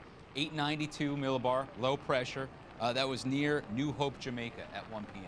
That was our landfall officially made by the National Hurricane Center. New Hope, Jamaica. New Hope, Jamaica. And guys, you know what's so terrifying is the fact that there is a possibility that as it comes up and, wobbles to the east as expected, more toward Montego and where we're at in St. Ann Parish, there is a possibility that when it exits Jamaica, about 65 miles north to south, it's going to be heading south to north, that it's still a Category 5. Yep. This system does not cease to surprise. Anything it does, I said it yesterday. I don't trust Hurricane Melissa at all. Any move she makes will not surprise me. I'm right there with you. I mean, we're looking at, hopefully we're getting a eye wall replacement. That didn't happen. In fact, it looks like the eye, when it was coming on shore, began to shrink just a little bit, probably because of the mountain influence up to the north. But Robert Ray, yeah, your conditions are going to start getting worse and worse every time we check in with you later on this afternoon. So stay dry, my friend, because we will be back with you a little bit later on this hour. Good stuff, Robert. Yeah, not only has the ERC not taken place, but this thing jogged to the left a little bit, stayed over water longer, super warm water, which has been fueling this. Right. And to Robert's point, I mean, you could shave 25 miles per hour off the maximum sustained winds and still be a 5 as this comes off Jamaica. The amazing part. And the other thing that's amazing, and the higher up you go in elevation, the less interaction you have with any kind of friction, the winds pick up in speed. 20, 30% easily. We make it 240, 250 mile per hour winds on the hilltops. That's the EF5 equivalents that we've been talking about. I mean, the strongest tornadoes ever, what, 300 miles per hour? Yeah. This is just shy of that, but it's mega. You're talking about 20, 30 miles wide of an EF4, EF5 tornado slam into the west side of Jamaica right now. So by the numbers here, this is top 3 for pressure. Right. That's anywhere in the Atlantic basin at any point in the season. Including the Gulf, including the North Atlantic and the Caribbean. Across the period of record. And for landfalling storms, if you go by wind speed instead of minimum central pressure, 185, it's what, Labor Yo, Day, my dog. 1935. Amazing. Yeah, hear me? And Wilma, they were both in the Western Caribbean when that occurred. Right. Which is generally speaking, this time Right, they make me know say thing I work no man in service shaky, no man. Yeah, had the Watch out. And you're looking at this. I fuck we get right now around here, all everywhere blackout. The European model pretty much had this. It was drifting, and it basically. I want Melo him there. I mean, it took a while for everything to come into play, but it's just picking up a little bit of forward speed now. But you know who's next after Jamaica? It's Cuba. Right. I know they've been watching some of these subtle changes that have taken place here. And there's got to be a real feeling. We started, we're watching us to our We know that this isn't hitting much disruption now at all in Jamaica. I mean, yes, there's mountains, but it's 2,000 feet. It's not the 7,000 feet on the other side of the island. Right, which, you know, it is kind of a blessing on that. What's that, man? What's your winner going to start? We're just talking to official out there in Jamaica, and it's not going to hit Kingston. Watch your black hole, watch out. I'm on that tree with you in the moon, it's right now.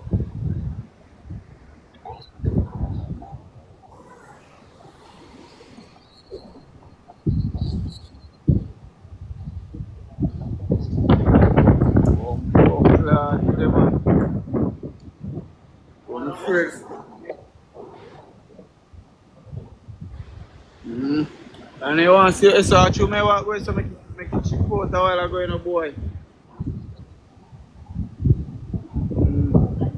All I road block off.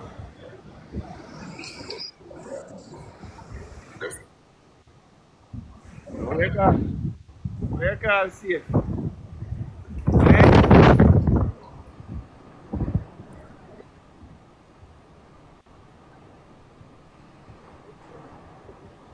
Yeah, they are. We're there, man. What are you doing?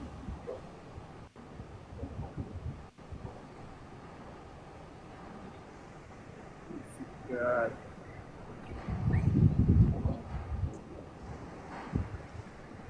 Yo, to a place cool.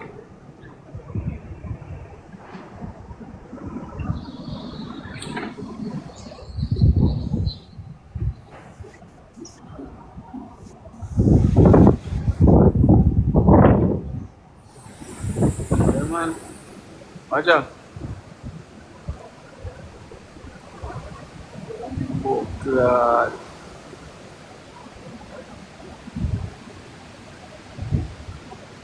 Why?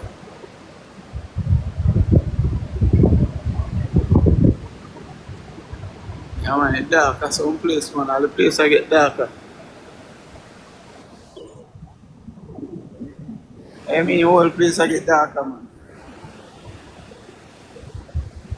Whole place. Then if you not reach us out, with them, man.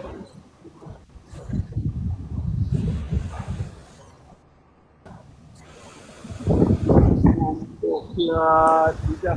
Reach out now.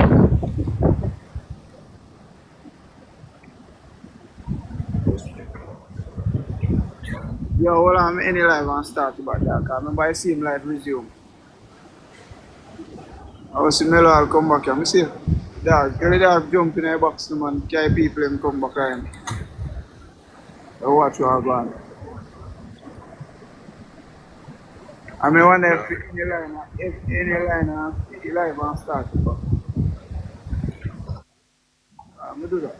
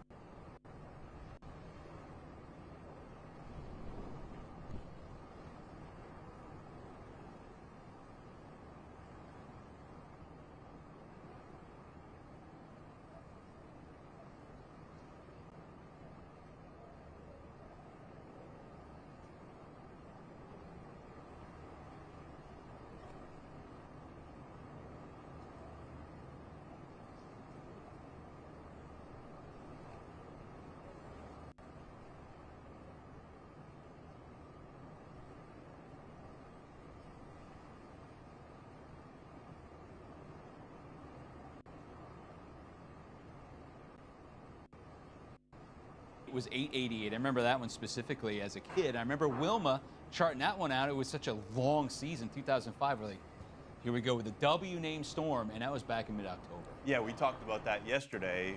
This is the last season since 2005. I say last, it's the only two that have featured 3 Category 5s. And anytime you're talking tropics and you bring up 2005, it's never a good thing. No, it's 2020 was bad. Yeah. 2005 was bad too. So here we go. You can see the center of the circulation now, Ian, as it wobbles inland, is now ashore. That's why it's made landfall. Notice this. It does look like in Brian Norcross. I'm going to put this on the last one so you can see it. Brian Norcross did point this out before that the shape of the eye actually contracted a little bit. Yeah. Right when it's making landfall. Right. So those winds were tightening up. Yeah. Once again. Just kind of refracting and maybe bouncing off a little friction with the mountain. You had mentioned it does look a touch oblong too. Yeah, it's still healthy, isn't it? I wonder if that's a function of the land interaction too. I imagine it has to be, right? Because it's not going through any kind of eye wall replacement. Now, if you're interested, we can't get a radar picture out of there. Jamaica doesn't have it. They've got one, but it's all clogged up. We can't access it at this point. And I mean, we're talking about power outages, obviously, as it goes right through the region. You saw the video coming in from the Black River area. Where does it go from here? It's going to immediately hop off of land later this afternoon. Yeah, you look at tonight, 150. Yeah. So we'll see. We'll see, because I mean, this still has serious health. It's picked up the pace a little bit. Right. That's a good thing for Jamaica, at least limiting the duration of these extreme impacts. That's going to bring it to Cuba faster, likely as a healthier hurricane. As that momentum. So even if it drops, this is assuming it's going to drop 35-mile-per-hour sustained wind once it gets out across the water. That might not even happen. To your point, right? Yeah, we'll see. We know that there's going to be some disruption with the land interaction. We'll have a better idea, obviously, when it reemerges out over water. But you look at the whole western part of the island, and we had talked about regionally how it breaks down. The whole western third quarter of Jamaica is seeing hurricane conditions right now. Sustained. Yeah. And we were talking about the hurricane force winds going out 30 miles. Well, that is not counting hurricane force gusts that go way farther out than that. That's half the island right there. So and you look at those trends, and you look at where Kingston is. Yes, they're seeing some of these impacts, but man, was that a big deal, what we saw play out last 36 hours. Unreal. I didn't think 185 coming in here this morning. And this far west. No. I guess those two things kind of go together, though, because it's spent more time out over the water. Sure, warmer water. And the heat content, we were talking about it. Yeah. Bath water, it's been out there undisturbed for the entire summer long. We've got the warnings now. You saw this. Now the Bahamas, you see Southeast Bahamas. It's hurricane warning. That's new for this morning, too. And you can also see the Turks and Caicos still with a tropical storm warning. You're going to get a lot of rain. Don't want to leave Haiti and Dominican Republic out of this. They're going to see tremendous amounts of rain, flash flooding. We're going to see some mudslides as a possibility for them as well. Yeah, southern-facing shores, that Tiburon Peninsula there in Haiti, and there you tall mountains. That's Jamaica, right? That's Blue Mountain Peak. Now, it came ashore right up in there, okay? So the winds are coming out in that direction. That means all the rain that's coming across the mountains right here is going to drain down across Kingston Harbor. That's going to be a mess for you. All the while with the Caribbean coming in. Yeah. So you have the coastal effects, you have what's going on in the high terrain. Hitting it in, right? It's trouble on all flanks. It really is. All right, that's a look at Jamaica. Let's look at Cuba first, because we've got this going on too. Cuba's going to be in direct line for this later on this evening. They're going to starting to get some tropical storm force winds by later this afternoon, and then the hurricane force winds coming tonight. Yeah, and this is, I guess you can make the argument that the pace, it's a bad thing on arrival for Cuba. Yeah. Same story though, it'll get in and out of it faster. Right.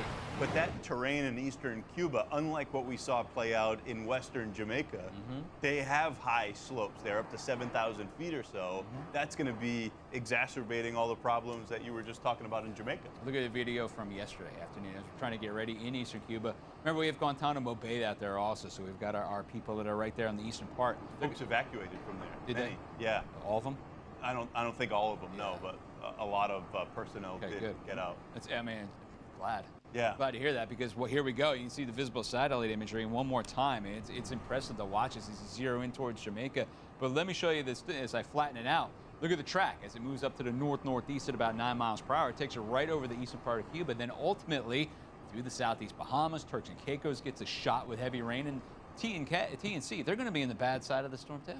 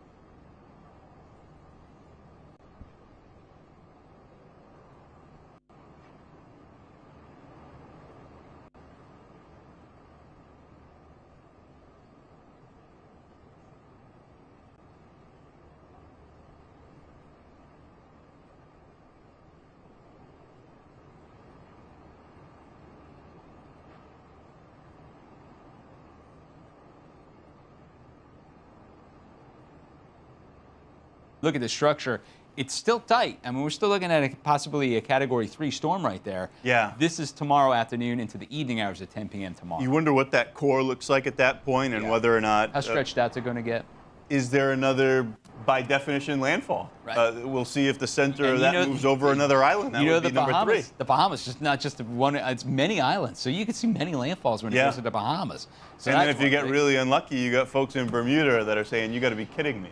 That's what I said before. I said, does Bermuda have a kick me sign on it? Yeah, it's like head on a swivel. Every time we go around, they're in the air cone. That's what it seems like. All right, what about the rain for eastern Cuba? Not quite as prolific because it's going to be moving quicker, but still a foot to a foot and a half of rain is in the forecast. Yeah, and you can see some of those locally higher amounts, not necessarily labeled, but that has everything to do with the terrain. Yeah, let's tilt it for you. I love how we do these maps because you can see the terrain right there. You're getting up to 6,400 feet. And again, picture the winds, and it's right there by the coast. I mean, as soon as it hits it, boom, goes straight up. And what does that do? It condenses out even more in a way of rain. And where does it go? It all floods down to the coast. And if it's pinned in, you get the coastal flooding, salt water coming in, and then the fresh water coming in behind you. Yeah, that's formidable. And the thing here is there's no missing it, like we saw in Jamaica, where there's 50 miles of tall mountains. Right, and a couple of gaps. This is a solid sheet. You're not missing that. It's going to go right over the top. You're right. Let's do the wind forecast for you quickly. You can see they're going to continue to pick up this evening. 50 to 60, to 30 to 40 Guantanamo. They should peak out around, I mean, this might be underdone. I'm thinking it probably will be. These are just the sustained winds to the gusts. And later on, by tomorrow evening, it's going to be clear. But you talk about winds, we could see them as high as 100 miles per hour or more. Lower part of that island country, but they're going to get slapped. Yeah, it's what we talked about with the increasing pace of the storm. It's in and out, but this is going to be an extreme hit as it moves through. Likely still a well-formed Cat 4. Wow. There we are. All right, where should we go from here? Let's talk about Bermuda. We hit on it. The models are all pointed in that direction. You can see the way it looks in the Bahamas. We're going to start with the Bahamas first, and then you know where it goes from here, right through the Bahamas, where it could make several landfalls on some of those smaller islands. We will see. That will be tomorrow, and then it picks up its pace, and it'll get close to Bermuda by Thursday night and Friday morning. Yeah, and unlike the islands farther south, there isn't terrain in the Bahamas. Like, these are all low-lying. Exactly. And this thing's going to roll right over the top, still with some considerable intensity. And some storm surge, too. Several feet of storm surge also coming in. That's going to be out there. Here's the latest as it continues to move over. I always start with the big picture. Where is it? Just because, number one, Ian, when was the last time you saw that? Hopefully we never see winds like this again. Yeah. And if anybody's just joining us, top of the hour, NHC called it. This made its landfall in southwestern Jamaica. Near New Hope, Jamaica. So that's up there. Now move up to the north. Where's it going? In that direction. You can see the United States. A lot of cloud cover right there. Trough of low pressure developing. It's going to essentially jet it out of that direction. U.S., we don't have to worry about a direct impact.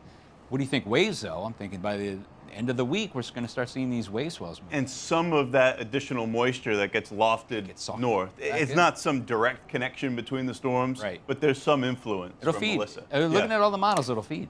When was the last time you saw such a nice, long-duration agreement in all the spaghetti models? That is a solid straw going right up the gut. This is kind of the only scenario that would produce that, right? A trough, picking it up and just high launching pressure it over out. to the east and just jetting it out across the region. Consensus puts Bermuda on the bad side. But again, this is Thursday night and a Friday morning. We're talking about 3 days from now. Yeah, and it's a much bigger storm at that point, though. So, I mean, it's going to be tough to avoid some considerable impacts again. Exactly. So it might be just whether you get the impact fully or not, depends on where it's going to go to the west or the east. You're going to get some impacts no matter what. I guess, if there's any good news in this, Bermuda is super hurricane hardy. It's a castle. They've been through this. I mean, this is what, the fourth go around, I think? Yeah, and it is. So this year. They're in practice. They're in mid-season form with hurricane prep. Even I know the roads in Bermuda. I've been looking at the map so many times. Yeah. It's pretty amazing. But thanks for sticking around, buddy. You bet. You're up at the top of the hour, too. I'm going to watch this thing probably during your show, jetting off the coast and aiming towards Cuba. Yeah, That apart. We're going to be in touch with Robert as long as we can maintain connectivity. We've got Brian Norcross with us every hour, so keep it here as we. There's a lot of Melissa's story left to tell. A lot of moving parts. This right here is a live look at Kingston, Jamaica. It's on the east side of the island. They have the hurricane force gusts going in and out.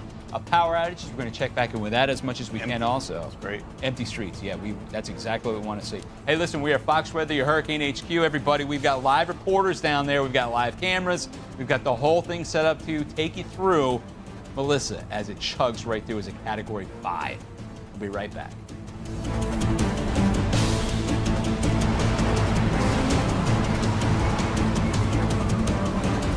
Humana Medicare Advantage plans. Carry this card, and you could have the power to get benefits beyond original Medicare. These are convenient plans that offer all of the benefits of original Medicare, plus extra coverage and benefits. With a Humana Medicare Advantage plan, you could get doctor, hospital, and prescription drug coverage in one convenient plan, with $0 copays on hundreds of prescriptions. All plans include dental coverage, including $0 copays for covered preventive services, vision coverage with eye exams, and an allowance to use towards eyewear, and hearing benefits with routine hearing exams and coverage toward hearing aids. That's more than you get with original Medicare, but it gets even better because Humana offers plans with $0 or low monthly plan premiums. You may also get $0 copays for routine vaccines at in-network retail pharmacies, $0 copays for in-network primary care visits, and $0 copays for in-network preventive services. Plus, worldwide coverage for emergency and urgent care when you travel. And Medicare Advantage plans ensure your covered medical costs, including doctor and emergency care, will never go above a maximum out-of-pocket amount that you know beforehand. Imagine benefits like these in one convenient plan. Plus, you'll have access to Humana's multiple large plan networks of doctors, hospitals, and pharmacies. So if you want more from Medicare, call or scan the QR code now to see if there's a plan in your area that could give you extra coverage and benefits, including coverage for doctor, hospital, and prescription drugs, plus a cap on your out-of-pocket medical costs. And all plans include coverage for dental, vision, and hearing. A knowledgeable, licensed human. Every time I opened that spreadsheet, my soul left my body. I had that too, but I switched to Pipedrive. This is how I always pictured sales in my head. I didn't know it could be so organized. Leave spreadsheets behind. Discover Pipedrive Sales CRM. Gonna help me? I'm you, but with way more gusto. Nice. Hey, we're getting a bike? Even better. We switched to Gusto for payroll. It's always such a headache, man. Nah, with Gusto, it's effortless. Kind of like looking really cool in this jacket. Payroll, benefits, 401k. They even set it up for us. So then, I had time to make some new merch. That's what I've been missing. Switch to effortless payroll. Make your business look good. Yeah, I knew you'd like it.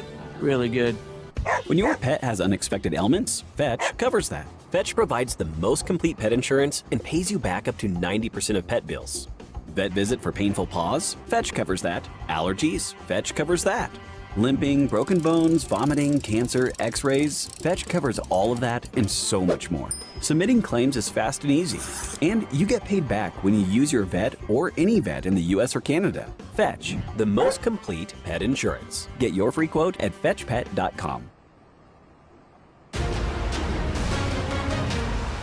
All right, we're getting some new video from the eye wall of Melissa as it crammed through the Black River. You can see some of the roof pieces getting torn off right there. This is the Black River, Jamaica area, and you can see the structural damage, just flying sheets of metal flying through the air.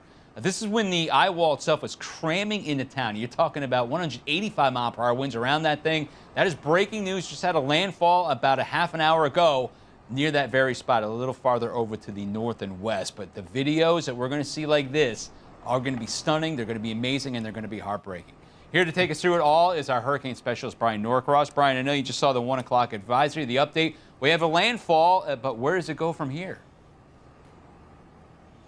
Yeah, so it's going across the island. This landfall was interesting in Black River there. We've been talking a lot about Black River because as the storm eased farther and farther west, it looked like the worst of the winds were going to go through Black River. I'm really interested to know how that person that shot that on their phone, obviously, got that signal out. Maybe they have robust enough infrastructure to survive those kind of winds, or maybe that was early in the process before the worst of it arrived in Black River. But here we are right now, still rated 185 miles per hour, pressure 892 with the 1 p.m. update from the National Hurricane Center. And we can finally see some degradation in this incredibly pristine hurricane that made landfall there. I also want to mention that, look at this, the moisture is still being kind of pushed out toward Haiti, where on this peninsula here, the situation has been very, very bad with flooding, and into the Dominican Republic, although not as bad there. All right, let's look at this close up, and we can see that degradation in the last few frames as the part of the circulation is interacting with the higher terrain on Jamaica. So what happens is the air comes around the storm like this, goes up the mountain, and then comes back down the mountain over here. Well, when the air comes down the mountain, it's compressing. It's like a Santa Ana wind in California, in Southern California. When the air comes down the mountain, it compresses and it warms. So that tends to suppress the clouds and so forth. So that's what we see, that degradation caused by that. But we also see the eye kind of shrinking just before landfall. It'll be really interesting to see what the final analysis is on this from the Hurricane Center. Look at it super close up here. This is just the last hour, and there you can see the center of the eye going right over this town, New Hope. Bob, I looked up New Hope. Turns out there's the Sandals Resort near New Hope, and they funded for New Hope, and there's another town there called White House. Places have about 4,000 people each. They funded a school and water purification for that school, and the school would become a shelter. So we hope that all that worked out and the people in New Hope are in the shelter or in some safe place there, and also here in Black River, because you can see, remember, this is the strongest part of the hurricane right here, over top of Black River and maybe down the coast just a little bit. White House is right here. This line right here is the parish line between, over here is St. Elizabeth Parish, over here is Westmoreland Parish, and New Hope and White House are kind of one community there, just inside the Westmoreland Parish line. The other thing to notice here is noticing the eye gets a kind of a little elongated looking. Again, that's interaction with the land. When the air comes over the land, it starts slowing down, and it just affects the circulation here. Usually it gets kind of diverted off to the left. But we also have mountains up in here, remember, that are affecting the flow of air around the storm. All right, look at the wider view here, and you can see where this is going. So it's going, here's the cone. It looks like it might be going a little to the left side of the cone, but when it gets to the northern coast, now you have winds coming like this back into Montego Bay. The Montego Bay Airport is right on the water, but it's kind of a berm protecting the runway from the Caribbean. But when the wind comes in from this side, the question is whether that's going to be, the berm is going to be enough to stop that water coming into over the runways there at the airport.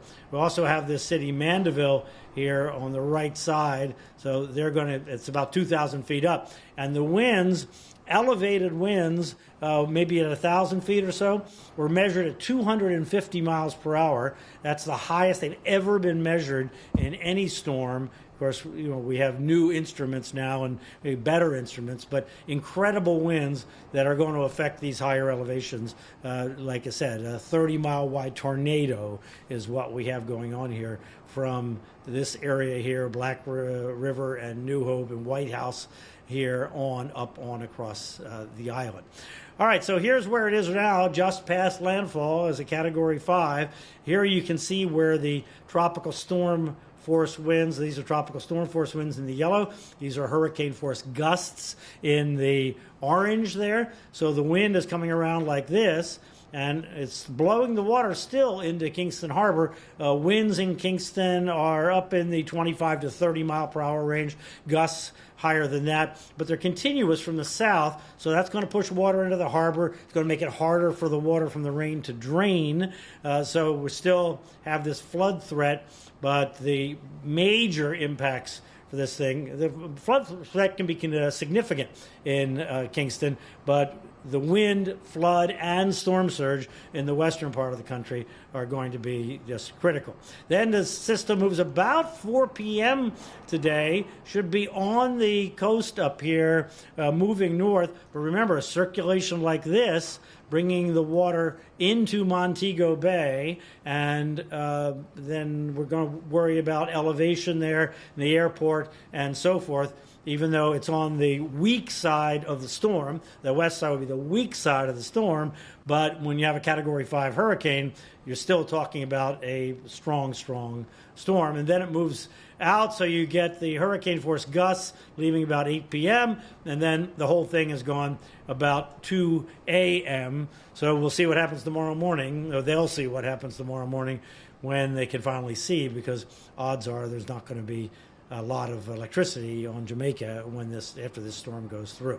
All right, in terms of the rain, you can see there's two areas, one on the highest mountains over here catching the moisture, but up in the mountains here north of Black River and Mandeville, and then on the other side you have Ocho Rios and Montego Bay. This is where the moisture gets caught initially on this side as the winds come this way, and then on the other side as the winds come around that way. So look at this close up in this Black River area. Remember, it made landfall just up here, so the wind coming around like this, and notice this flat plain here. See how low this is right in here? That's where the Black River comes down, and this is all a flood zone right in here. So no doubt water is pushing in there, kind of surrounding the town of Black River, but also rainwater drains down like this and conflicts with that. So this is a high flood zone here. Much of the town of Black River is elevated, but then there's this coastal communities here and Treasure Beach down here, obviously seriously threatened by storm surge, not to mention the water running downhill out of the mountains. And in Kingston, less rain now forecast for Kingston itself, but up in the mountains, all that water up there, and maybe a foot to a foot and a half of water in the mountains, all has to come down. And so you can see here's the drainage where it comes out into Kingston Harbor. So it kind of comes these various areas here like this, draining down through the city. Can the gullies, they're called, in Kingston deal with that? This is what remains to be seen, and this is the big concern there. All right, there's the storm surge. We talked about that over in this area here, Black River, and over to near this Portland Point here, the maximum storm surge here in St. Elizabeth Parish. We're just fearful for anything being remaining there along the coast from Treasure Beach on up toward Black River. Downstream we have Cuba ahead, and that's a major city there, Santiago de Cuba and Guantanamo Bay, of course, and then central and southeastern Bahamas under hurricane warnings. Fringe effects here for wind, Turks and Caicos and Haiti still dealing with the effects of this storm. So there's the forecast for Cuba, 115 mile an hour Category 3. Santiago de Cuba is right on the right side. There's Guantanamo Bay right there. And then moving forward through the Bahamas, Category 2-ish, and that's going to happen. So when it says Wednesday p.m., it means in the afternoon tomorrow, and then moving on to Bermuda and moving quickly by this time. So this would be Thursday p.m., be Thursday afternoon, Thursday into Friday by the time it gets up to Bermuda. So Bob, an historic event here today that we've been witnessing. We'll never, I don't think, ever see a hurricane more pristine than we saw with this one before it made landfall here. Almost, like you would draw an annular hurricane there. Vistaprint prints everything to get your brand in front of your fans, like t-shirts, water bottles, and totes, so everyone can gift it, work in it, and take it. Whether it's one of a kind or one for your whole team, if you need it, we print it with 20% off for new customers at Vistaprint.com. Here throughout the afternoon, take us through it, because we've got that the Bahamas. We're going to see that later on tomorrow. Cuba's up next after Jamaica. Some pictures right here coming in from Kingston. Not quite as bad, obviously, as it was about 2 hours ago. But you talk about the west side of Jamaica. They are getting slammed. They have a Category 5 sitting over the country right now. one of the strongest hurricanes we've ever seen. Live reports from that island nation coming up pretty soon. Be right back, everybody.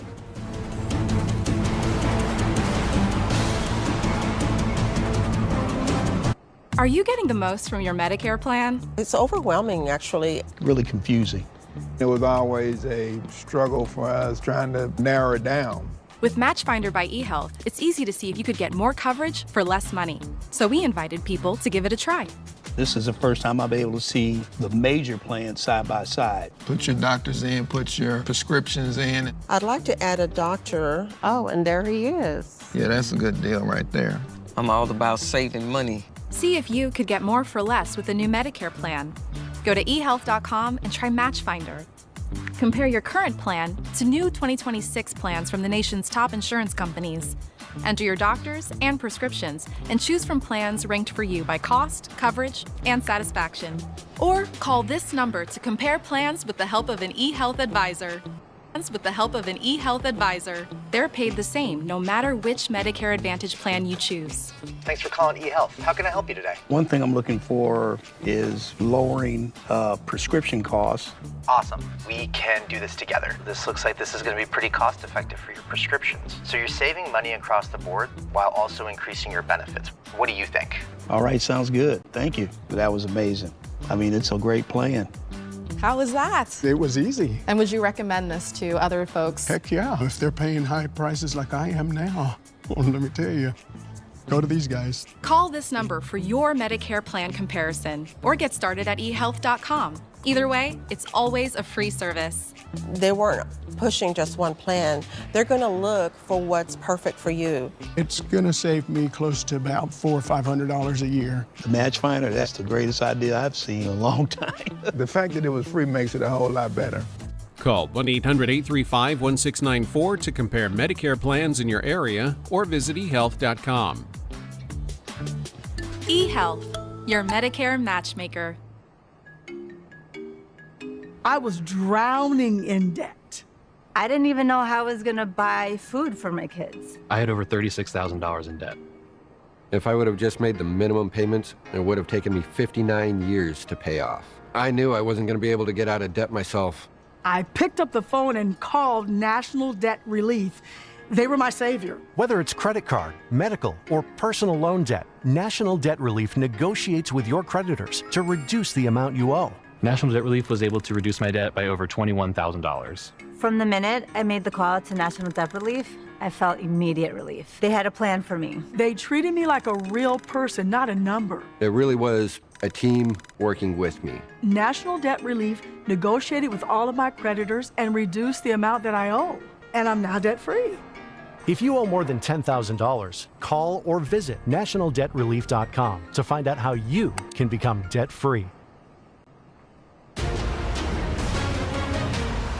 A brand new video coming in right here from a resort in Lucia. You can see as Melissa's making landfall in Jamaica. This is probably before the heavy winds came screaming in, but this is brand new video from the resort.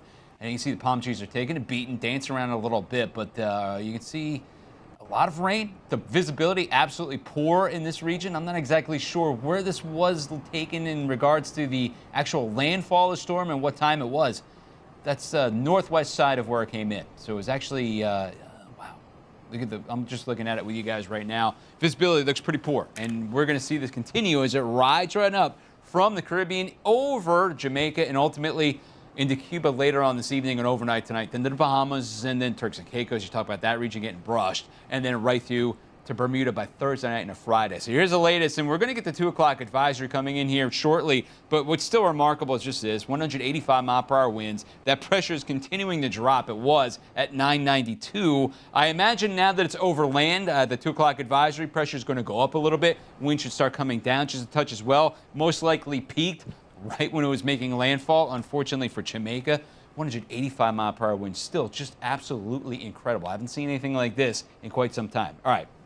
Here's what it looks like officially near New Hope, Jamaica. Again, there was a Sandals resort there, apparently, so people were taking shelter there, apparently. Category 5 hurricane, 185-mile-per-hour max sustained winds. When you got to cross the mountains, you're talking about 240, 250-mile-per-hour winds. And Brian Norcross was just talking about it right, and he hit it right on the nose. You're talking about when the hurricane hunters were flying through, dropping the recorders of how much wind there is. About 1,000 feet up, the winds were clocked at 250 miles per hour. That's 1,000 feet up. These mountains are well above that. You're talking about these mountains going up over 6,000 feet. So clearly, these mountaintops are going to see winds gusting to over 200 miles per hour. That's just going to be incredible. It's going to be devastating. It's going to be very sad. We start seeing these pictures coming in by either late today or tomorrow. So where is it in the record books? You can see wind-wise, yeah, it's tied up there with the major ones, Gilbert, Wilma, Dorian, and Melissa.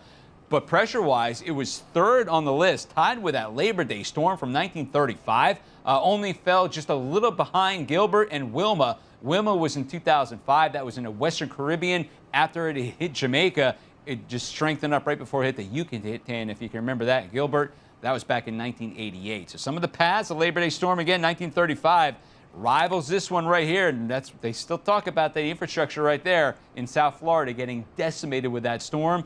This one is going to be just as bad for Jamaica.